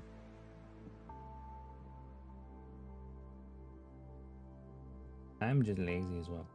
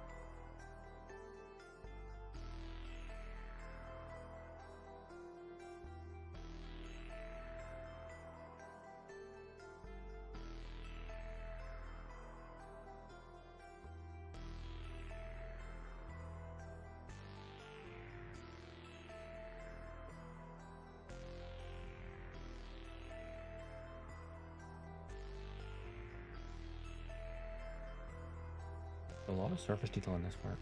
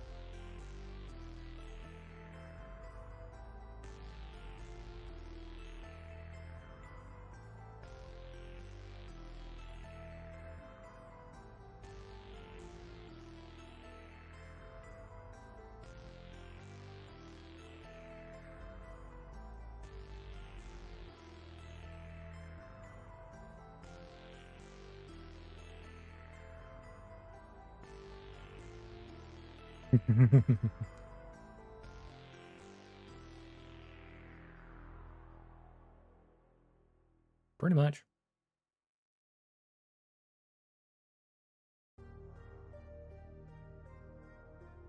I like official sources because I'm like, hey, Bandai, I exist. I'm a fan over here. Give me it.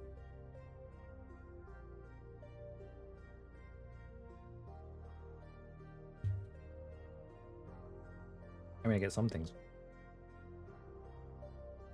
Hydrated. Posture checking. There we go. Yeah, like, waiting for localization of things is kind of ridiculous sometimes. Like, just localize it. I know it costs some money, but I feel like Bandai could make themselves money. Like, just have all your manga available online, internationally, and then charge a fee for it, and boom, done.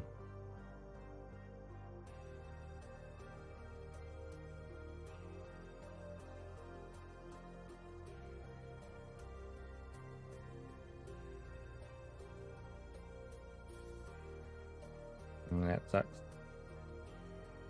And that's the thing is, like, Bandai, like, are very slow to adapt to foreign markets.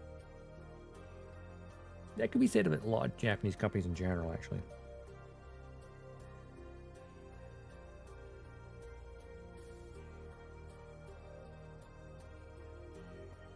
And even then, they're like, ooh, America!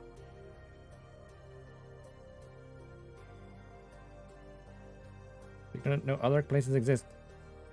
Not just America.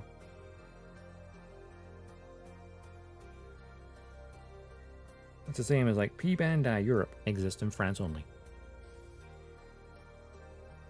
That's not Europe. That's one country in Europe.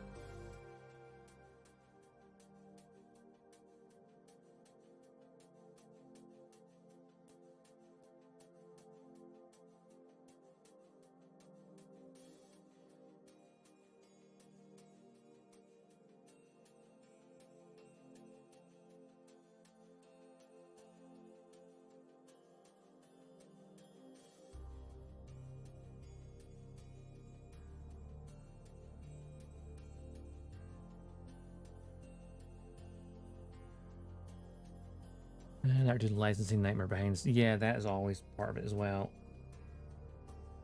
That's definitely a part when it comes to like, especially like licensing the shows and stuff for like different networks and shit. Like Gundam Seed Freedom in Japan, you can watch it on both Amazon Prime and Netflix in Japan.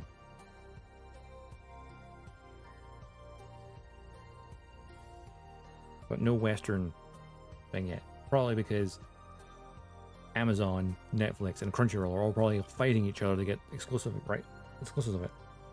Like, no, we want it and only us.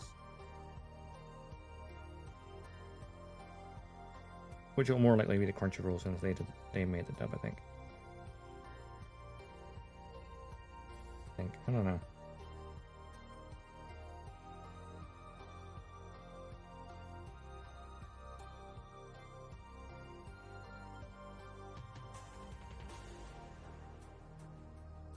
It's so weird. When I first watched Gundam Seed, it was the original TV version with the Ocean Group dub. But I'll never watch the dub of the remaster because it's a different cast, which is fine. You could learn to get used to their voices. But the script is different because they can't just copy the script of another company. So they change things about to make it different and thus mispronounce people's names on purpose.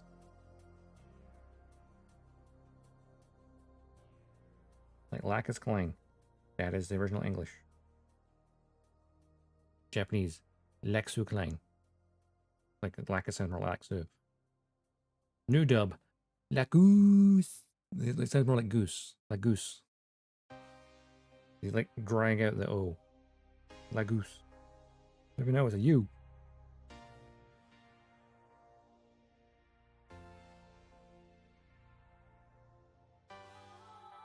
You know, not the fault of the actors. They're just doing what they're being told.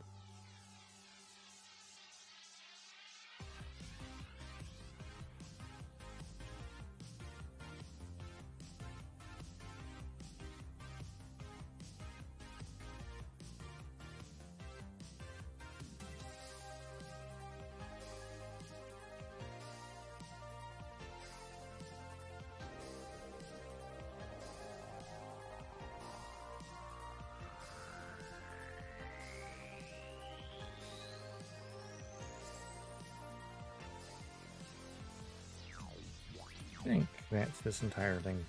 Looking very dirty and industrial. That just leaves a few more parts to go, and then the railgun. We done. You know what? It's true what I said. I think the railgun turned into its own stream.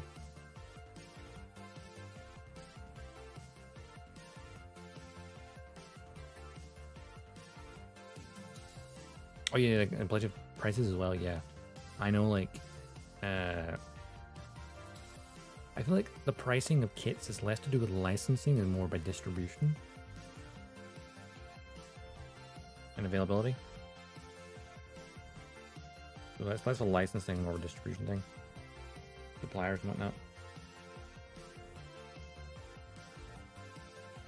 Like some suppliers, no bad.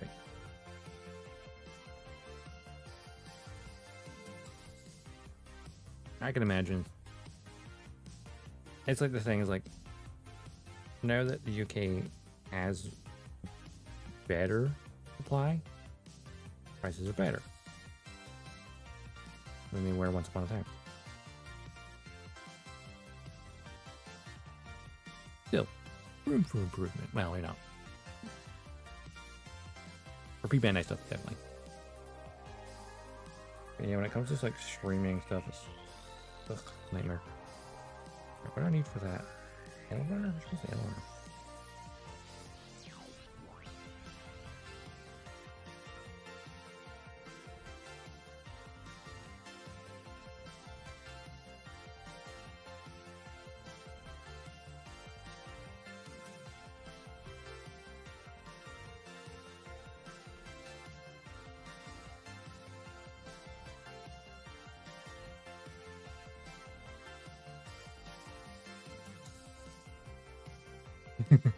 Fair enough. Each to their own, as they say. Don't need H runner. We need the. That's the eye runner. Do I need the eye runner? No. Nope. A runner. Nope. What's the freaking L runner? Okay, that's the C runner. I need that, and that's the B runner. Where's the L runner?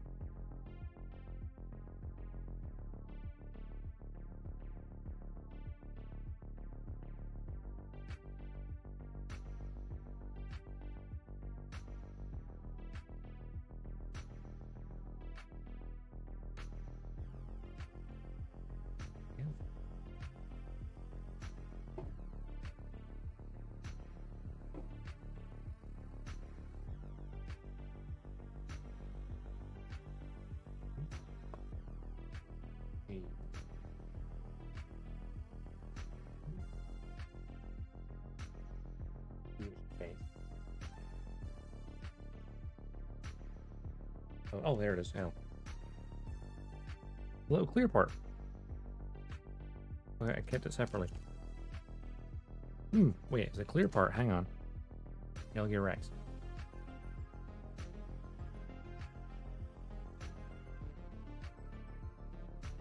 Oh, Super Robot Wars.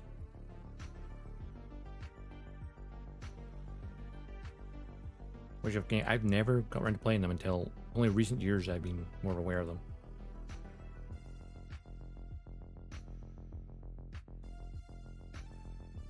Oh, so Super Robot Wars is a... how to describe it? I guess like a wee strategy game, like a wee small strategy game, but it's like a crossover game between all different mecha franchises. So like there's Gundam, there's Evangelion, there's Kotobukiya, Mechanizer, like tons of different ones from across history, basically.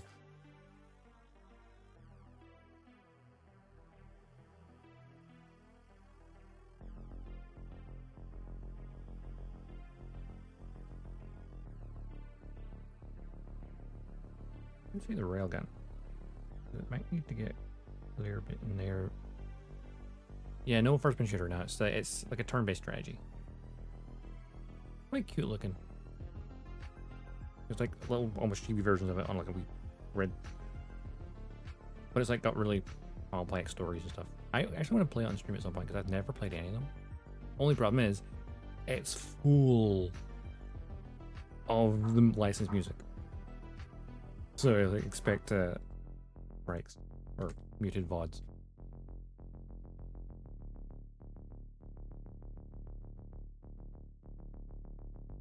I need the L. Okay.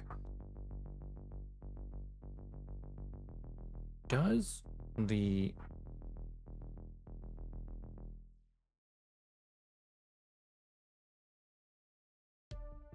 if I need to put like a bit of paint on the back of that, I want to avoid it for now.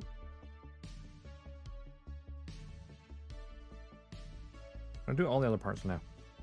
Keep that to one side for a minute.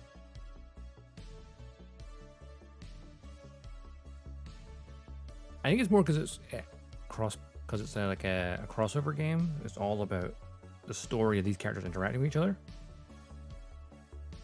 And I guess having it turn-based makes it like less chaotic. Hawking, I tried to play that game.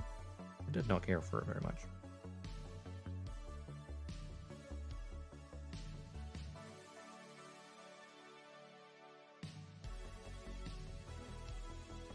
Okay,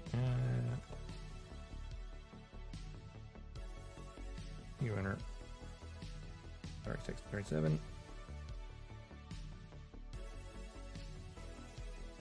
I guess I probably play it when I get into Steam.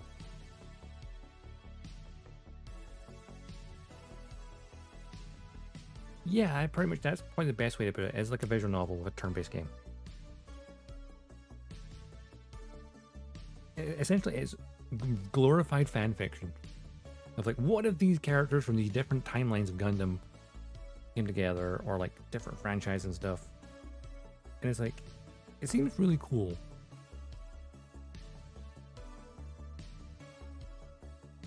I want to play it.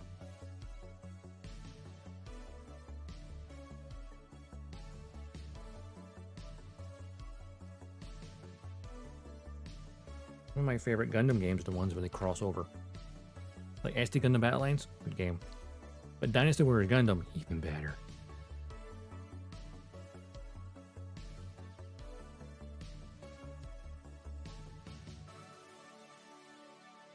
For 23.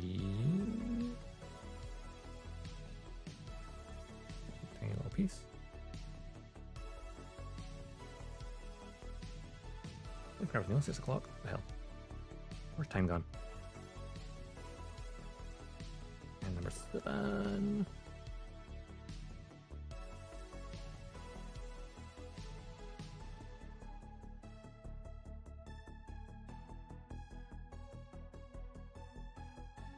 Steam version of Hawking. Yeah, I think I tried to play it on Steam, or I think I tried to play it on the Xbox as well.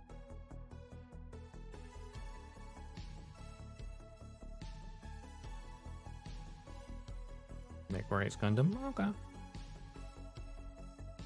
I played it. It looked a little weird because it looked like a bunch of TVs with guns. The way it...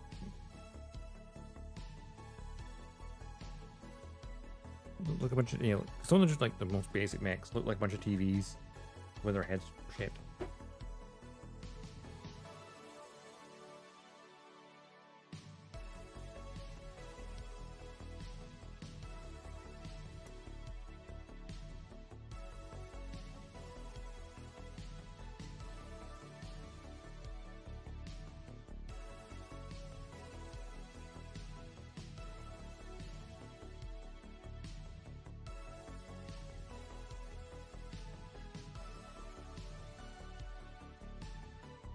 Another Century episode. Is that one that From Software did for Gundam?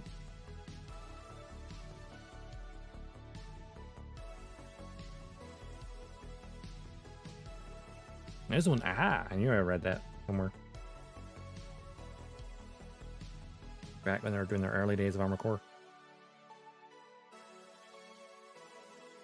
Honestly, give From Software a license to do a Gundam game again, and by golly, that could be fun.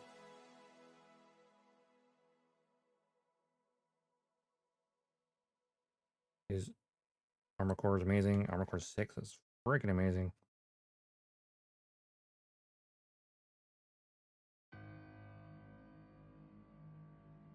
The face along to the chest gets immediately cut in half with energy saber. Ooh, nice.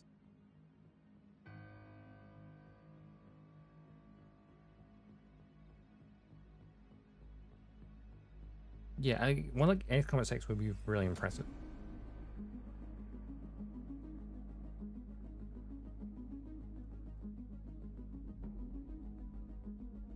But if you want a Gundam game that's... Have you ever tried out Dynasty Warriors Gundam? It was out in the Xbox 360 and like the PS3 era. Basically, if you ever played the Dynasty Warriors games, hack and slash, tons of hordes of grunt suits you can just mow your way through. And then of course like ace pilots are like the boss fights and stuff. It's definitely more hack and slash and arcadey, but it's a lot of fun. And of course it introduced me to most of the different timelines.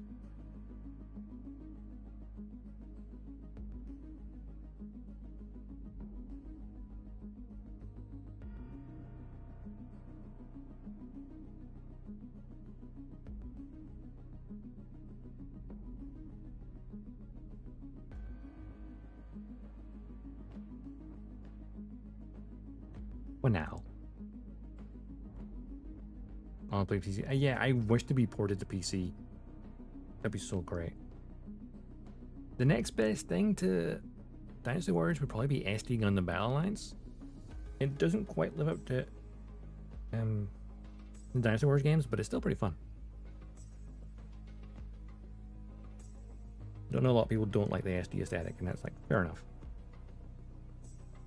But it's a similar sort of premise of like crossing over universes and stuff.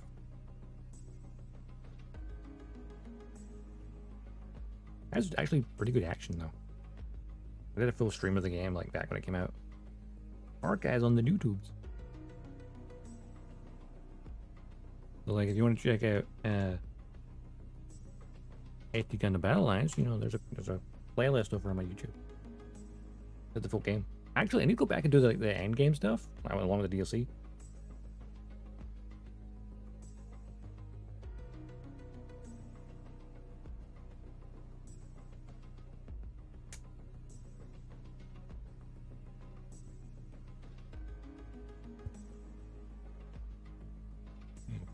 Just a subtle plug.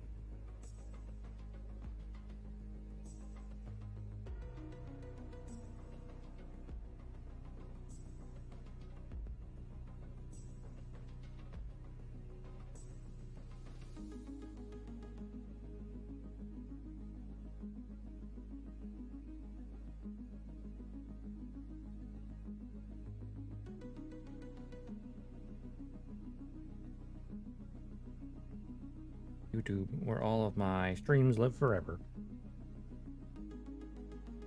Also, a no-go here as it's taxed to hell, and there's some who buy it. PC is cheaper.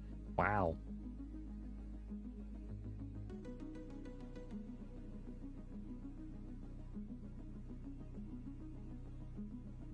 It's weird because, like, growing up, PCs were like extremely expensive to me, and consoles were the only way to go.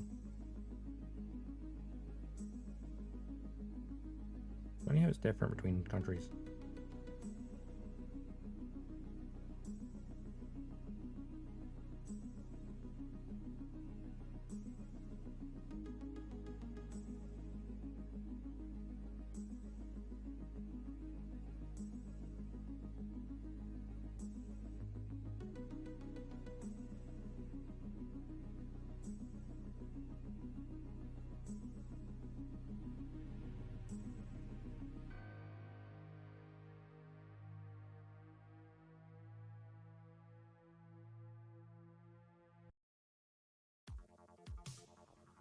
Yeah, good thing nowadays games come to every platform.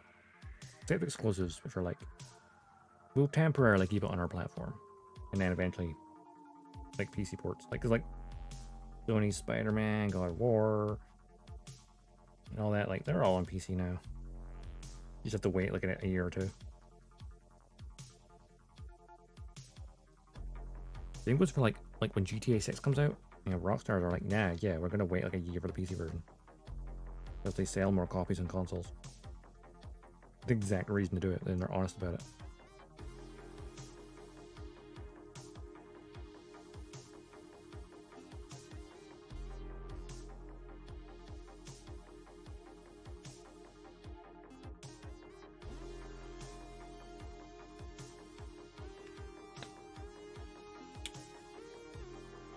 This is a little... I wonder if that's like... I wonder what it's supposed to be. From a mechanical standpoint. Let's do this. Yeah, it's there. Looks like a power sail or something.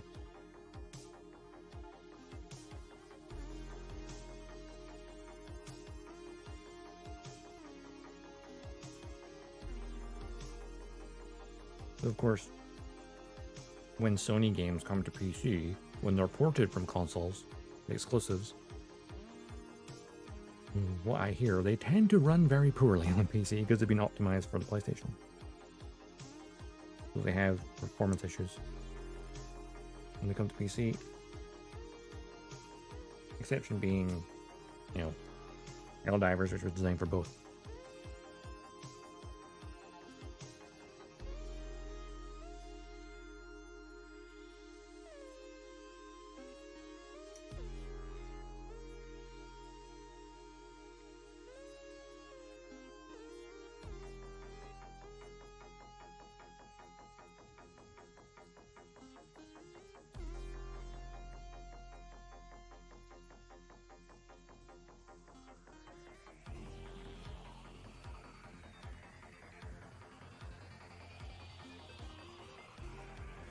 That's also true, yeah. Rockstar, they get their money from the console players, and then the PC players buy it again because they can now mod it. Think about it. GTA 5 launched on the 360 and the PS3. And then it got the next gen versions of the Xbox One and PS4 along with the PC version. So it released on 2 console generations, like spaced apart, and then it also released on PC as well. Isn't that crazy?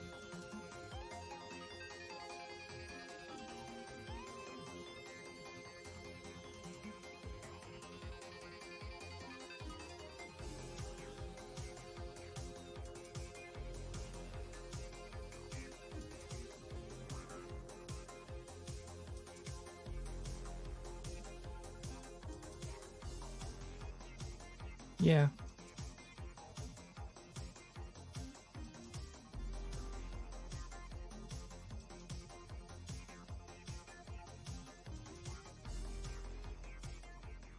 I feel most people, like anyone who uses Steam, has a massive backlog of games anyway, so it's not like they need.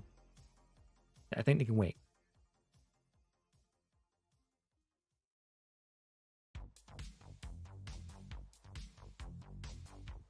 PC gamers are just as bad as model kit builders when it comes to having a backlog.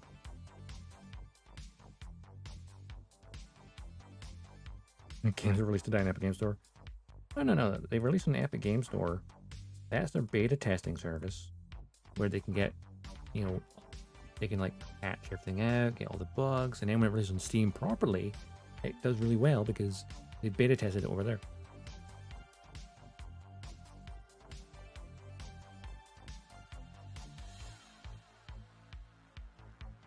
You know, Epic gave them a bunch of money to be exclusive. Like, cool. Now we can make the game better.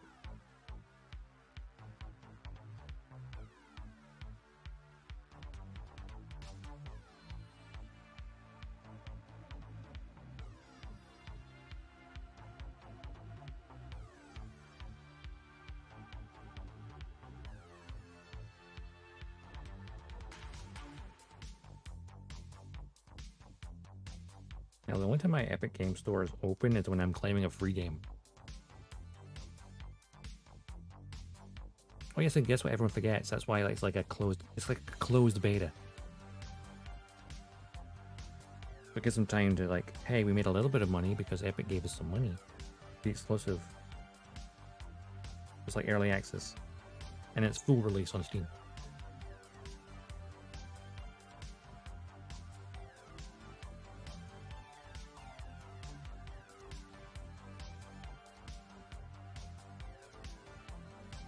I think I shared the article on Discord about how in the UK here, people are trying to sue Valve for their monopoly on PC games. And how they're overcharging British customers. Because... Oh no, I don't mean... Yeah, no one's going to buy it on Steam if they've already on Epic. No. What I'm saying is, once the game, the people who buy it on Epic, they're the beta testers. When it then releases on Steam, it will sell better, in theory.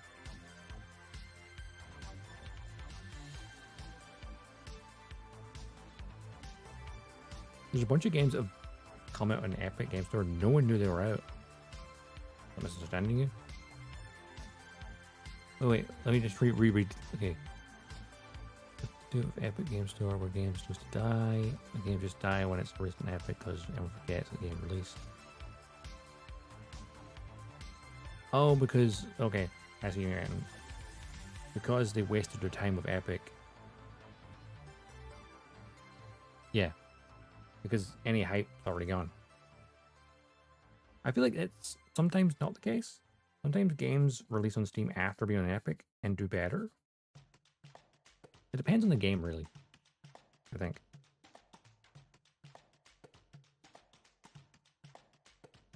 But I guess some games, depending on what it is, just die horribly.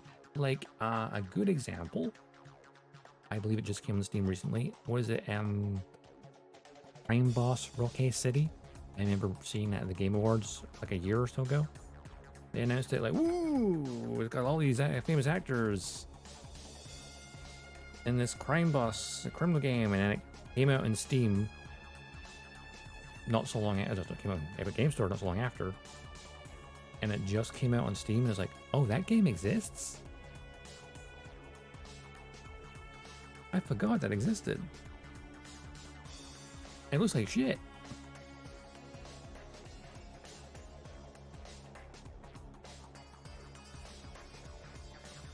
So there's a good example of it being on Epic, then coming to Steam and no one buying it.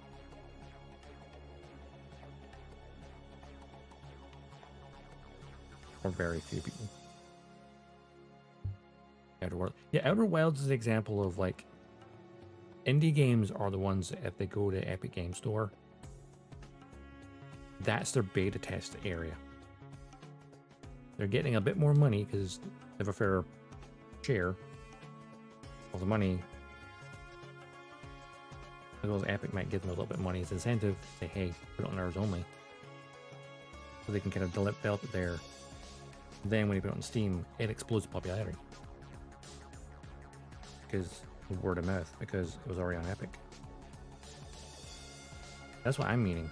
What Shin's like. There's two ways of doing it.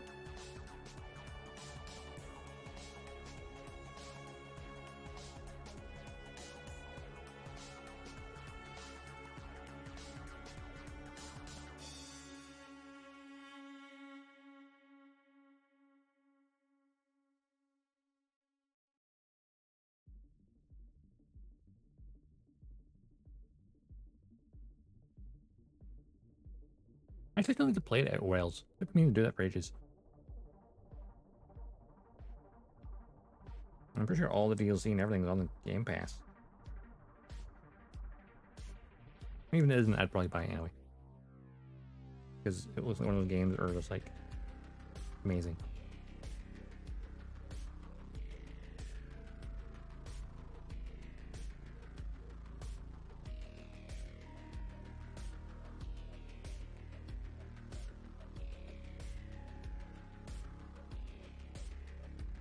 There was a chill game that was going to run on Steam and they last minute switched to Epic. Ooh.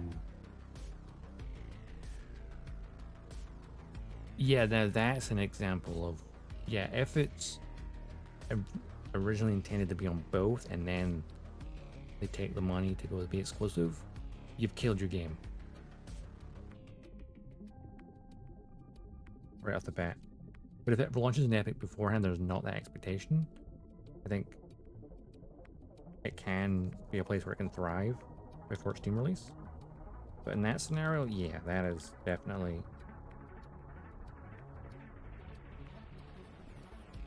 Also, it'll be like timed exclusive things. It's even like, I remember when Hitman 3 came out. So it was originally meant to be Steam and then they switched it. That's even worse. Yeah, it was even worse.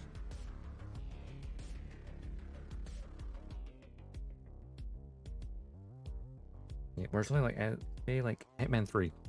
Hitman 1 and 2 were on Steam. Hitman 3 was an Epic Game Store exclusive. Now, if you own the previous games, you keep all the content carries over into the third game. But if you've bought the previous two games on Steam, and the third game came out on Epic, you didn't have to rebuy 1 and 2 to keep your content because they're different stores. It was an exclusivity deal. That was a major issue when that came out. Where I'm like, oh, I'm glad I bought that on Xbox.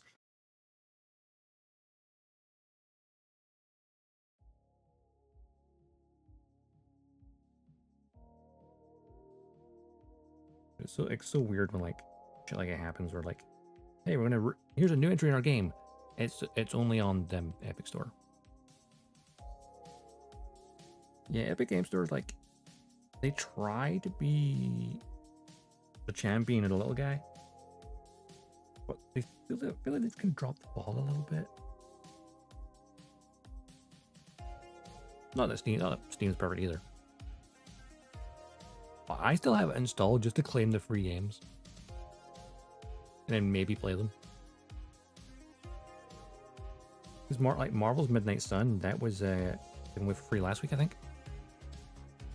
I've been meaning to get that game anyway, and now I've got it for free. So, win. I guess. That's part really fiddly.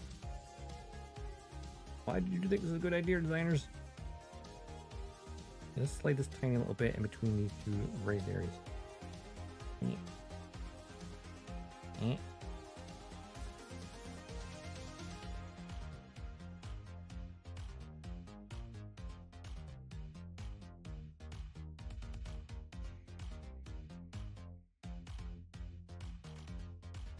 Little sticks.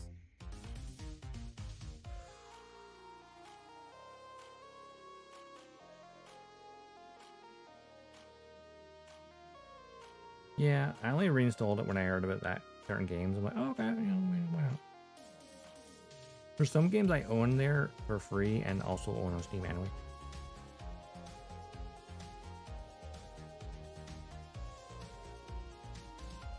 Like Homeworld Remastered, like I bought that on Steam ages ago. They'll claim it for free because why not?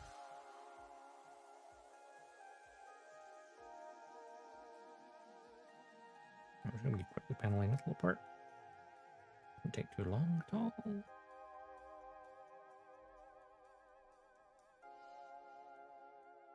Yeah, but yeah, I think that. Then when it comes to the PC gaming market, there's Steam, there's Good Old Games, Humble Bundle, everyone's individual storefront, and then there's Epic, which seems to be the black sheep of the family. Even though half those games were on their engine.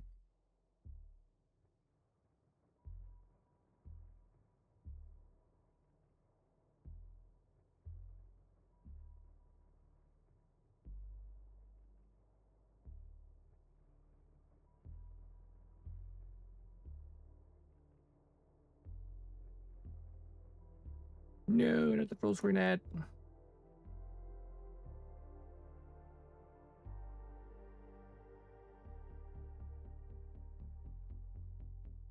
Oops.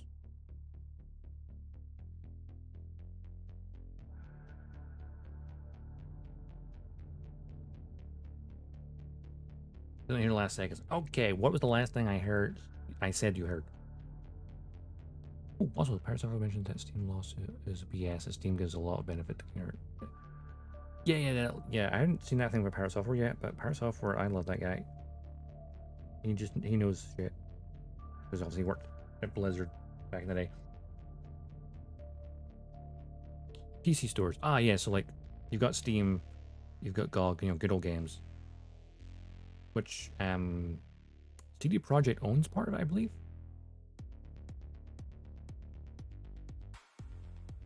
I think I might be getting that wrong. And of course, you've got like Humble Bundle because like, hey, they sell games with special promotions for like charity and stuff. Like they're the ones I'd use before I use Epic. I prefer Steam because hey, guess what Steam gives me? Regular sales, many of which are themed, which are fun. Collectible cards, emotes to use the chat stuff. This guy has all that extra community function. It's like, hey, I think Steam is allowed to take a certain percentage of the sales because they kind of offer a lot back for it, you know?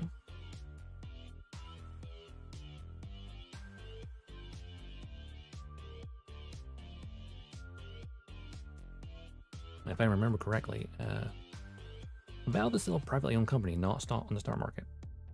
No douchebags to keep happy.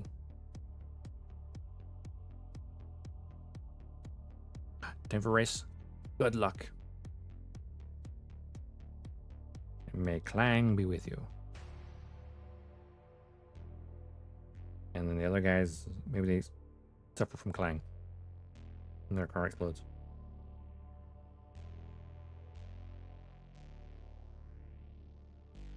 Just for funsies.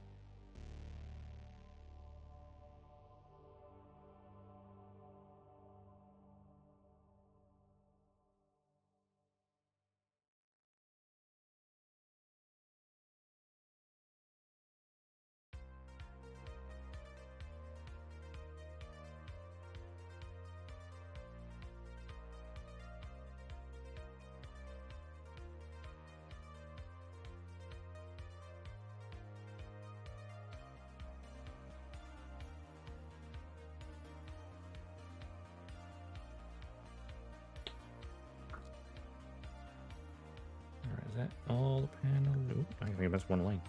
Or, oh, it's dark at the rest.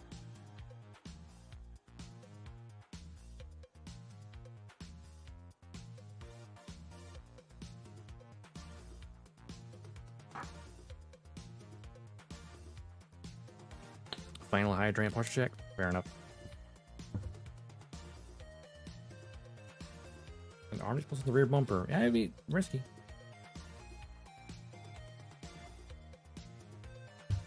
With that, I've run out of water.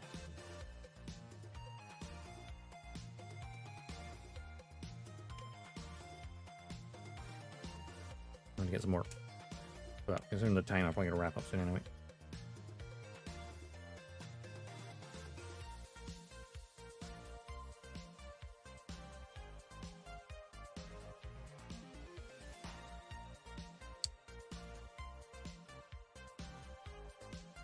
If you're going to ram my car, I'm taking you with me. Excellent logic.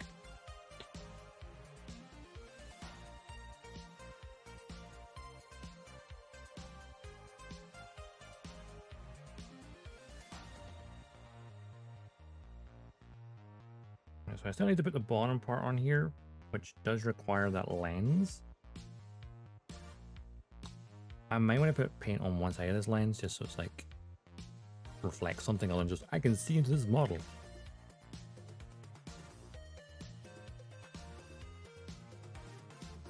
I might do that next time and just kind of leave the railgun as is. See you later, Mike. Bye. In the meantime, oh, this. Alright, we're out. Alright, hang on. I'm going to move this out of the way. Alright. I'll get that last piece of the railgun plopped on there next time, so that way I can paint the back of the lens.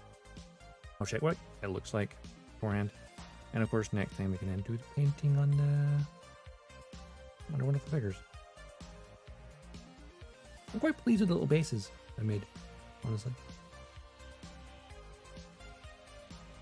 Something I am noticing is like Snake still has a heel on one foot, but the other one's like the melted the heel off, which is funny.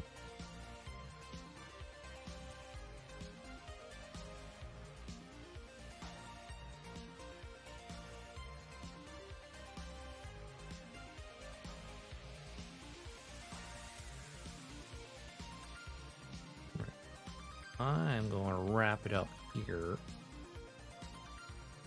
So since we still have, well, lovely few people watching, thanks to Keenan's raid earlier, which was insane, we will carry on the raid frame. Before I do that though, don't forget, if you enjoyed my stream, do drop a follow. It is highly appreciated. I have your notifications turned on so you don't miss anything. And of course, I do post Arctic, I don't do a 24-hour stream. Plus, I'm working tomorrow, sadly, on a friggin' Sunday. Very early, too. There's Twitter. There's Discord for stream alerts and schedules. And, of course, the next stream is going to be on Tuesday, where we're going to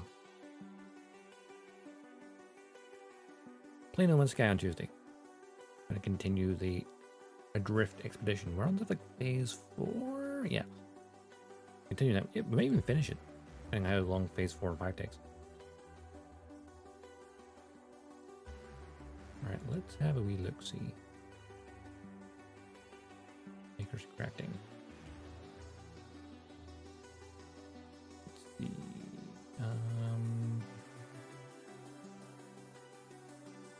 Yeah. Working early on a Sunday. The job of a mercenary. My hours are not fixed,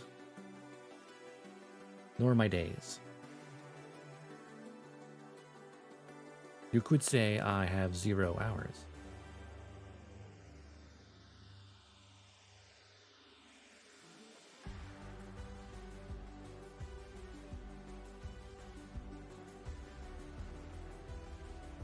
Whom to go raid? Let's see. It's all currently live.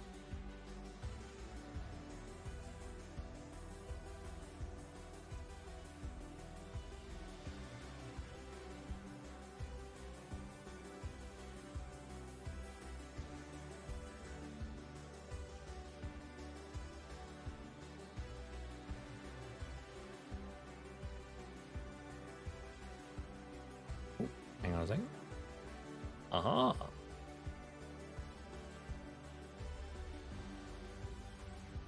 Okay, now I went to raid.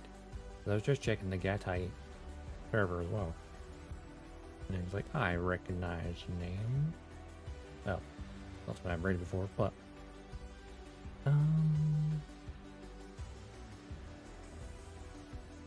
Rico Jura?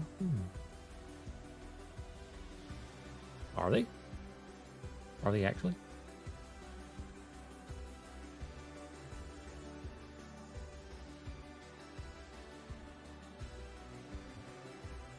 If they were, I would.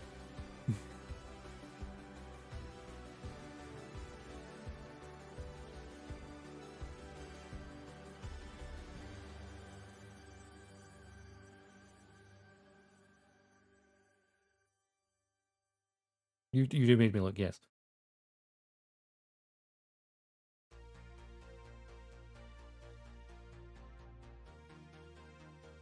Okay. Let's over my screens. This manual's getting in my way. Yeah, fair enough. Get new raid message available.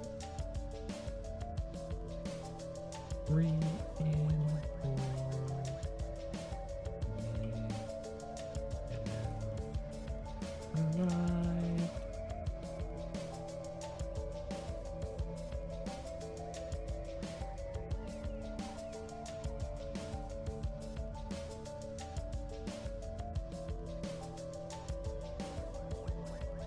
Alright, and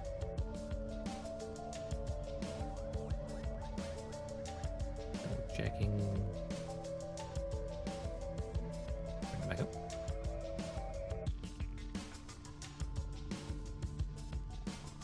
Yeah, I'll go after Riku, I think. Doing the aerial rebuild. Nice. Yeah, let's do that. Right channel. Same category.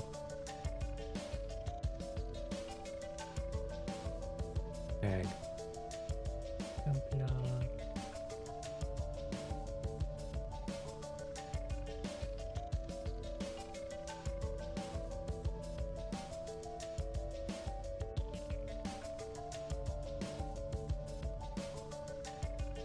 Did it go live? Where to go?